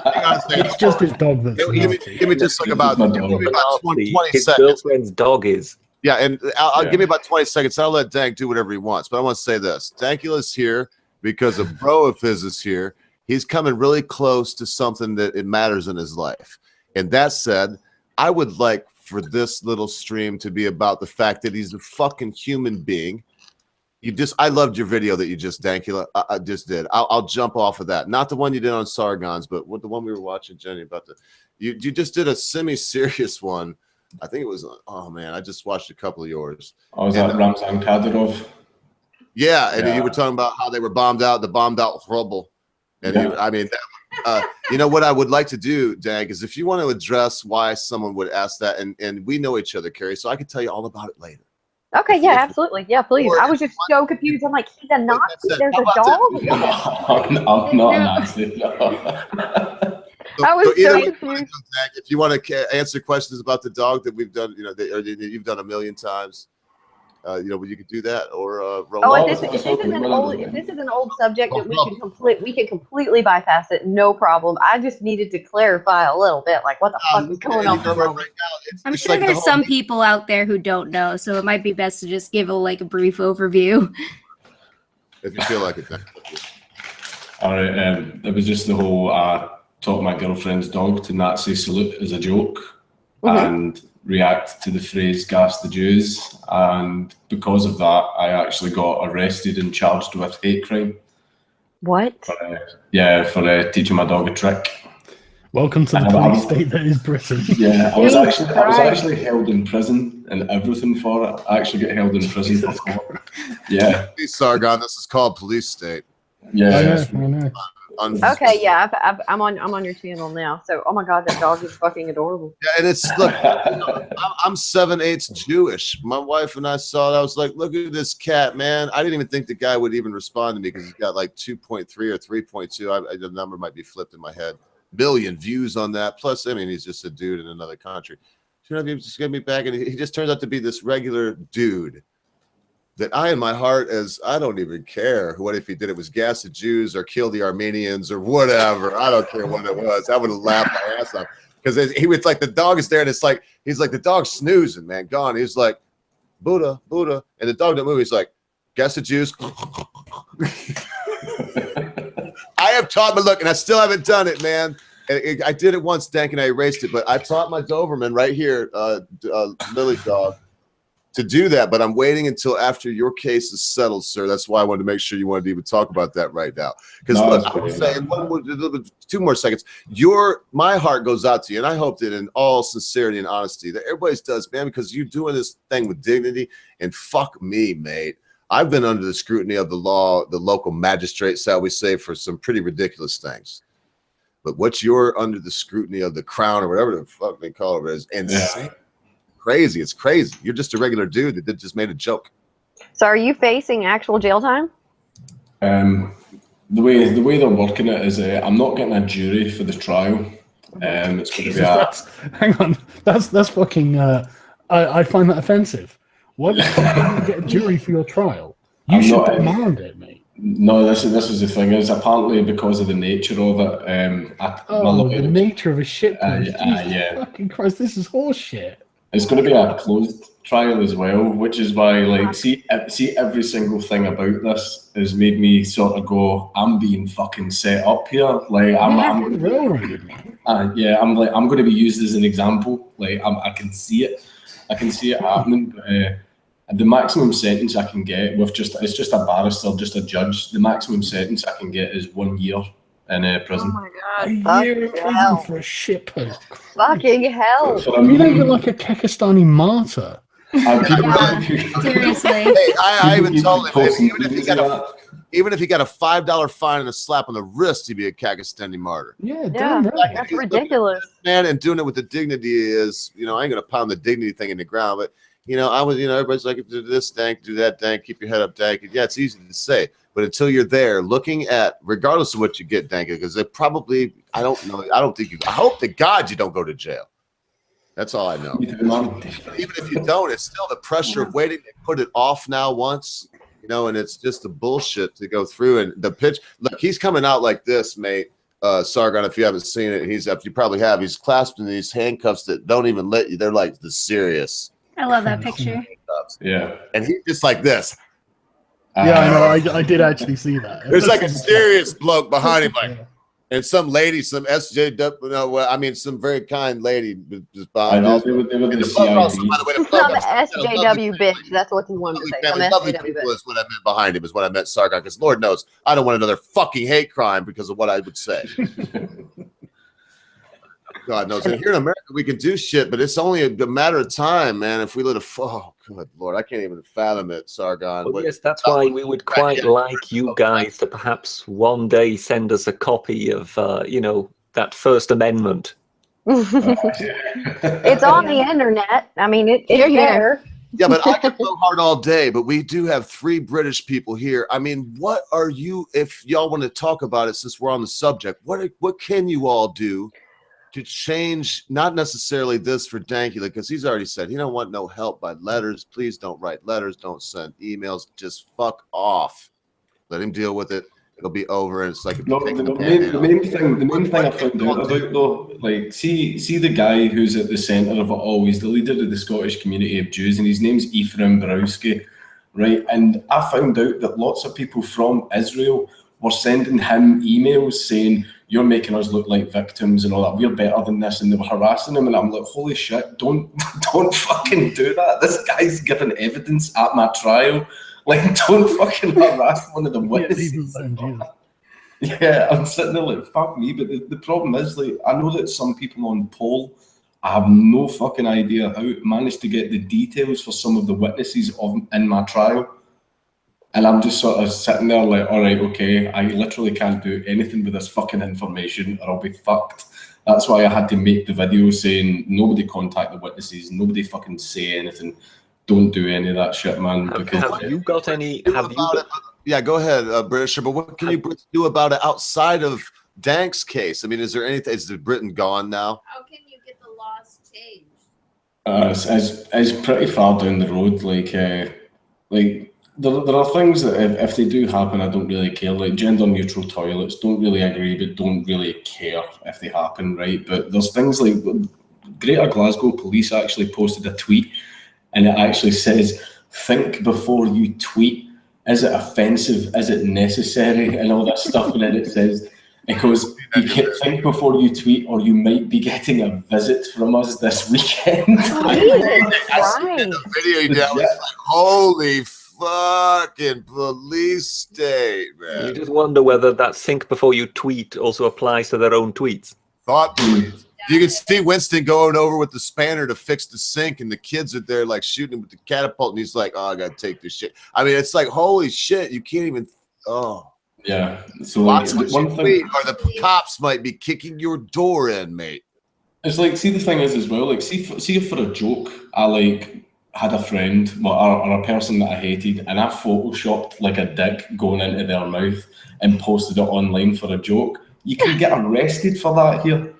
You actually can get arrested for that. I don't imagine you would face any serious charges for doing something like that. But the fact is, like, you can still get arrested for doing. It's a perfect stuff time for me to give the cunt stream a shout out. So the cunt stream, what they'll do is they're in Canada and they can't say much about Muslims. They got to be very careful about something they say because their hate speech is up there. But they can like take people and then cartoon draw phallic symbols going in and out of their face and cartoon relief like they're real pictures there with their mouth open. You got. So anyway, visit the cunt stream. Since you're here to see Sargon of Akkad and some other people, I might as well take this time to pump my friends up. I did their jingle. Oh yeah. Anyway, yeah. I mean, they're gonna get us, man. They're gonna take it over. Oh man. I mean, my wife and I, we want to believe that it will be this utopia, mid 1990 loveliness from our American youth, but chances are, if it keeps going on this path, I mean, I would hate to think that somebody would kick my door in because I'm on YouTube or something. I'd say that someone in the chat's just posted a bit of good advice, Dankula. You need to just tell them that you're a Muslim. That's right. A lot of people, you wouldn't have to shave your beard, man. Yeah, exactly. Beard off. Oh my god! No, you're part of the It's a conspiracy. They made you shave it so you You couldn't should have claim kept that. the facial hair. Well, if you remember last time round, I sort of said, well, do you think this would have been brought against you if you were a Jew? And we kind of, you know, we kind of worked out it was strictly speaking the fact that you were the wrong identity. Mm-hmm. That's No, absolutely the like, truth. but- That is absolutely the truth. But Even Look, I'm gonna share some. Even the thing is as well, see, when I had like lots of messages from people calling me a Nazi and stuff like that and saying that I was a racist and everything, and while I'm sitting reading these comments, I've got my fucking homosexual Hispanic friend sitting next to me laughing his fucking head off like that, and I'm sitting there like, Miguel, what the fuck is all this shit, man? And he's like, I'm not talking to you, you're racist. I'm just sitting there, like, That's an awesome friend. That's an awesome friend. I even had like one of my friends is actually black. He was born in Zimbabwe, and he was messaging me saying Zeke Heil. Oh my god! Man, I'm just sort of sitting there like, but everyone was just making fun of me, like going, "You're racist," and I'm like, even though like all of my friends, I've got like one of my close friends is like a transgender person. Like, in fact, me being straight, I've just realised that I'm kind of the odd one out in the group. Yeah. Right? And all that, and it was just like that's why I'm just sort of sitting there like, what the hell, man? But the papers wrote some amount of shit about me. I called out the reporters on Twitter, asking them if they wanted to come on a stream, and both of them refused. Oh, No, I, they I had a fun offer from the BBC the other day. They discovered my meme jihad video about was recording. The BBC so, wanted to have you on? And no, they DM'd me. One of them DM'd me saying, "Hi, can we interview you?" I was like, "Yeah, you can, but you got to do it on a live stream with me." Never heard back from them. Yeah, They would like to do a hit piece, wouldn't they? We had a gentleman on the other last Monday, Scott Pressler, and he was on Fox with Don Lemon, man. I'm telling you, if you don't know who he is, check him out, Sargon. Scott Pressler. It's easy if you just type that name in, Scott. He's a gay conservative Republican. Yeah, but he was on, man. He crushed Don Lemon, and he told us on air. He was like, "Yeah, they sent a car. I felt like a superstar. Took me there, but I was, you know, I was like, they never asked you back." And I've looked, they never asked him back because when he got there, he probably pulled the Sargon of Akkad on their ass, man. You know what I mean? When he got there, he just like he pulled the hammer out. It was like, "Yeah, Mr. Lemon, just check him out." Because he actually did good too, and I'll keep chilling for everybody. these are just people that I've met along the way. That some of you all, you more than others, I gotta say, have done amazing things. And you know what, Dank, as much as I like you, you know, listen, man, don't get me wrong. You're funny and everything. You're actually a really, really, really good comedian in my mind, but you didn't do an amazing thing. You did something that was like you taught your dog a damn trick. And the amazing thing is the dignity that you're going through this ordeal over this mundane comedy skit that you. It wasn't even funny, and you're still getting arrested. I thought it was so funny. My dog, when I'm eating now, my dog just sits there. My wife's right here. She'll tell you I'm not exaggerating. She'll just sit down now and she's like. Can I ask, you know, when you were saying about people being called as witnesses and whatever, are there any witnesses being called for you? I mean, have you got witnesses? Oh, the police actually are making my girlfriend appear as a witness against me because we're not married, they can do that. And now this is the thing, is like the way they worded the letter, it was like they were trying to get a point across without directly saying it. Right, and it was basically they sort of strongly hinted that she would be arrested if she refused, but the letter was so carefully worded as if to strongly suggest that without outright saying it. Like I even showed it to my lawyer, and he was looking at it like, that's fucking ridiculous. Like I can't believe they've actually sent you that. Man, make sure you do the dishes in advance or something, you know. Yeah. Do that. Well, but my mic speech. Actually arrest her if she doesn't testify against you. This is the thing, is I can't 100% say yes they did say that, because the way the letter was worded, it's like I think they got a lawyer to look at it or something before. Yeah, they had some slimy lawyer write it up, and they made some very suggestive language. You can't persuade a wife to testify against her husband or vice versa in the States, period. But they're not. Yeah. Or in fact, I'd have to look, but you'd be hard pressed to get a brother against a brother and sister. You'd have to have a really solid subpoena that said that if they, in fact, I mean, you always had the Fifth Amendment here in the United States. I can always go back to that. But for one thing, for sure, between my wife and I, who are married, you know, they can't compel me to testify against her. Yeah, I know those rules. I think we've got the same rule here in the UK, but it's only if you're married. We're only like dating. We're living together and stuff, but see, because we're only dating at this point, like they can make her do it. Yeah, I think that's the same here. Yeah, but what I'm sort of trying to get at here is by sort of asking, you know, have you got any witnesses who are testifying on your behalf? I do, but I kind of I don't. Yeah. Because all I'm sort of trying to get at is, you know, if they have got some kind of Jewish leader who wants to come in and kind of tell the court as to how terrible your offense is, you know, wouldn't it also be helpful to perhaps have someone come in and try to explain to the court the nature of comedy? No, I do actually have people appearing for me, but obviously I don't want to give the prosecution a heads up, so I'm going to stay quiet about that. Yeah, I'm with you. I think you should just play your entire YouTube library of all your videos, and then they'll get that. Don't do that in court, mate. They'll hang you. They'll take you out by the flagpole. I was joking. But yeah, it's just so obvious. Piling the jokes on his shoulders. He's got big shoulders. You can come in. Army of SJWs outside with just pitchforks and torches and stuff like that. Come into the courtroom. You can come to the courtroom with a ghetto blaster on your shoulder, playing "Springtime for Hitler" by Mel Brooks. That's actually a great idea, but yeah. Seriously, though, just ask them where are the victims. Just where are the victims? Who's been hurt by my joke? Tell me. Yeah, that was I will make restitution. Well, it goes back to revving your car in a racial manner. You know, the victim is the one. The victim is the one weak enough to say that they got hurt by nothing. Exactly. I would love to see someone publicly say, "Yeah, I'm the victim of your shitpost." Yeah, please. I mean, I said, Sargon, I can always block somebody, and people tell me all the time you're blocking free speech. No, if you tweet me 1,000,000 times and call me a prick, and I have retweeted and said haha good one, like 25 times a day for 20 days, and it's all in my notifications, fuck you, I'm blocking you. Maybe you, Sargon, you get so many of them any damn way that it doesn't really matter anymore. But for me, you know, and to each their own on that. Yeah, I mean, blocking isn't like a violation of free speech or Yeah. anything. Right. You don't And see no it. matter You're not what it is. silencing them, but you don't see it. It's just putting Yeah, blinders but I on. don't have there's the hurt feelings thing is where I mean, it's like well, Jenny say, "Oh, boo, my hurt feelings." It ain't about that. It's just don't hassle me.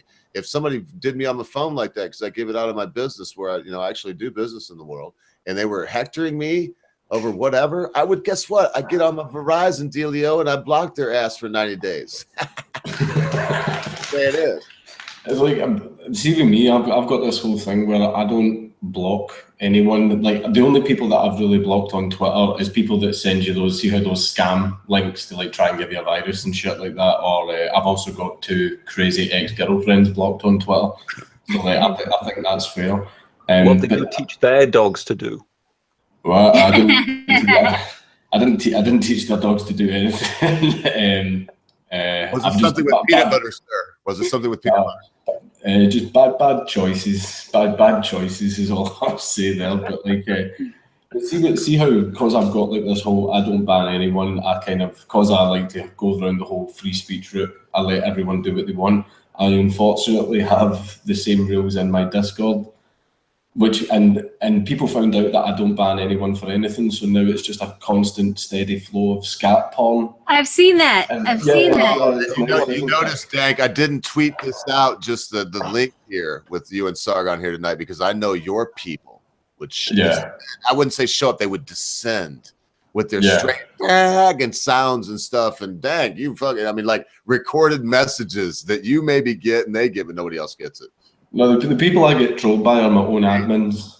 Like my own admins, like will come in and like when I'm trying to stream, when I'm trying to do stuff, like they'll come in and they'll fuck with me and stuff like that. And like, see, because like some of them even have my phone number, so they'll like phone me while I'm trying to stream and all this kind of stuff as well. And I'm not worried about anybody else. Like I'm not worried about K1T and fucking all these people as well, man. I'm worried about my own admins. They're the people that are trying to fuck with me. Sargon, I take it all back. You see, I thought you were getting a hard time, but now that I hear you saying stat porn, it's yeah. You think I don't get the same sort of shit from my friends? Himself with the weight of the world on his very shoulders as he carries it across the universe. Dank don't give a fuck, man. I look up to him. Oh, Dank, I asked Sargon your question, but I read your comment first on the T-shirt. Yeah.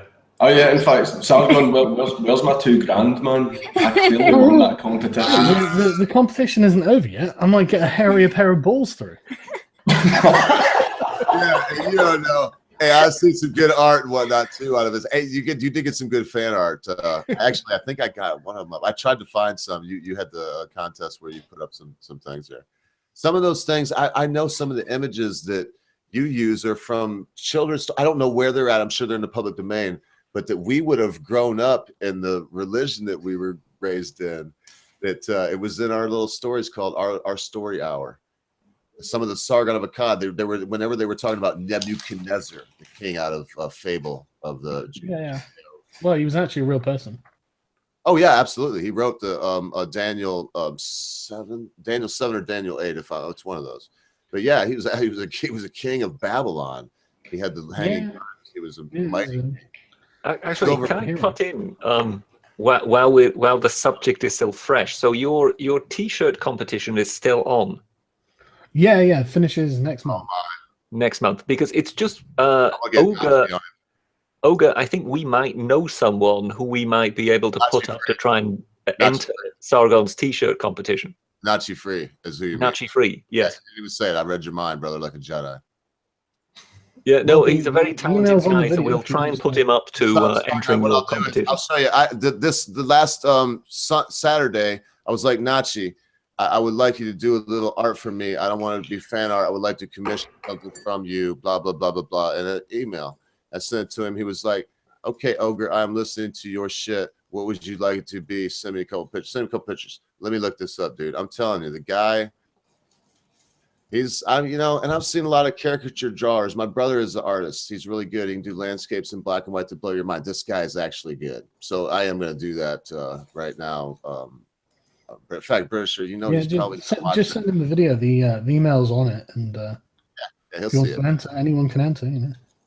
Yeah, Absolutely. Because he's got about a good chance. Because that's why I mentioned the other thing. Because I know one thing, man. We can talk about balls all we want, but you know what, Dank? I showed my nuts once on a live stream in your honor. Just my nuts. That was a bad idea. I don't think it's illegal. And You know what happened to Prince of I even Queens? said I was like, Dankula, just nutsack. Olga, as we speak, there is someone behind you shaking her head. Yeah, I know. She loves me. She's been married to me for 23 years. You think this is something fucking new? You're out of your mind. The things that woman has seen is. Oh, Lord have mercy. No, don't bring it up, man. I got to sleep with her tonight. Don't want those images running through her head. Anyway, look, we're trampling on the British people, who I might add is so late there. We should let them just run with this, because I don't even know if we want to continue serious. Because I am going to show you this Sargon, and he'll get the link, like you said. It's a link. He'll give his best shot. He is good, though. I'm going to just show this off because I dig Nashi Free. He took a lot of time, man. I went back to his first video, and I don't know if you just got lucky or if you were good from the bat, because I've seen some of your oldest stuff, man. It was always really good. It was always concise and something I could listen to. And he's the same way, entertaining. I got a little gimmick or two going, or 10. Good guy. Oh yeah, my first video is terrible. What was it about? It was about Anita Sarkeesian. Yes. So right from the off, it was Anita Sarkeesian. Yeah, that's the thing. Like I said, I didn't want to do any of this. I was happy making my shitty video games. Okay, And so tell us. we were hearing was Anita Sarkeesian. What did she do? What did she say? What did you come across? And you were like, fuck this, I'm going to massacre this bitch. Oh, it's Gamergate. And this was before Gamergate. Before, yeah. The standard leading up to the feminist bullshit being pushed in the gaming industry. It was like, what is this crap? Fuck off. But was it any specific thing that just like you were sitting there and you seen it and you're like, yep, I'm making a video. I have to speak out. I can't remember now which one it was, but it was probably something stupid. It was something stupid. On the feminist level, Jesus. Not necessarily stupid, just deliberately misinterpreted. That's what it was. Looking back now, man, I tell you, you see me. That's what he fiddled around and did, man. You know, that was just like instantly. I just, and you know what, Sargon, you don't know me, so my whole get up here that you see is a mockery. This is my sun hat that belonged to my wife. I use it while I'm weeding my garden. I put it up and put a Trump button there with a chicken feather. I mean, it all has a meaning. There's Moloch the owl right here with a napkin like Pizzagate. I mean, everything that I'm wearing right now has a little bit of symbolism in it.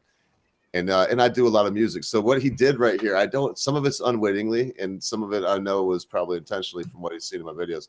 I just dig the guy. So he'll have as much chance, and hopefully, Dankula, as much as I like you, and you fucking hijack the stream again like you always do with your wonderful witty personality. Hopefully he'll have a better chance than you're nuts.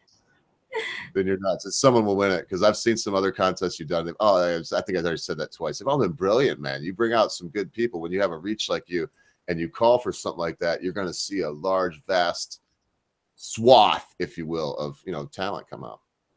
Yeah, I've had some really good entries. I didn't expect how many people would enter. So I said, I'll do a video with everyone in. I'm not going to be able to cover everyone. I'm just going to have to choose the ones that are the best and then put them in. Because in fact, I can't even imagine. To be honest, if you can, and if that was honest, just stick with that, because that may be a sidestep, and I don't know. But when you do something like that, you can't possibly look at every freaking submission that you get. Well, yeah, I've looked at everyone. I've had a few hundred at least. But yeah, I've looked at them all. So that's a rough number. Do you have an actual number, sir? Have 800? I haven't counted them, to be honest. God bless you, because I know some other people. Like I mentioned Scott Pressler, he's got a little thing on Twitter. He's got 77,000 followers, and I can attest to the fact that he answers everything anybody sends him. I try to. Gracious. That's incredible to me. The dedication is something on that level. When it comes to the art, sorry, go ahead. I was going to say, I'm not going to lie, it's time consuming. One of the things that takes the most time is reading comments and answering emails. I'm terrible with my emails as well, so sorry to people who've emailed me and I haven't replied. Sorry. Oh, there's a question for you, Sargon, in the chat that I kind of want you to answer if you can. It says, despite their issues, I can never tell if Sargon dislikes Crowder. Would you mind clarifying your opinion of him? I don't dislike Crowder at all. No, I'm sorry. Go ahead. I don't have a problem with him at all. I don't, I didn't realize I had issues with him. Well, there we go. Person in the chat. Scoop. Right, I'm not a formulated drama. You're almost the British Steven Crowder. I wouldn't see why would somebody ask if you had a problem with him, is my question. Don't call me the British Steven Crowder, all right? But oh man, I got to look at his channel now. I think you almost double his subscribership. And there was I thinking I was the British. I'm going to get in trouble now because I'll tell you what, the Mug Club thing bummed me out because he said my wife and I watch his program. We used to watch it every week. Now I kind of skip weeks because I won't change my time and blah, blah, blah. Not gay Jared, cost me money, buy my Mug Club, yada, yada, yada. But I don't know how you do it, Sargon. I don't know if you make money at this. I've speculated at what you might make or may not make. But that's really none of my business. I've never seen you do kind of like that. Anyway, I don't know what your beef is. I don't like doing. I don't intend to do any sponsorships or anything like that. So kind of puts you in a box. And that said, hey, I don't know what your beef is with him, but if I had one, it would be that he said he wouldn't change the content that I got, which for my wife and I, it was 3 hours a week. Very entertaining. It's still entertaining. But boy, it seems crammed now, and it's half the time of the guests. Anyway, but what would your be if you didn't already say it? What would your beef be with the guy? You do seem like he doesn't have any. I have a beef with him. I don't know what the problem is. I was going to prod one more time, a long way around. As if there is no beef to prod, then perhaps I can just ask, given that we were talking about the art, because when you did that video about the artwork that people sent in for your actual channel, it struck me that you were really taken aback as to what people had sent in. It kind of struck me that you never really expected that level of artwork to be sent. No, I really didn't. That's why I increased the amount that I was going to give, because it just didn't occur to me that people would send in like proper artwork, Yeah. I don't know. I figured it'd be, just some quick stuff people had knocked up, but some of it had obviously taken a long time, and I didn't want to just be a skinflint about it, I mean, some people really seem to go, they seem to really throw the kitchen sink at it. I mean, it must have taken them, a week or two to come up with some of that stuff. Yeah, absolutely. And I feel bad that I couldn't, there were people who sent me a piece of art that obviously had taken a long time as well, and I had to choose, and so I was like, oh man, that I really put a lot of effort in, and yet I can't give him anything. Yeah. But I mean, I really appreciate everything. I didn't necessarily agree with your sequence of, Well, everyone's got preferences, haven't they? But I must admit, I agreed with the best one of them. I love the one that you chose as the winner. That was the look on that Sargon's face. Yeah, is just priceless. It was perfect. It was just exactly how I felt. Just, oh my god, look at this nonsense. Well, I'm going a different direction again. But you said your first video was about Anita Sarkeesian, but didn't you do some other videos that weren't connected with the SJW? Oh yeah, I did. Yeah, they came slightly afterwards. Just for, ideas I was thinking of. I don't want to go too deep in that because we were talking before the stream, and I was thinking it was earlier, but I think you said 2014, and it was just cool stuff. I would ask anybody that's still here watching. Remember that Sargon has I don't know, body of work sounds so gay. I don't know how else to say it, Sargon. He has a body of work that is different than what you may be accustomed to if you're one of his 600,000 or so. What do you call them? I wouldn't call them fans. Whatever. Subscribers. Then go check out. I mean, all you got to do is type his name and the other stuff will come up. And you'll see that he covers some ancient mythos. Man, he's actually got. Everybody's here for him. I had to put a little plug in there.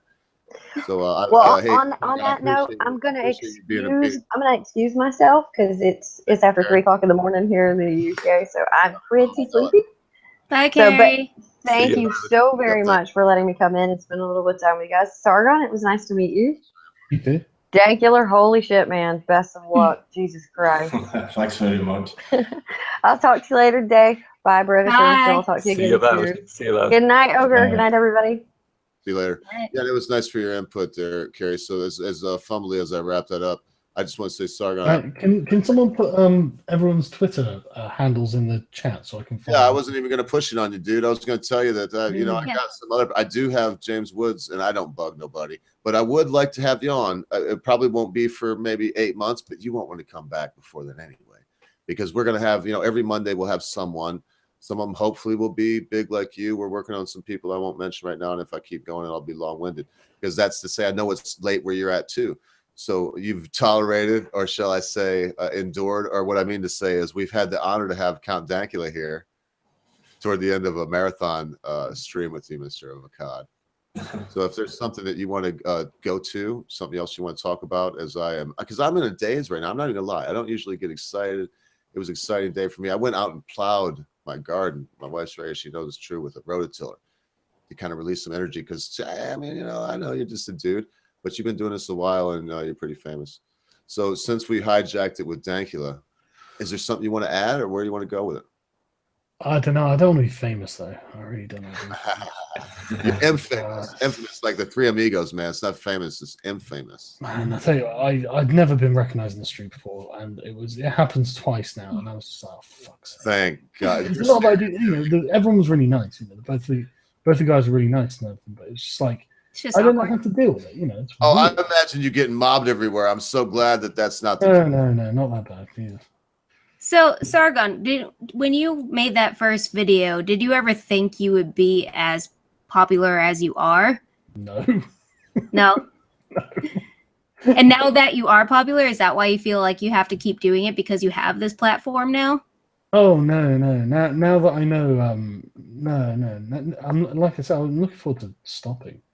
Yeah, No, but is what compels you to keep going is because you know you have an audience and you know your voice can actually be heard? Oh, no. I just want to really destroy social justice at this point. Okay. Fair enough. All of the selfish fuckwits who are using it to deliberately try and oppress other people can suck my dick. I'm going to see them ruined.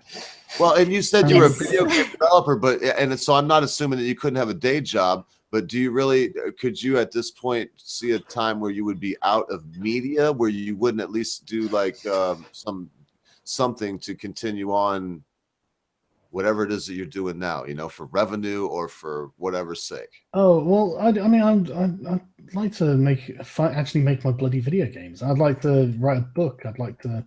There are loads of other things I want to do. I don't know how It's just, many this takes a lot of time and effort, so I can't do two things at once. You know.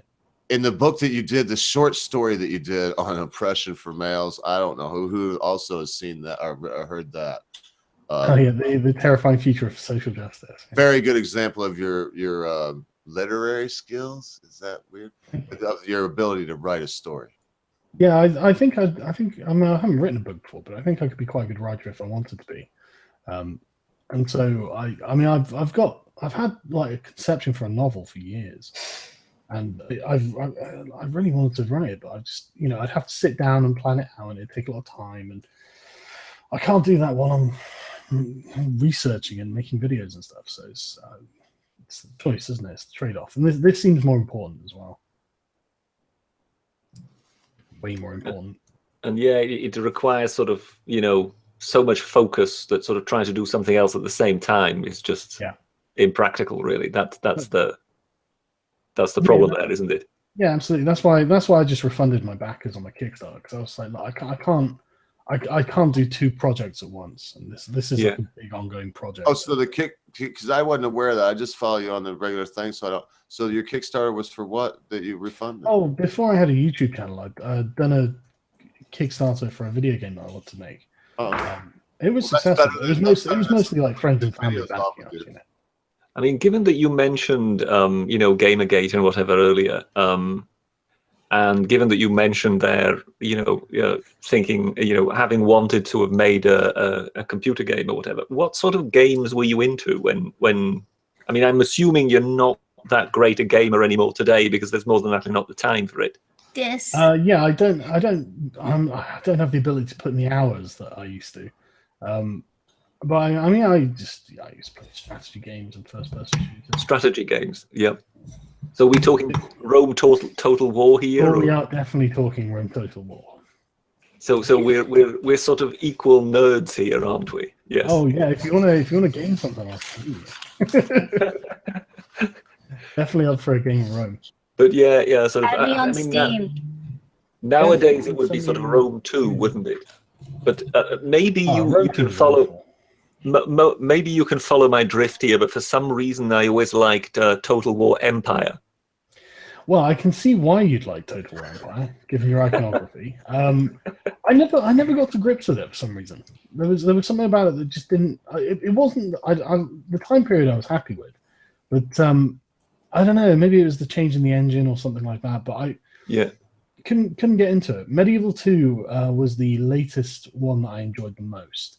Rome I 2, never played Medieval. I did Rome, I did Empire, and I did Napoleon. That was quite enjoyable, Napoleon. It was a much updated version of the Empire engine. Yeah, I heard a lot of good things about Empire, actually, but Napoleon, but I never got around to it, just because, life gets in the way, doesn't it? Yeah. I mean, I say nowadays, I can't remember when I last played it, because, as you say, it takes so much time in order to play it out. But I'm not really surprised that you would be of the sort of historical strategy bent. Yeah, it's kind of, honestly, it was kind of Rome Total War that got me into history, actually. Because I was just, I enjoyed playing it because it was a good, fun game. And then, I don't know, I just found myself getting interested in the time period. And then suddenly I just found myself getting interested in it all. And I used to spend a lot of time on history forums. I used to listen to audiobooks and read and I just kind of got into it. Just found it interesting. I got really into history thanks to those Dear America books when I was a little kid. And then from there, there's this one book. It's about an Irish princess that gets kidnapped by the English. And it kind of shows really both sides of that, how the little kids on both sides felt and they loved their family and thought their family was in the right of everything. And it really intrigued me into like the life stories of people in history. I'll have to try and find, like, y'all reminded me of that book. I'll have to try and find it now. Then, of course, there are always the hideous Scots north of the border, and lots of history there. Oh, I love reading about the Scottish. I really do. Well, Say words, Dankula. Oh, thanks. So, Dank, do you consider yourself English? Because you said that earlier. I mean, he definitely considers himself English. So, so that goes back to what the British was telling me in private about the Highlanders and the Lowlanders. Is that what? Yeah, okay. My family history is pretty Celtic as far as it goes, because the last Meakin is sort of a English bastardization of what the name's supposed to be, which is what my surname is. It's supposed to be Miadican, which is Irish Gaelic. It means the honourable. Obviously, that surname's fallen pretty fucking far. That fits you too fine, Dank. I mean, no, but like pretty much all of my ancestors are all Irish and Scottish and stuff like that. Apparently, a lot of sheep herders, which kind of probably plays into the whole sheep shagger joke that we very often get as well. Yeah, pretty much. I've got hundreds and hundreds of years of us killing each other and raising sheep. That's pretty much my family tree. That's pretty much all it is. So you would have been part of the Celtic Charge. Probably. Yeah, you're a Bannockburn, weren't you? Your family. Probably. Did you ever see that, talking of Bannockburn, did you ever see that episode that Billy Connolly made once, where he showed where the Scottish line was and where the British line was, and how far the Scots actually had to run before they ever reached the British line? And he kind of tried to do it on camera, and he sort of said, well, no wonder the Scots lost, because they were all knackered by the time they actually reached the British lines.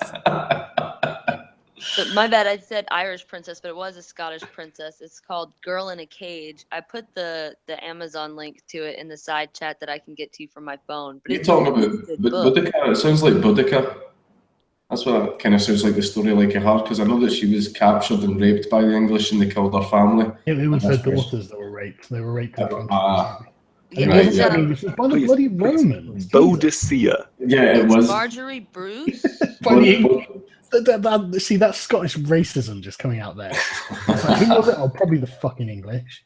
Like, I think it's maybe fiction based off of history. I read it when I was a kid, but I always loved it. But it's the daughter of Robert the Bruce, and she gets kidnapped by Edward Longshanks, Oh, that might be and true. she gets put in a cage in like the middle of town. And but it also kind of tells you the story from the point of view of Edward the Longshanks' children and how they're seeing things go down. It's really cool. I like that book a lot. Hmm. But it's like a kid fiction book, Oh, darn it, Dang. like teen fiction.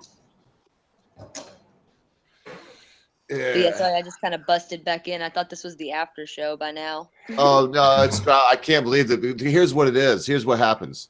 I get on here with the Britisher Cabbage Patch, and now apparently Sargon of Akkad and Dankula and these boys, they don't even. I don't even. What time is it there, lads? 3:30. Yeah, there. So I'd be damned if I'm gonna say uncle right now.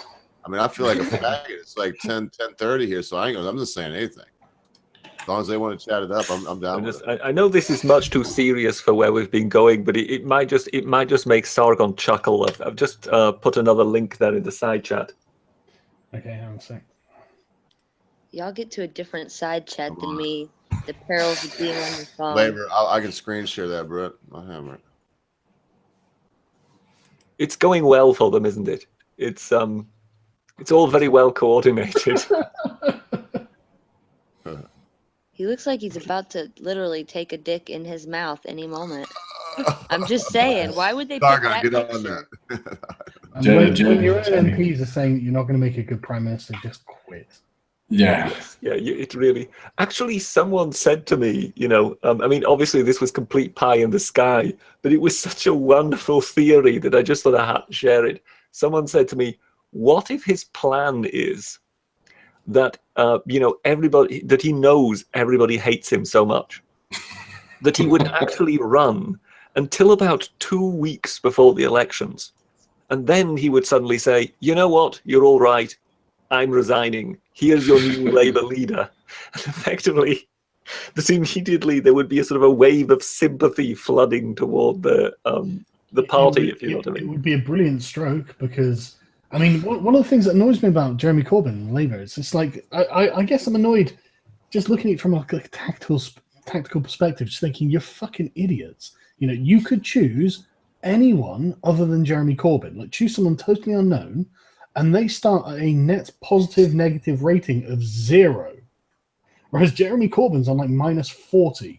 Yeah. So if you just started with someone nobody had heard of, you have a better chance than with A Corbyn. random person off the street, put a red rosette on their chest and say, here is your new Labour leader. Yes, exactly. What do you know about nothing? Well, he's already doing better than Corbyn. They could have done that with Hillary Clinton. Yes. Any chick, like, here's your new female presidential candidate. Anybody else? Did you ever catch that interview that it was one of the political editors of the BBC, and he did an interview with Corbyn, and this goes a while back. I mean, not years, but few months or so. And it once again sort of hinged on, the problems with Trident and whatever. Because at one moment, obviously, Corbyn is a unilateralist and would like to get rid of the nuclear weapons. But at the next moment, he is a Labour leader, and they're very bothered about the unions and things like that. So it was kind of put to him that, well, you are aware of the fact that there are these towns where they maintain and look after these submarines, and there's thousands, if not tens of thousands of jobs on the line. So if you do away with this, there will be thousands and thousands of union workers out of a job. So immediately he started hedging. Oh, well, we might be able to keep the submarines, but just not have any missiles on them. And at that very moment, even the BBC correspondent he was so incredulous that he just spoke out and said, well, what would you have them do then? Troll for cod? The the EU would be on your ass in fucking seconds. That's the problem as well, is even though we managed to get Brexit, we've got a second referendum coming up where we might actually get independence and they're going to try and get us back into the EU. You won't qualify. Hopefully. No, you won't qualify. I'll be fine with that, but the problem is, like, I'm all for us getting independence. It's just that I feel if we do, we're going to get Sturgeon. Yeah. And she's a fucking lunatic, man. Like, you want Sturgeon to be your George Washington? No, fuck that. That was the thing as well. See, people were writing to like local MPs and stuff like that, like about me trying to get support from MPs, and I've got a lot of letters from MPs saying even though the joke was in bad taste, he shouldn't have been arrested. Right? Mm-hmm. Each party kind of gave positive responses. The SNP gave absolutely no positive responses. Even some of them said we are against hate speech of any form, of any kind. And all that. I'm just sort of sitting there like, it's my fucking dog doing a trick, Sturgeon. You should send a letter back. You know, when they say we are against hate speech of any kind, you should send a letter back and say, fine, say something nice about the English or the Westminster government.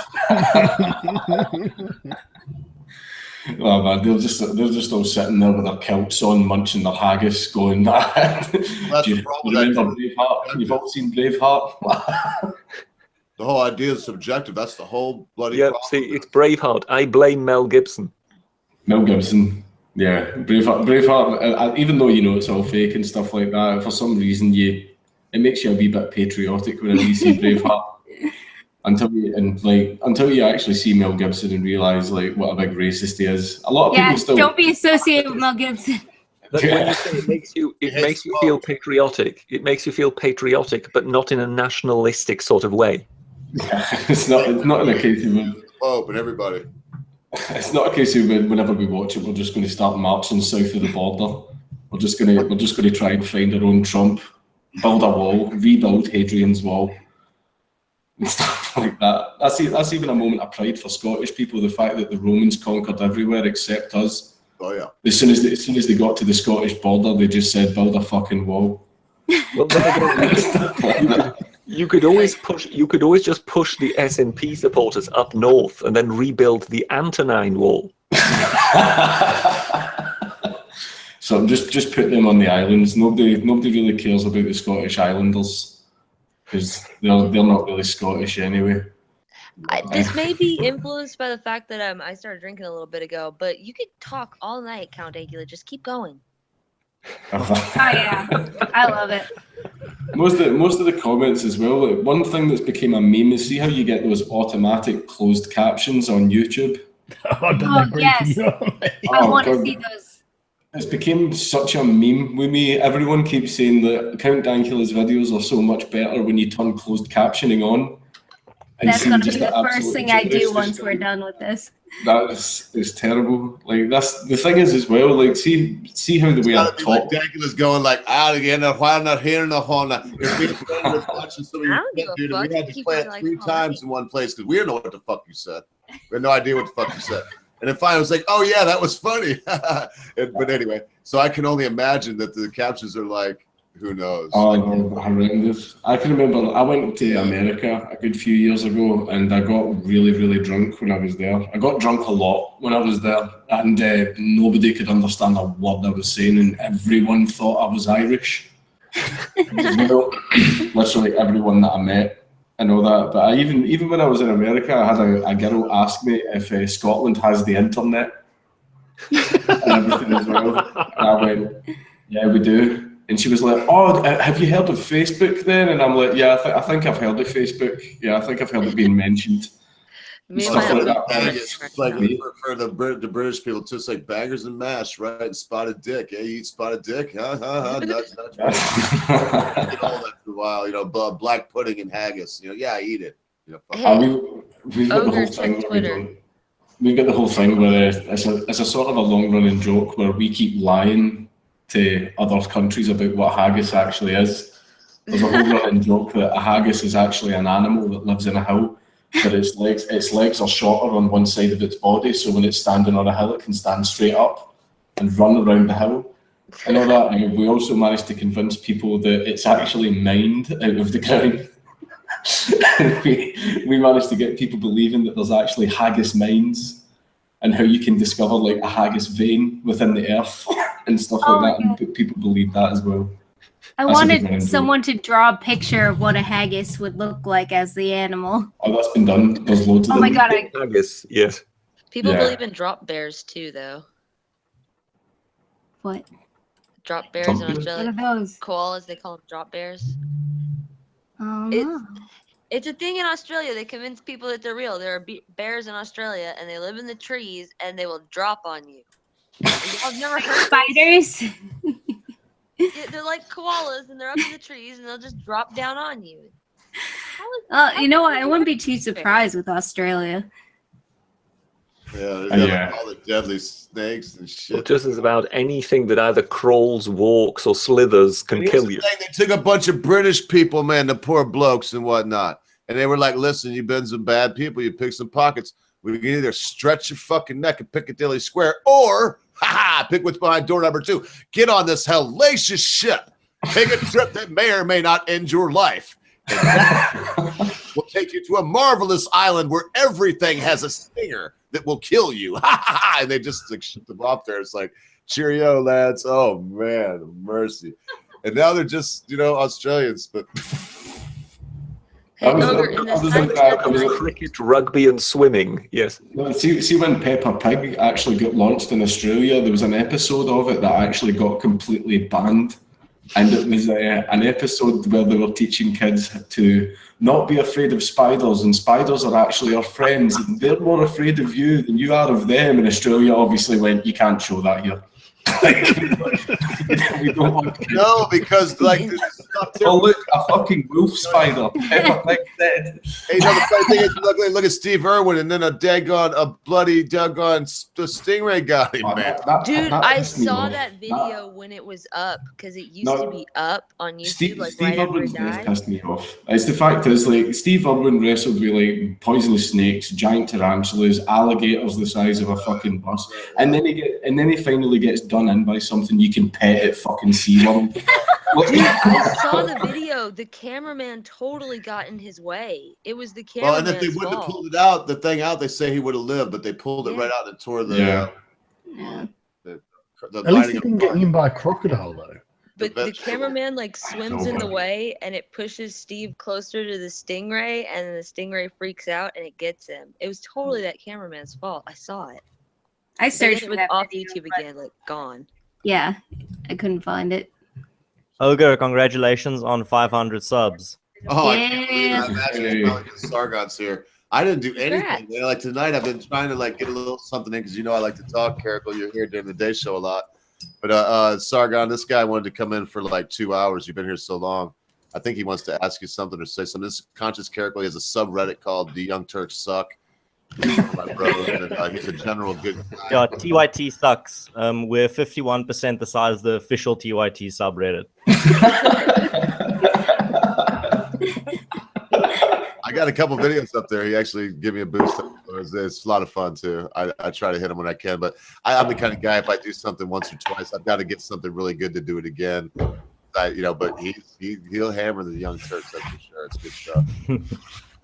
Oh yeah, no. I just wanted to come on to tell Sargon that you are really one of the biggest influences on my political thought in the past 2 years, which is, I don't know, either sad or quite incredible. Well, honestly, I consider the fact that I have any kind of success at all a sad indictment of the establishment.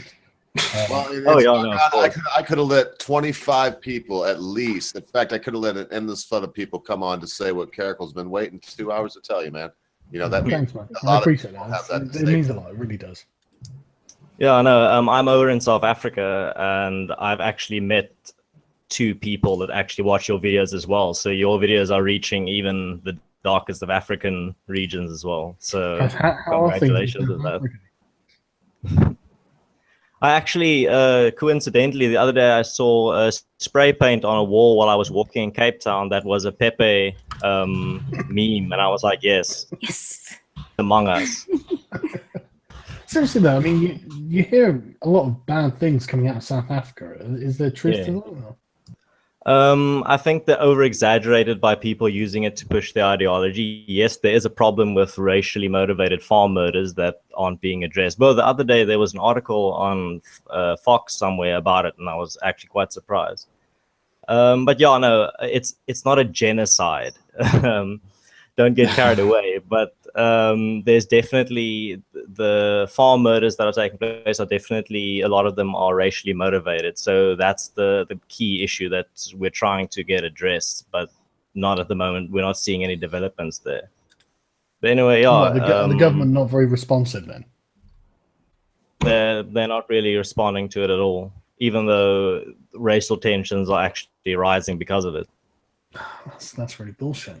And like I've said in a previous stream here, that people don't realize the effect that social justice is having on developing countries like South Africa. I mean, it's resonating here. We're always just hearing about the effects in first world countries and in America and the UK and Europe. But people don't talk about the effect it's having in third world countries and developing countries, where it's also taking root now. And I think where it's resonating more, where even if it's defeated in the West, it might live on here for decades to come and cause irreparable damage. Honestly, I do. I think that the potential to be really quite catastrophic is quite high in African nations. I mean, there are big like Pan-African Marxist movements, aren't there? Yeah. So, yeah, it worries me. I've got to say. But again, the same patterns here are the same patterns we see in the United States. For example, like I've said in previous streams, the authority figures at universities that are indoctrinating some of these students. For example, last year, I think it made like the BBC News, South Africa had huge riots in terms of free education, fees must fall, originating from the Roads Must Fall movement. And then you look at all these fall lists in... like go to their profiles and they all have these social justice warrior rhetoric. They all have these lists in their bios where they list all their intersectional labels and trophies or whatever. And you see it's the exact same people. No matter where you go, with all these protests and riots, you find the exact same archetype almost, if I can use a Jungian term. Yeah, it seems to be in the minds, doesn't it? But yeah, I had another question I wanted to ask, which on a more lighter note. How far down the rabbit hole do you go with all the talk of Trump as in playing four-dimensional chess when you look at his 100 days so far, his term? Well, I mean, he's been victorious at everything he's done so far. So it's hard to believe that he's an idiot. No one's that healthcare plan. Well, when you look at how like 4chan is raving about it, then you start seeing like they see more into it than there really is. So my question would be like, how far do you think that goes? How much of it is I was actually thinking about like the personal attacks. I mean, the healthcare thing is like a massive issue that no one's going to solve. So you know, it's unrealistic to expect him to do it. But like the Syria thing, the strike on Syria, everyone reacted really, really passionately towards it, but no one sat back and actually looked at the effect of it. Because, I mean, Trump came out of that smelling of roses. You know, he showed that he's not afraid to do something. You know, that put the Russians in their place. It also killed the rumor that he's being puppeteered by Russia. It got the media on his side. It stopped everyone from bitching and moaning. And now they had something. Oh my God! Should we do this? Suddenly he wasn't the focus. And it was everyone around him. And if it wasn't a deliberate tactical move, he blundered into a brilliant idea. Because now loads of people from all sides of the political spectrum are just like, we're not invading Syria. We can't do this. And so he can go, well, there are loads of people who don't want me to do it, so I'm not going to do it. If he's not deliberately doing this, then he's a lucky idiot. Well, is he a lucky idiot, or has he just simply embraced the ways that basically the mainstream wanted him to go? Well, that's the thing. He's kind of with that one move, you managed to do a lot, and nothing really bad happened when he did it. So it was just like, I mean, if it wasn't a calculated move, he's just lucky, really, really lucky. But he just decimated the entire Russia rhetoric that has been floating around in the media for the past how many months. He just destroyed it, basically. Yeah, and the media was suddenly on his side. Glenn Greenwald was freaking out because the media was suddenly sucking his dick, and it's just like, well, I mean, once again, Trump wins. You know? He can't stop winning. Yeah, he just can't. You look at it, he is now also suddenly saying that, you know, NATO is no longer obsolete, and the Russians are suddenly the villains. So it's hard to see him not really taking a more Clinton-style position. Yeah, he is. He absolutely is. But I think it might well be tactical. I mean, the thing is, the people he has to deal with are really powerful and really influential, and it doesn't surprise me that he's had to cut to them somewhat. But he's engineered it. Okay, I say he's engineered it, but the situation has arrived where now I really don't think it's feasible politically for them to go into Syria. I don't think the political capital is there to make that happen. So, and I think the strike helped with that. I think it generated a lot of ill will to the idea of going into Syria. So, if he's not doing this on purpose, he's just fucking lucky. That's all I've got. And Julian Assange? I think this is one of those special interest things, isn't it? With there are loads and loads of people who hate Assange more than anything. Well, now look, man, I've seen you be very straightforward with Trump, Nazi-free. In fact, I've been a Trump supporter until he put his hand on the Bible and said whatever, and then he just became another motherfucking shitty politician. Yeah. Look at his trend right now. He went from I listened to his rallies while I did my farming, Sargon, and you know, he was like, "Oh, Assange is a hero. Look at this WikiLeaks. I love WikiLeaks." And now they're gonna listen. If he don't do an executive thing and be like, "With the power of Trump, to my pardon thee, sir," you know, he sucks. Period. Well, the thing is, I don't think Julian Assange has actually done anything wrong, has he? He ain't done shit wrong. He's a fucking hero. Excuse me, sir. I mean, like legally. Legally, if he didn't procure the information himself, then he's not committed a crime. Sharing information. He didn't sign a non-disclosure form. It's people give him information. He's WikiLeaks. He did not wiki generate. Oh yeah, well, dude, I'm totally. The whole thing goes back to Bradley Manning. About it, brother, and it makes me so upset to see him wave that around when he was campaigning, and now if he doesn't come out, I already said it, man. You know, because I don't want to be a dick either. I like President Trump because I'm American and whatnot. I liked Obama. I like them all. They're in the office of presidency. I like the presidency. So I like the president. But that said, man, son of a bitch, man, and Julian Assange, I don't want to just horn in a bulldog, but this is a touchy subject like Syria with you, Sargon.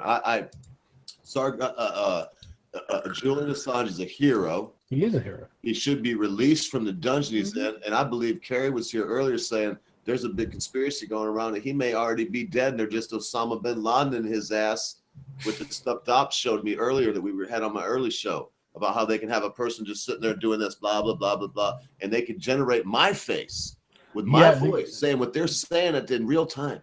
So they don't even know if he's alive. I don't know anything about whether he's alive. Yeah, I didn't mean to get real crazy, but Julian. No, dude. You say it's crazy, right?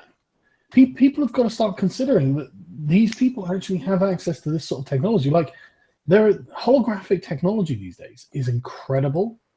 And I mean, I'm not saying that anything's happened, but the potential is there. And so, and now, you know, after the Vault 7 leaks, we know exactly what the CIA is capable of doing. It's one of those things where it's like, we can't just say, no, that's ridiculous. Well, even the Vault 7 leaks aren't the pinnacle of what the CIA can do. That's the unsettling thing. They're the bottom level. I mean, we don't even know the half of it. We don't even know how far this goes. And that's the thing. People are seeing the Vault 7 leaks as this is the pinnacle of the abilities of the CIA. And it's like, no, this is their table scraps. Right. Mm-hmm. I got pretty deep into that conspiracy theory that Julian Assange was actually dead once they released that. I think it was what was it, like a dead not a dead drop, but it was like some sequence of numbers that meant that it was compromised. And like a dead man switch. Yeah, that's like what it was. And kind of WikiLeaks, I follow them on Twitter, and like the content kind of changed a little, and nobody had seen them, and people were like wanting him to wave out the window and whatever. And he did a couple interviews, but they were weird. Like the lapel on his suit was like glitching out, like it was using hologram technology. And I think maybe now I'm convinced he's alive still, but I kind of got like conspiracy theory-ish about that. Like, what convinced you he's alive then, Day? I don't know. The Vault 7 releases kind of made me think that. They were also saying that the CIA had control of WikiLeaks. That was like a part of it, that the CIA now had. By the powers that be, though, on the Vault 7. And look, I think he's probably alive, but I'll just go back to my original statement while we have some. Can I just finish my thought real quick? Also, why I think he might be alive now is that they're trying to arrest him, and like they're bringing charges. Why would you put charges on a dead man? They're like not gonna be like, oh, we're going to arrest him, but we can't find him. He was already dead, I would say. I don't know. And I don't see what he was already dead, but I believe that myself that when they went and did the raid, I don't know. Osama, but he was on a dialysis machine. How you get a fucking dialysis machine in the caves? Now I'm getting so deep in the weeds, everybody will hate me. But hey man, I think there's a lot of bullshit around Bin Laden thing as well. I mean, he was in a compound like a mile away from Pakistani army base for 4 years or something. That sounds like he's getting held prison. They didn't ever see him, Sargon. They were like the kids that lived in the backyard that they got one to say that they did. It was a summon, and he was like, "Nah, I got coerced." Yeah, but and then they dumped his body at sea. And they dumped his body in the ocean. They didn't show anyone the body or anything like that. And they says, "Oh, this is part of an Islamic ritual." We dumped it in the traditional Islamic ritual of dumping people in the ocean and then right. Yeah, exactly. No, they got it confused. They want to drive the Jews into the ocean. It's a simple mistake. You understand? Yeah, I think there's some sus stuff going on there. I don't trust. Yeah, I don't know them to be the sentimental type to honor him with a traditional dropping at sea death. Evidence. It's like Goodfellas, where they're taking the guy they shot in the club down and they're going to bury him up the stadium. It's getting ready. When it comes to Assange, Day, you said I sleep tonight. It's just my opinion. It don't mean shit. When you said about Assange, Day, you said, he's not appeared in the windows and whatever. I think he may have good reason to stay away from the windows of that embassy. Well, yeah, that's the thing. People were like, no, you don't want to go towards the windows. Like, that's not a thing. But people were like, it was a big part of like, it was like proof of life or something. Oh, I got a poke on that, Brett. What do you mean, like because you might get shot? Yes, precisely. Damn, Day, I don't even know. It's so deep because all of our heroes were, man, it's like Bob Marley said, how long will you kill your how long will they kill your prophets while you stand aside and look? And Redemption Song. And I see that now. It's like Manny's getting out, so what do they got to have somebody else, a boogeyman? Is it all about a boogeyman? You have a boogeyman, centralized power around some fake entity, like with their weapon in their underpants, British, their holy weapon ready to strike. Well, I mean, I would, be very afraid. Without sort of wanting to plug, the video I made, in that video I sort of said it is rather ironic that Trump made great announcements about how he would lock Hillary Clinton up. Yeah. But now he's ending up going after Julian Assange, the very guy who embarrassed Hillary Clinton. Right? Yeah, they held up. Hillary Clinton is nowhere near a jail cell. I think WikiLeaks did play a huge part in the outcome of the election. I think that's wrong. Like the whole point of it is, I know that everyone believes there is some. I don't know if anyone remembers the old Zeitgeist movies. I think that a lot of people do have. I wrote a paper on one. Yeah. A lot of people do have the whole general belief that I don't like using the word Illuminati or anything like that, right? But I do definitely believe that there are powerful people behind the curtain pulling a lot of strings, basically just wanting to make sure that they and their family stay in power and stuff like that as well. So like even the CIA, I can name them if you want. We know who they are. Yeah. We know who they are. I mean, David Rockefeller all but says exactly that in his biography. He literally says he's part of a conspiracy. Yeah, Let me just get the passage. Hang on. Yeah, get it up, Sargon, because you were mentioning this earlier. And he says, if I'm accused of this, count me right. I'm proud of it. Given that, while Sargon looks that up, somebody just mentioned the Illuminati and Alex Jones. Have you noticed that sort of in the right light, if you see him from the right angle, Count Dankula looks just like Alex Jones. Just I was they weren't in studio because Alex Jones. It's not a comedian like they said. No, it's actually Count Dankula. Count Dankula is attractive. There's Sargon now. Right, so you can see his biography, right? David Rockefeller biography. I even know what page it's on because this is one of those things where it's like, man, I can't believe he'd say it so brazenly. So it's a paragraph called Proud Internationalist. Oh, mercy. A chapter called Proud Internationalist. And he's got this thing called Populist Paranoia. And it's just like 3 paragraphs, but I'll read it out and you'll be fucking gobsmacked, right? It says, for more than a century, ideological extremists at either end of the political spectrum have seized upon well-publicized incidents, such as my encounter with Castro, to attack the Rockefeller family for inordinate influence they claim we wield over American politics and economic institutions. Some even believe we are part of a secret cabal working against the best interests of the United States, characterizing my family and me as internationalists, and of conspiring with others around the world to build a more integrated global political and economic structure. One world, if you will. If that's the charge, I stand guilty and I am proud of it. Yeah, that is the thing I've done.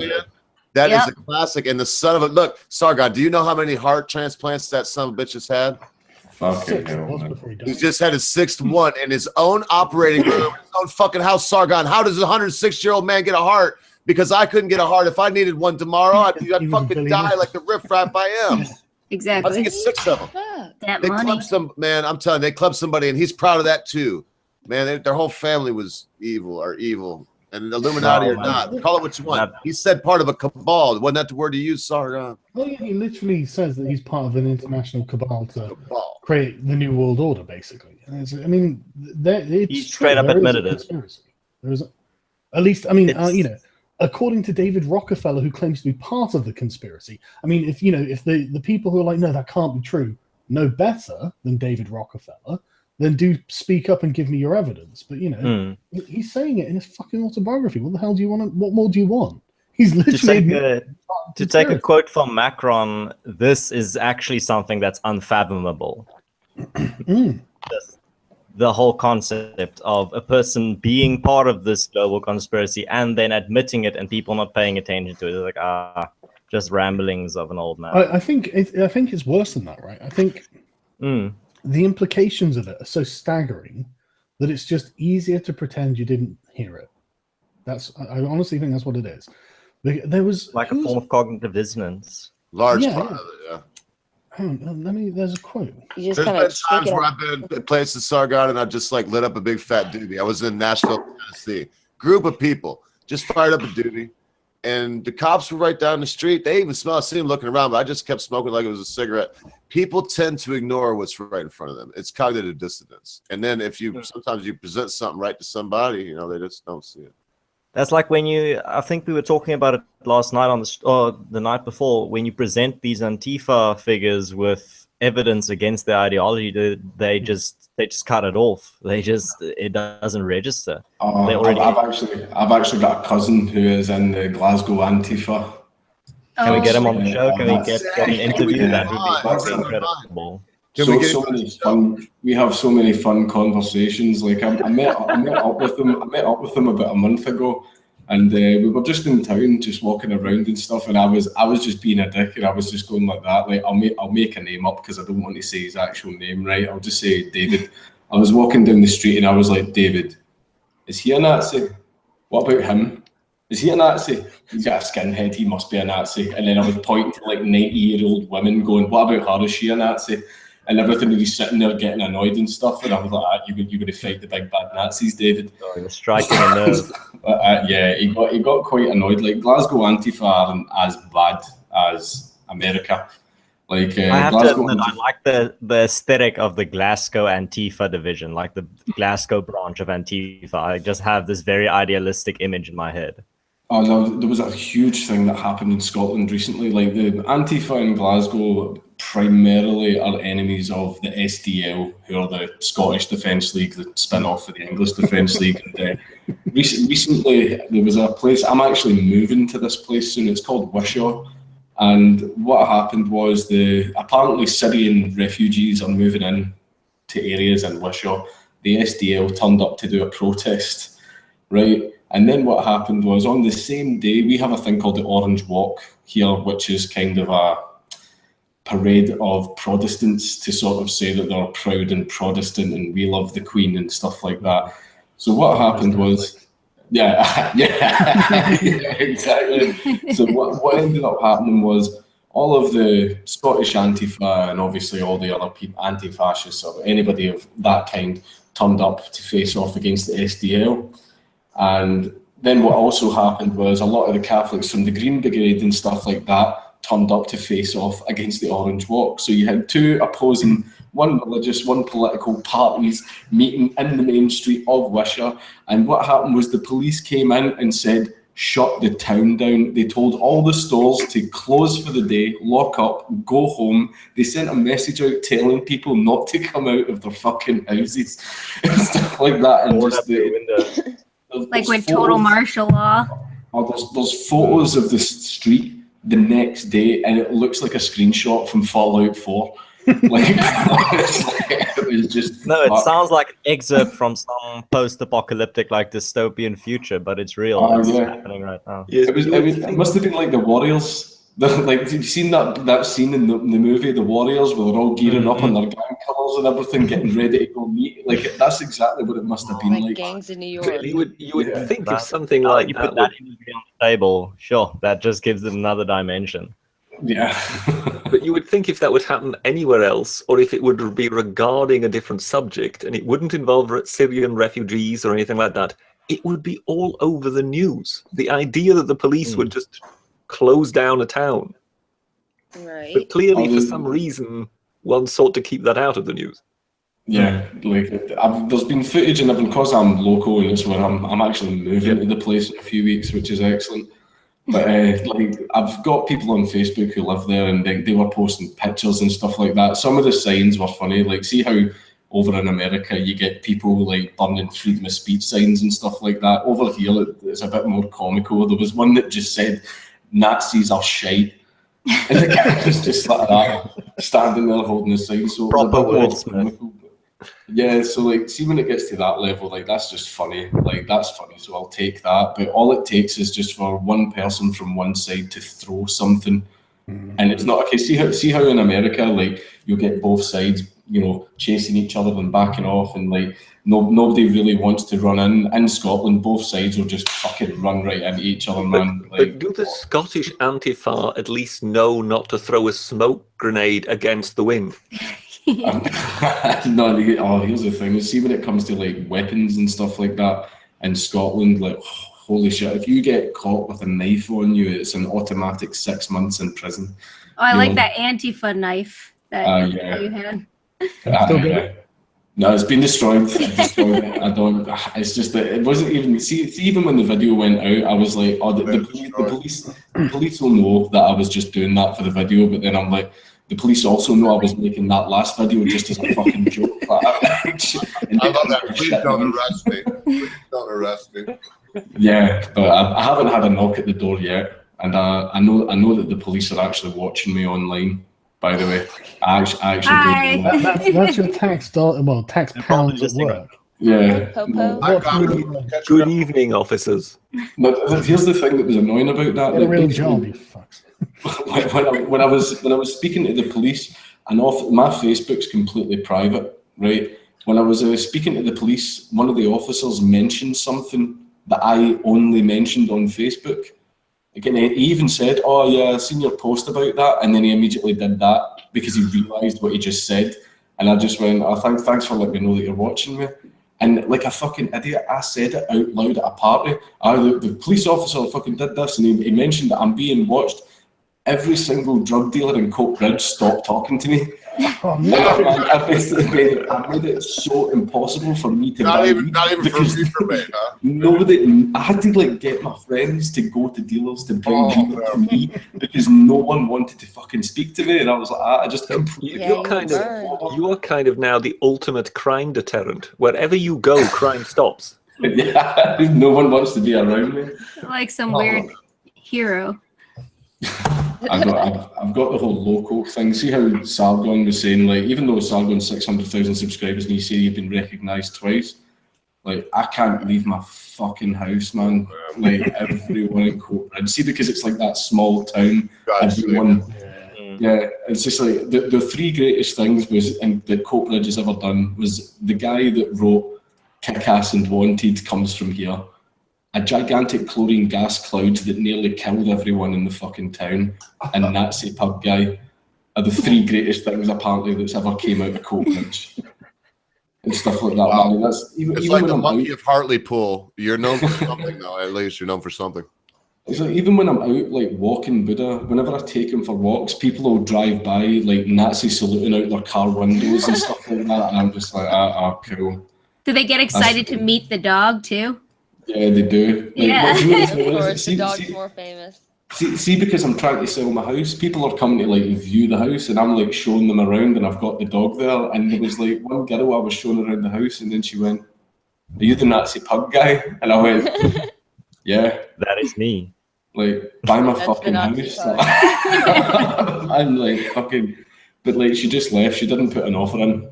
So that was Really sounds like your house has become like quite the tourist destination.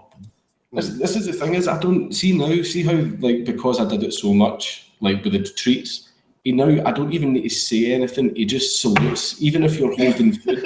If he wants some, he salutes. So see when Sue, my girlfriend, is sitting eating her dinner, the dog just walks up and salutes at her. Exactly. That's why I had to turn my camera off, because I'm sitting here having a little bit of late tea, and my dog's right here. And when she sees me eating, I've trained her. She just boom. And if I say the words, I don't want to say it right now. She goes so high, and she's a German dog. She's a pincher.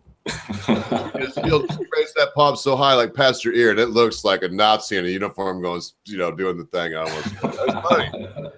I'm self-censoring because look, I know people are watching you, and I've seen your videos where you're like, I know you're watching me. I mean, I don't think you see no way. I was like, oh man, you got fucking. Is that why you tweet people your balls, because they're so big they can hardly fit on the camera? No, that entire thing backfired. Like, I like posted my Snapchat to a few people just for a joke, going like, "Oh yeah, you should totally add me on Snapchat." And then for a joke, the first thing I send them is a picture of my balls. Right? What happened is my Snapchat got leaked and get passed around everywhere, man. And I was getting like so many fucking Snapchats of people's balls and stuff like that, to the point where it's just full of balls, and I just don't even bother opening them anymore because I know what it's going to be. So it was a meme that completely backfired. Yeah, because I don't want to compare your trolls with Sargon's trolls, but I would say per capita, you have the whole, and if you but listen, brother, the problem with not problem, but what you got going on is you willingly feed them much food, much troll food. You are deemed as Snapchat the testicular division. Yeah, the thing is, see the people that I've got in my Discord, like, see how how the whole Kekistani thing, they like to like raid people and stuff like that and annoy people. There was an event that ended up getting taken too far, to the point where I don't want to say this person's name, but they're in Australia, they're quite famous, and a person who's in my Discord left a comment on one of their YouTube videos. Right, and it wasn't bearing. I know that sounds like it was bearing. It wasn't. It was nobody connected to any of the communities. It was like a chef type person, right? And a person the poll are going to narrow that down now, right? They probably will. They're chef in Australia. Boom. No, the problem is as well. The chef ended up going on TV to talk about the trolling they got online just because they insulted this one person from my Discord. I joined in thinking it was going to be quite funny. Right, we were just posting YouTube comments and just like having a laugh, right? Just harmless trolling, harmless fun. What ended up happening is like a few other people managed to like totally dox her and her family and stuff like that, and just it ended up pure. The train, there was no brakes on that train anymore, and I just kind of had to I'm taking nothing to fucking do with this, right? But she was writing about it on her blog, and feminists in Australia were getting fucking furious and stuff like that. And then she ended up going on TV and she started crying, and I went, oh no, shit, like that, like, because I was like, yeah, guys, it'll be fun. And then it just immediately became not fun. And I was like, everyone, please stop. You're going to get me into trouble. But then people started commenting on all our videos saying, subscribe to Count Dankula. No. And everything, as if to fucking say it was me. So that's why the only people that I have around me are the ones that want me in fucking jail. So, man, that's that. But I'll tell you one thing, you were kind of holding my hand through Discord, but we did say, I heard Kekistan 3 times, so I got to ask the question, Sargon. I do recall somewhere in the fog of my marijuana and alcohol laced memory that I saw a certain document that looked like it had your name on it from the Census Bureau. Was that a real document? No. Oh, okay. No. I wondered because the British with Census all the isn't until 2020, so okay, I can't do anything about it until then. But I certainly will. It would predate the whole Kekistan thing. And then the way I saw it was with all the political correct stuff going on there, I didn't even check out the date because I thought, oh my goodness, they just let him do that because they don't want to take away what he's identifying as. I think that's the entire point of Kekistan. It's just a sort of a tongue-in-cheek poking fun at the whole identity politics side of everything. Like I can state that I personally am whatever the fuck I like, and if you say otherwise, well, you're a fucking Nazi. I'm part of the clergy, man. I conduct the Church of Keck 3 days a week, man. Usually 3 hours. I pray every day. You know, if you're going to turn this into you can choose whatever the fuck you like, then. But is that a religion, or is it a is it an ethnicity? It's a perfect simulation of a religion. They've emulated religion. What's the other option outside of religion? Is it a religion or what? I always would, or is it an ethnicity? Because I would always have assumed that the religion of Kekistan would be Jedi. It's like Judaism in that way. In my mind, you could be both. You could either be ethnic or religio Kekistanian. So I myself am both. I would say because it goes back to the previous census where thousands of people announced themselves as Jedi in their religion. Yeah. It's the same concept. I think you could certainly be an adherent of the Church. Oh my god, I'm totally doing that. Pakistan oh yeah, because people like Sargon, this is going to go down in history. You know, like 300 years from now, I guarantee you, somebody's going to be digging in the archives of the internet. They're going to be like, "This guy Sargon of Akkad rose from the dead in 20." Nobody's fucking leading this revolution of Keck. We must praise Keck. With this plague of frogs. There was a bunch of memes that get made about me saying that I was going to be the first, because I'm going to court in a few weeks, that I was going to be the what the fuck. Jesus, no, but I was going to be the first martyr. God, Dankula is going to be the martyr figure. Yeah, the first martyr. Everything is already in place. That's commitment, sweetie. That's commitment. I love you for that one. You see that, Sargon? That was funny. I was just wondering how I couldn't late hear it anything was. because I didn't have my thing. I was just wondering how late it was and whether I was already hallucinating. Oh, yeah. I should probably. Forever, but, Like to toe. like I said, you Brits, when you're ready to go, just let me know because I would like to do a little last shout out. It's half past, nearly half full, so I need to head off to. Oh man, that's wonderful. Thank God, because I was going to hang in here to the bitter end. My wife, she kissed me goodnight about 30 minutes ago. Was like, "You up all night again with these maniacs, huh?" Yeah, big job because fucking Sargon's on your stream now, huh? Don't you? You're gonna be up till fucking 5 o'clock in the morning, right? You're gonna be tired. You gotta do the breaking of the field tomorrow. You know, in the field and so here. No, she's a good woman, but she is like my conscience. Her and the Britisher are Jiminy Cricket, and like I don't even have a bad angel. I've got my wife and the Brit, and they're like constantly like, "Do the right thing. You'll like it. You'll appreciate it in the morning." Whenever anyway, that was my plug, I guess. I really appreciate y'all coming by. So say your last words, man, and I'll be quiet. And when you're gone, I'll do a wrap up so I won't feel embarrassed by kissing your butt so roughly. Oh, nothing. Nothing particular to say. Just thanks for having me on, man. It's been nice. Thanks for the invite. It's been nice chatting. Man, that's awesome. Sargon, would you do me a big favor? Would you say something at least close to these words? It's been a pleasure to be on the Ogre's live stream. No. All right. Y'all know me. I'm going to cut that out. That's even better. So I have to say, no, boom. I've already got And he's gone. He's gone. Oh yeah, no, that was. I fucking love that man. Oh, brilliant! Hey, you gotta give it to. I gotta look now. We gotta, man. He streamed now 6. Oh, man. That was awesome. 5 hours and 18 minutes. And in my head, I thought if we have Sargon on for 2 hours, I'd be happy. And I thought if Dankula even showed up, like, and said, "Hey, here's my nuts," and left, I'd be happy. But that was just a godsend right there. It was wonderful. No, that's cool, man. I was trying to. The reason I was like sort of half playing games, but I'm also half talking to someone of note that I'm trying to set up a live stream with, which I think will be pretty interesting. I don't know if you Bearings found him, and he is. I know he's a wee bit of a thorn in Sargon's side. Have you guys heard of the Bronx blogger? Oh yeah.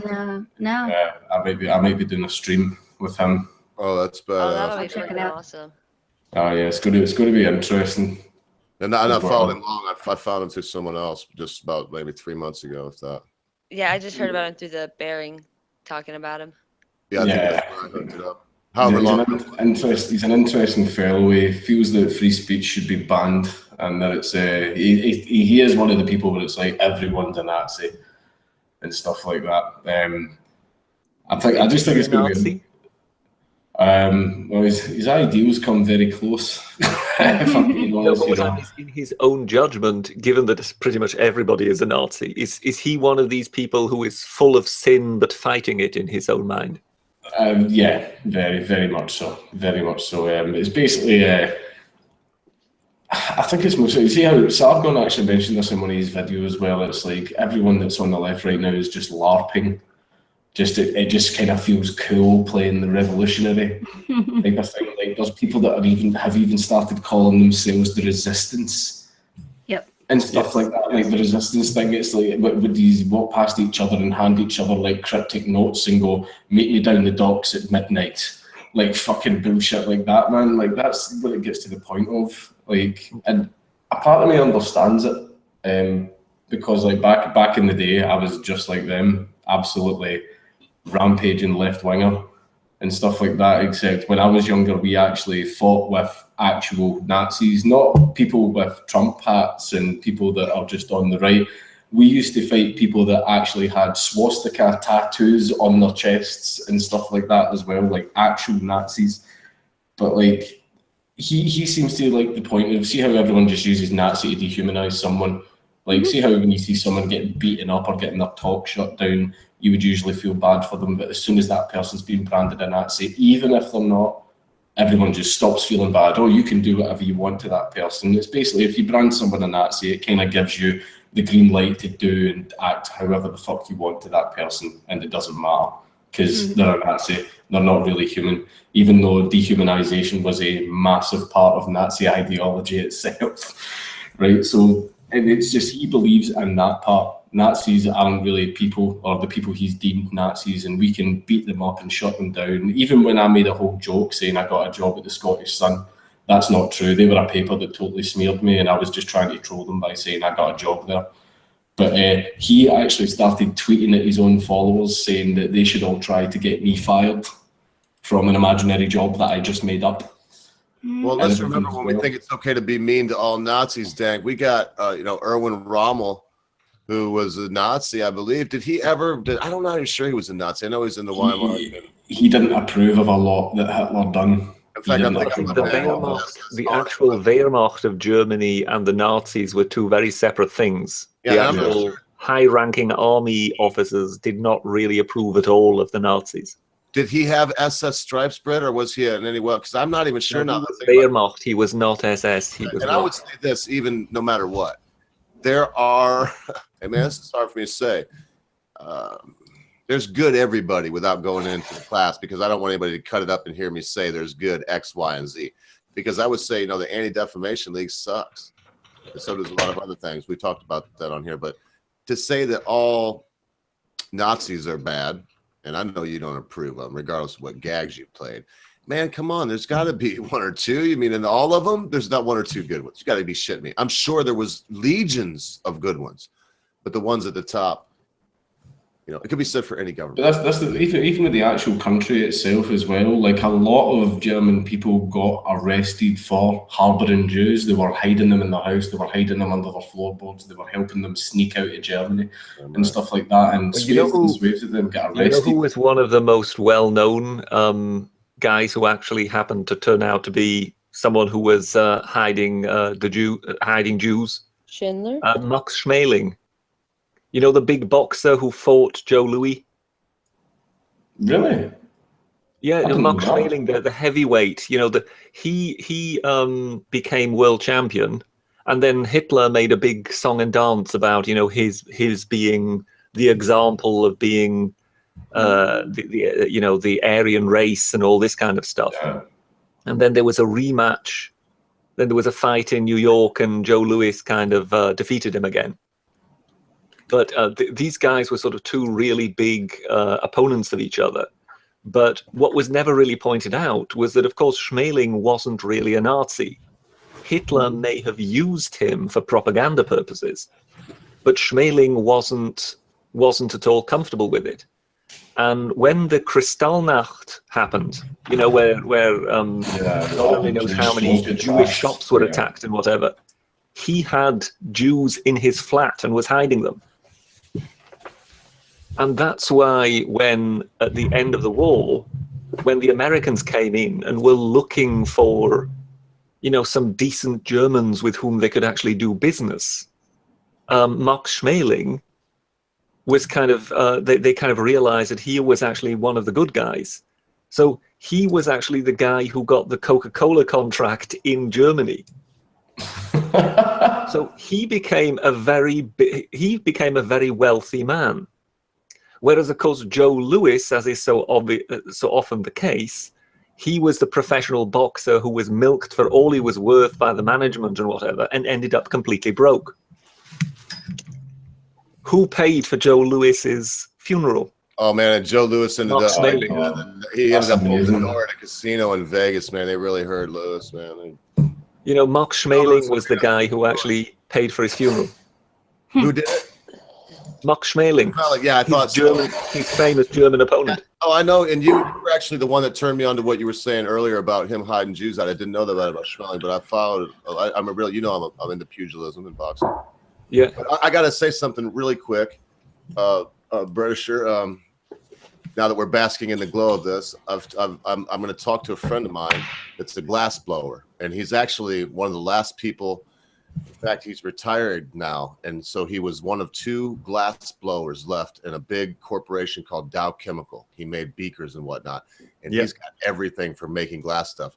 And he will make a small 4-inch tall amber mouse with a hair lip, and on the base it will say Obi-Dobi. And sir, until someone beats the guest that we just had, and Sargon of Akkad was booked completely under the power and authority of the British. I don't know how else to say it. He was the one that got that guest. You will get that Obi-Dobi until I, or someone else, but probably I, beat you, sir, by getting someone that we all come to a quorum on, because this is my decision. But from then on, we'll get together as the crew, which will be a now I'm just going to talk to famous people and use my wiles to get one of them on. Be like, I'll show you. Next time, girl. And this is the deal, though, Brett, because it's going to be a lot of money for me, not to get it made, my birthday, but to send it through the mail to you to bloody old England. I mean, merry old England is going to cost me a pretty penny because it'll be probably heavy. So it'll be on you when we come to an agreement with the crew that I just mentioned. If somebody else gets it, you have to send it to them, and so on and so forth. But you get the Obi-Dobi, sir. It'll probably be about a week or 2 before it's actually made. Cheers. Cheers to you, man. You get it. And a big nod. I don't know what else to say. I want to give out. I'm winning the FA Cup here, doesn't it? Yeah, and like giving him a promotion right now feels so. I feel like I would be a ant crying out from a mound of dung, like the sun is so bright. You know, it's not really, it doesn't matter. So I would just say it was an honor to have him on, man. And thanks, Britt. That was awesome. Because we're still on air. So I'm going to say it one more time to you. Not only are you a stand-up guy, and I hope I don't bug you. Once in a while, I try to send you a little something. Sometimes you respond, sometimes you don't. I know you got a busy life, but in my life, believe it or not, I'm a simple guy, but even a simple guy, because I got a theory.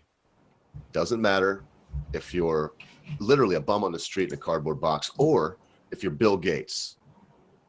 Whatever your personal problems are, they're your personal problems. They ain't no worse or better than anybody else's. And if you think different, it's because you haven't been anybody else. And knowing what you're going through right now, I know it's traumatizing for you. So the bright side for me is that how you've handled this. When I get up in the morning, I'm getting old, Dank. When I get up in the morning, it's like, I don't feel like doing shit. I've got meat soaking right now to make my jerk Jew meat and smoked meat. And I got my chicken. And I don't, sometimes, not every day, but at least once a week, I think about what you're going through, brother. And if I didn't just gild the lily like hell on that, and it gives me a little extra something to know there's a dude sitting somewhere utterly innocent of anything that I know. I'm sure you're not innocent. No one's innocent, but it's for sure. And it just helps me to buck up and do my little bullshit, because everybody's problems are relative, but yours to me seem big, and you're handling it with a tremendous amount of dignity. No, I'm just trying to sort of turn it over to a positive. Like, the reason I don't know if you've went back to my first ever like YouTube video. My first ever YouTube video was a video called cunt.avi, and it was just me zooming in on Buddha's face, calling him a cunt. That was what the channel was supposed to be, just absolute shit posts. And I made this complete shit post and it blew up. So I kind of just decided, you know what, I don't really have a job right now, so I'm just going to focus on YouTube. And then I just did it, and I actually really enjoyed doing it. It's mostly just offending people. I don't know why, I just get a kick out of knowing that I've annoyed someone. But it's just, I just decided to do it, and it was just, see, because it was like all I had for like a year. I couldn't get jobs, I couldn't do anything and stuff like that. I couldn't even go outside where like people, oh, you're the Nazi pub guy and all this kind of stuff. But like, I just sort of like moved into it, and it's just sort of like what's got me through. See, like going on videos and reading all the nice comments, and even all like the mean ones, but the mean ones are always said like as a joke and everything. Like, if someone makes a really good offensive meme of me, I'll retweet it because I think that stuff's hilarious. But like, now that I've got this job, and we've also got like, we moved into a new house as well, where we're hoping to get in soon, so it doesn't sound like I'm recording from inside Notre Dame Cathedral. Like that, I hate this fucking echo. Right, but like, see, because I've now got that and I'm actually now getting somewhere, I feel like, cool, this entire area of my life is sorted. It's just this fucking stupid bullshit that I have to fucking deal with now. That's what's annoying me, because I'm looking at the whole thing going, I shouldn't even fucking be here. I shouldn't be dealing with this fucking shit. This is nonsense. When I get sent into prison and I told all the other prisoners what I was in for, they laughed at me. And stuff like that. And like, even if you don't go to jail at this point, you shouldn't even be going through all the stress of a trial and dealing with all the stuff. That's, even if you don't go to jail, there's still been damage done. Oh, I can hear it right now. We dog salute, mate. I robbed 2 old ladies and took, you know, I can't do the accent, but I can just see it like in a Glaswegian jail cell somewhere all dank, and they give you bread and porridge once a week. They're like, oh, what are you in here for, mate? And you're like, I'm a weed dog, and I made a, you know, they're like, oh yeah, I raped 5 old ladies and murdered their husbands. Wow. Anyway, there's real crime in the world. I mean, you wouldn't know it by your case, but there's definitely real crime out there. Mm. Yeah, man, I think I'm gonna opt out. It was awesome, fucking 6-hour stream. Thank you, because I'm doing this thing, but I'm trying to outlast the Brits. But I have a feeling that right now, what it is the Britisher. He's just hanging out for dear life, and he's like, in his mind, he's like, the ogre's not going to outdo me. Yeah, it's almost 6 a.m. here. Wow. Yeah, thank you. I'm probably going to bounce as well, man. I'm very tired. Yeah, I think I'll also call it a day. I think the Brits are retiring now. Yeah. Well, thank you so much, you guys. This has been awesome. Thanks, Jake, for coming on. TJ, this has been fun. I might try to talk Dan to go into hers for a little 15 minutes after, so I can relinquish the gates, and maybe she would get some people to go check out her channel, or even Amanda, anybody that wants to. I don't care. Oh no, I can't like start a stream. I'm kind of tired. I've been sitting here getting a little drunk listening. I think after about 6 hours or so, everyone is getting tired. Yeah. Spread love around any way I can. I'm out. Thanks a lot, bro. Okay. Well, thanks a lot, people. See you about. Bye, guys. See you later, man. Bye. God save you. Cheers. Dank, we all stand with you, man. Don't let us keep you here with the fish hook. And don't worry, man. Thanks very much, dude. It's been fun.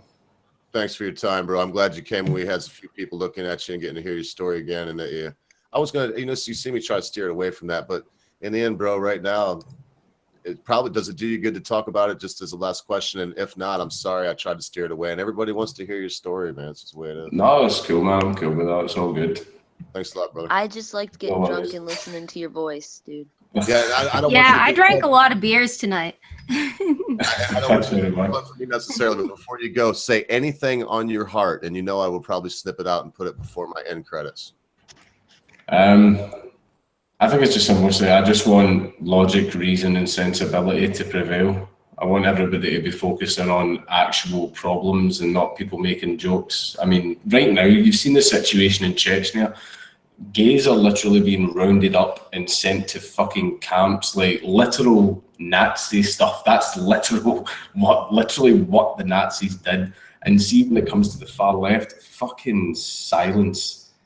They're not doing anything. They're not even speaking out about it. They're still fucking ramping on about pronouns and genders and fucking Trump's a Nazi, Trump's fucking Hitler, fucking all this bullshit, man. And I'm just sitting there like, it's just, and they ramp on about privilege. They're fucking privileged that they think that's a problem, right? I'm sorry, if these people want to be fighting for the fucking equal rights of LGBT community, then they should be fucking fighting against people being dragged to camps just because of who they are, where there's been reports that they're getting beaten to death by guards. If you're a poof, you get thrown off the roof. Yeah, pretty much, because it's because of Islam. It's because of Islam. That's why it's happening. I heard you were citing the Quran on that. You said it said in the Quran somewhere in the Hadith or something. Poof, you get thrown off the roof. Yeah, throw the poof off the roof. That's how they like to do it. Good entertainment for everyone. See how, like in the executions of old, where at noon on Saturday, everyone would crowd around the gallows and just watch the pickpocket that get caught that week get to shed off his mortal coil and stuff like that. It's just a level of barbarism that just has absolutely no place in the modern world. Right, and it just needs to be gone. Good Lord, well, I'm not going to ask you for anything peppy after that. Yeah, sorry, man. Should have just said no. It's coming. Yeah. No. Dank is one of the guys. That's why I feel for him, because he's one of the guys that's eager to be there for a mate, eager to just be a cool dude. I mean, I know, bro, in my heart, I'm not going to ask you that question. I'm going to make a statement, and you should haul ass. I'll try to keep you all night, but you were probably trying to bring light even into your girlfriend, because you was like, I'm trying to think of what will annoy her, but I know in your heart you just wanted to get that one more smile out of her, didn't you? I did it all as a joke. Like, even when I was making the video, I wasn't sitting there like, oh, this is going to piss so many people off. Like, I was just sort of like, it was for her. Like, I didn't think it was going to be on the front page of Reddit. I didn't think it was going to go through all the papers. And what made it worse is the papers were presenting it as something that it absolutely was not.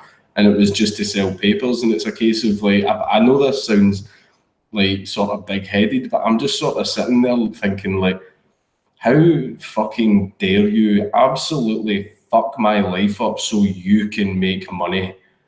Like, that's what just makes me really fucking angry about what the newspapers did, because the newspapers are the ones that put the bad spin in this. And I have a strong belief that they're the ones that got the cops involved so that they could make a bigger story out of it. I'm certain that's what they did. It would not surprise me at all. Yeah. And it's just that, well, the good thing is that, see, because everyone is questioning absolutely everything the mainstream media puts forward, and they did that to themselves. Like, I know it sounds kind of bad, but I'm looking at them with a smug smile, watching their fucking ship sink. Because, I mean, see, like I said in one of my videos, see, as soon as like old people read the papers, young people go to the internet and go to alternate news sources and stuff like that. Old people read the papers. As soon as the old people go, so do the fucking papers. And then it's going to be the new media that takes over. And you can make the argument where, oh, well, the new media will get too big for their boots and just become exactly like the old media. Because when it comes to running a country, the media is extremely fucking important, because they can decide whether or not your own people are for or against you. Mm-hmm. Right? I mean, look what's happening with Trump. Even though people just can't accept the fact that he's fucking president, I'm sorry, tough shit, he fucking is, right? You can print as much lies and twist as many things as you want about it. It doesn't matter. You cannot change the fact that he's president. So what they're doing is, well, we can make sure that people are against him then. Even though you're president, we're going to make it fucking hell for you to get anything done, right? And it's just that just shows just how twisted the media is. They did it to PewDiePie, they did it to JonTron, they did it to me and everything. But see, the more logical people that everybody creates and the more differences in opinion, then see questioning everything that you see. You can see, just like Sargon said, with the whole cabal that's got control over the news, control over this, control over that. They could steal public vote. Hold on 2 seconds, sorry. Uh-oh. He's stolen somebody. I'm in a stream over here. Getting out of it. Just give me a minute. Wonder if it was a dog. Oh man. I just seen Cabbage is gonna kill me. I didn't check my mail. There was 2 people that probably should have came on about an hour and a half ago or so. Was your dog implementing the final solution? My girlfriend's actually awake for work.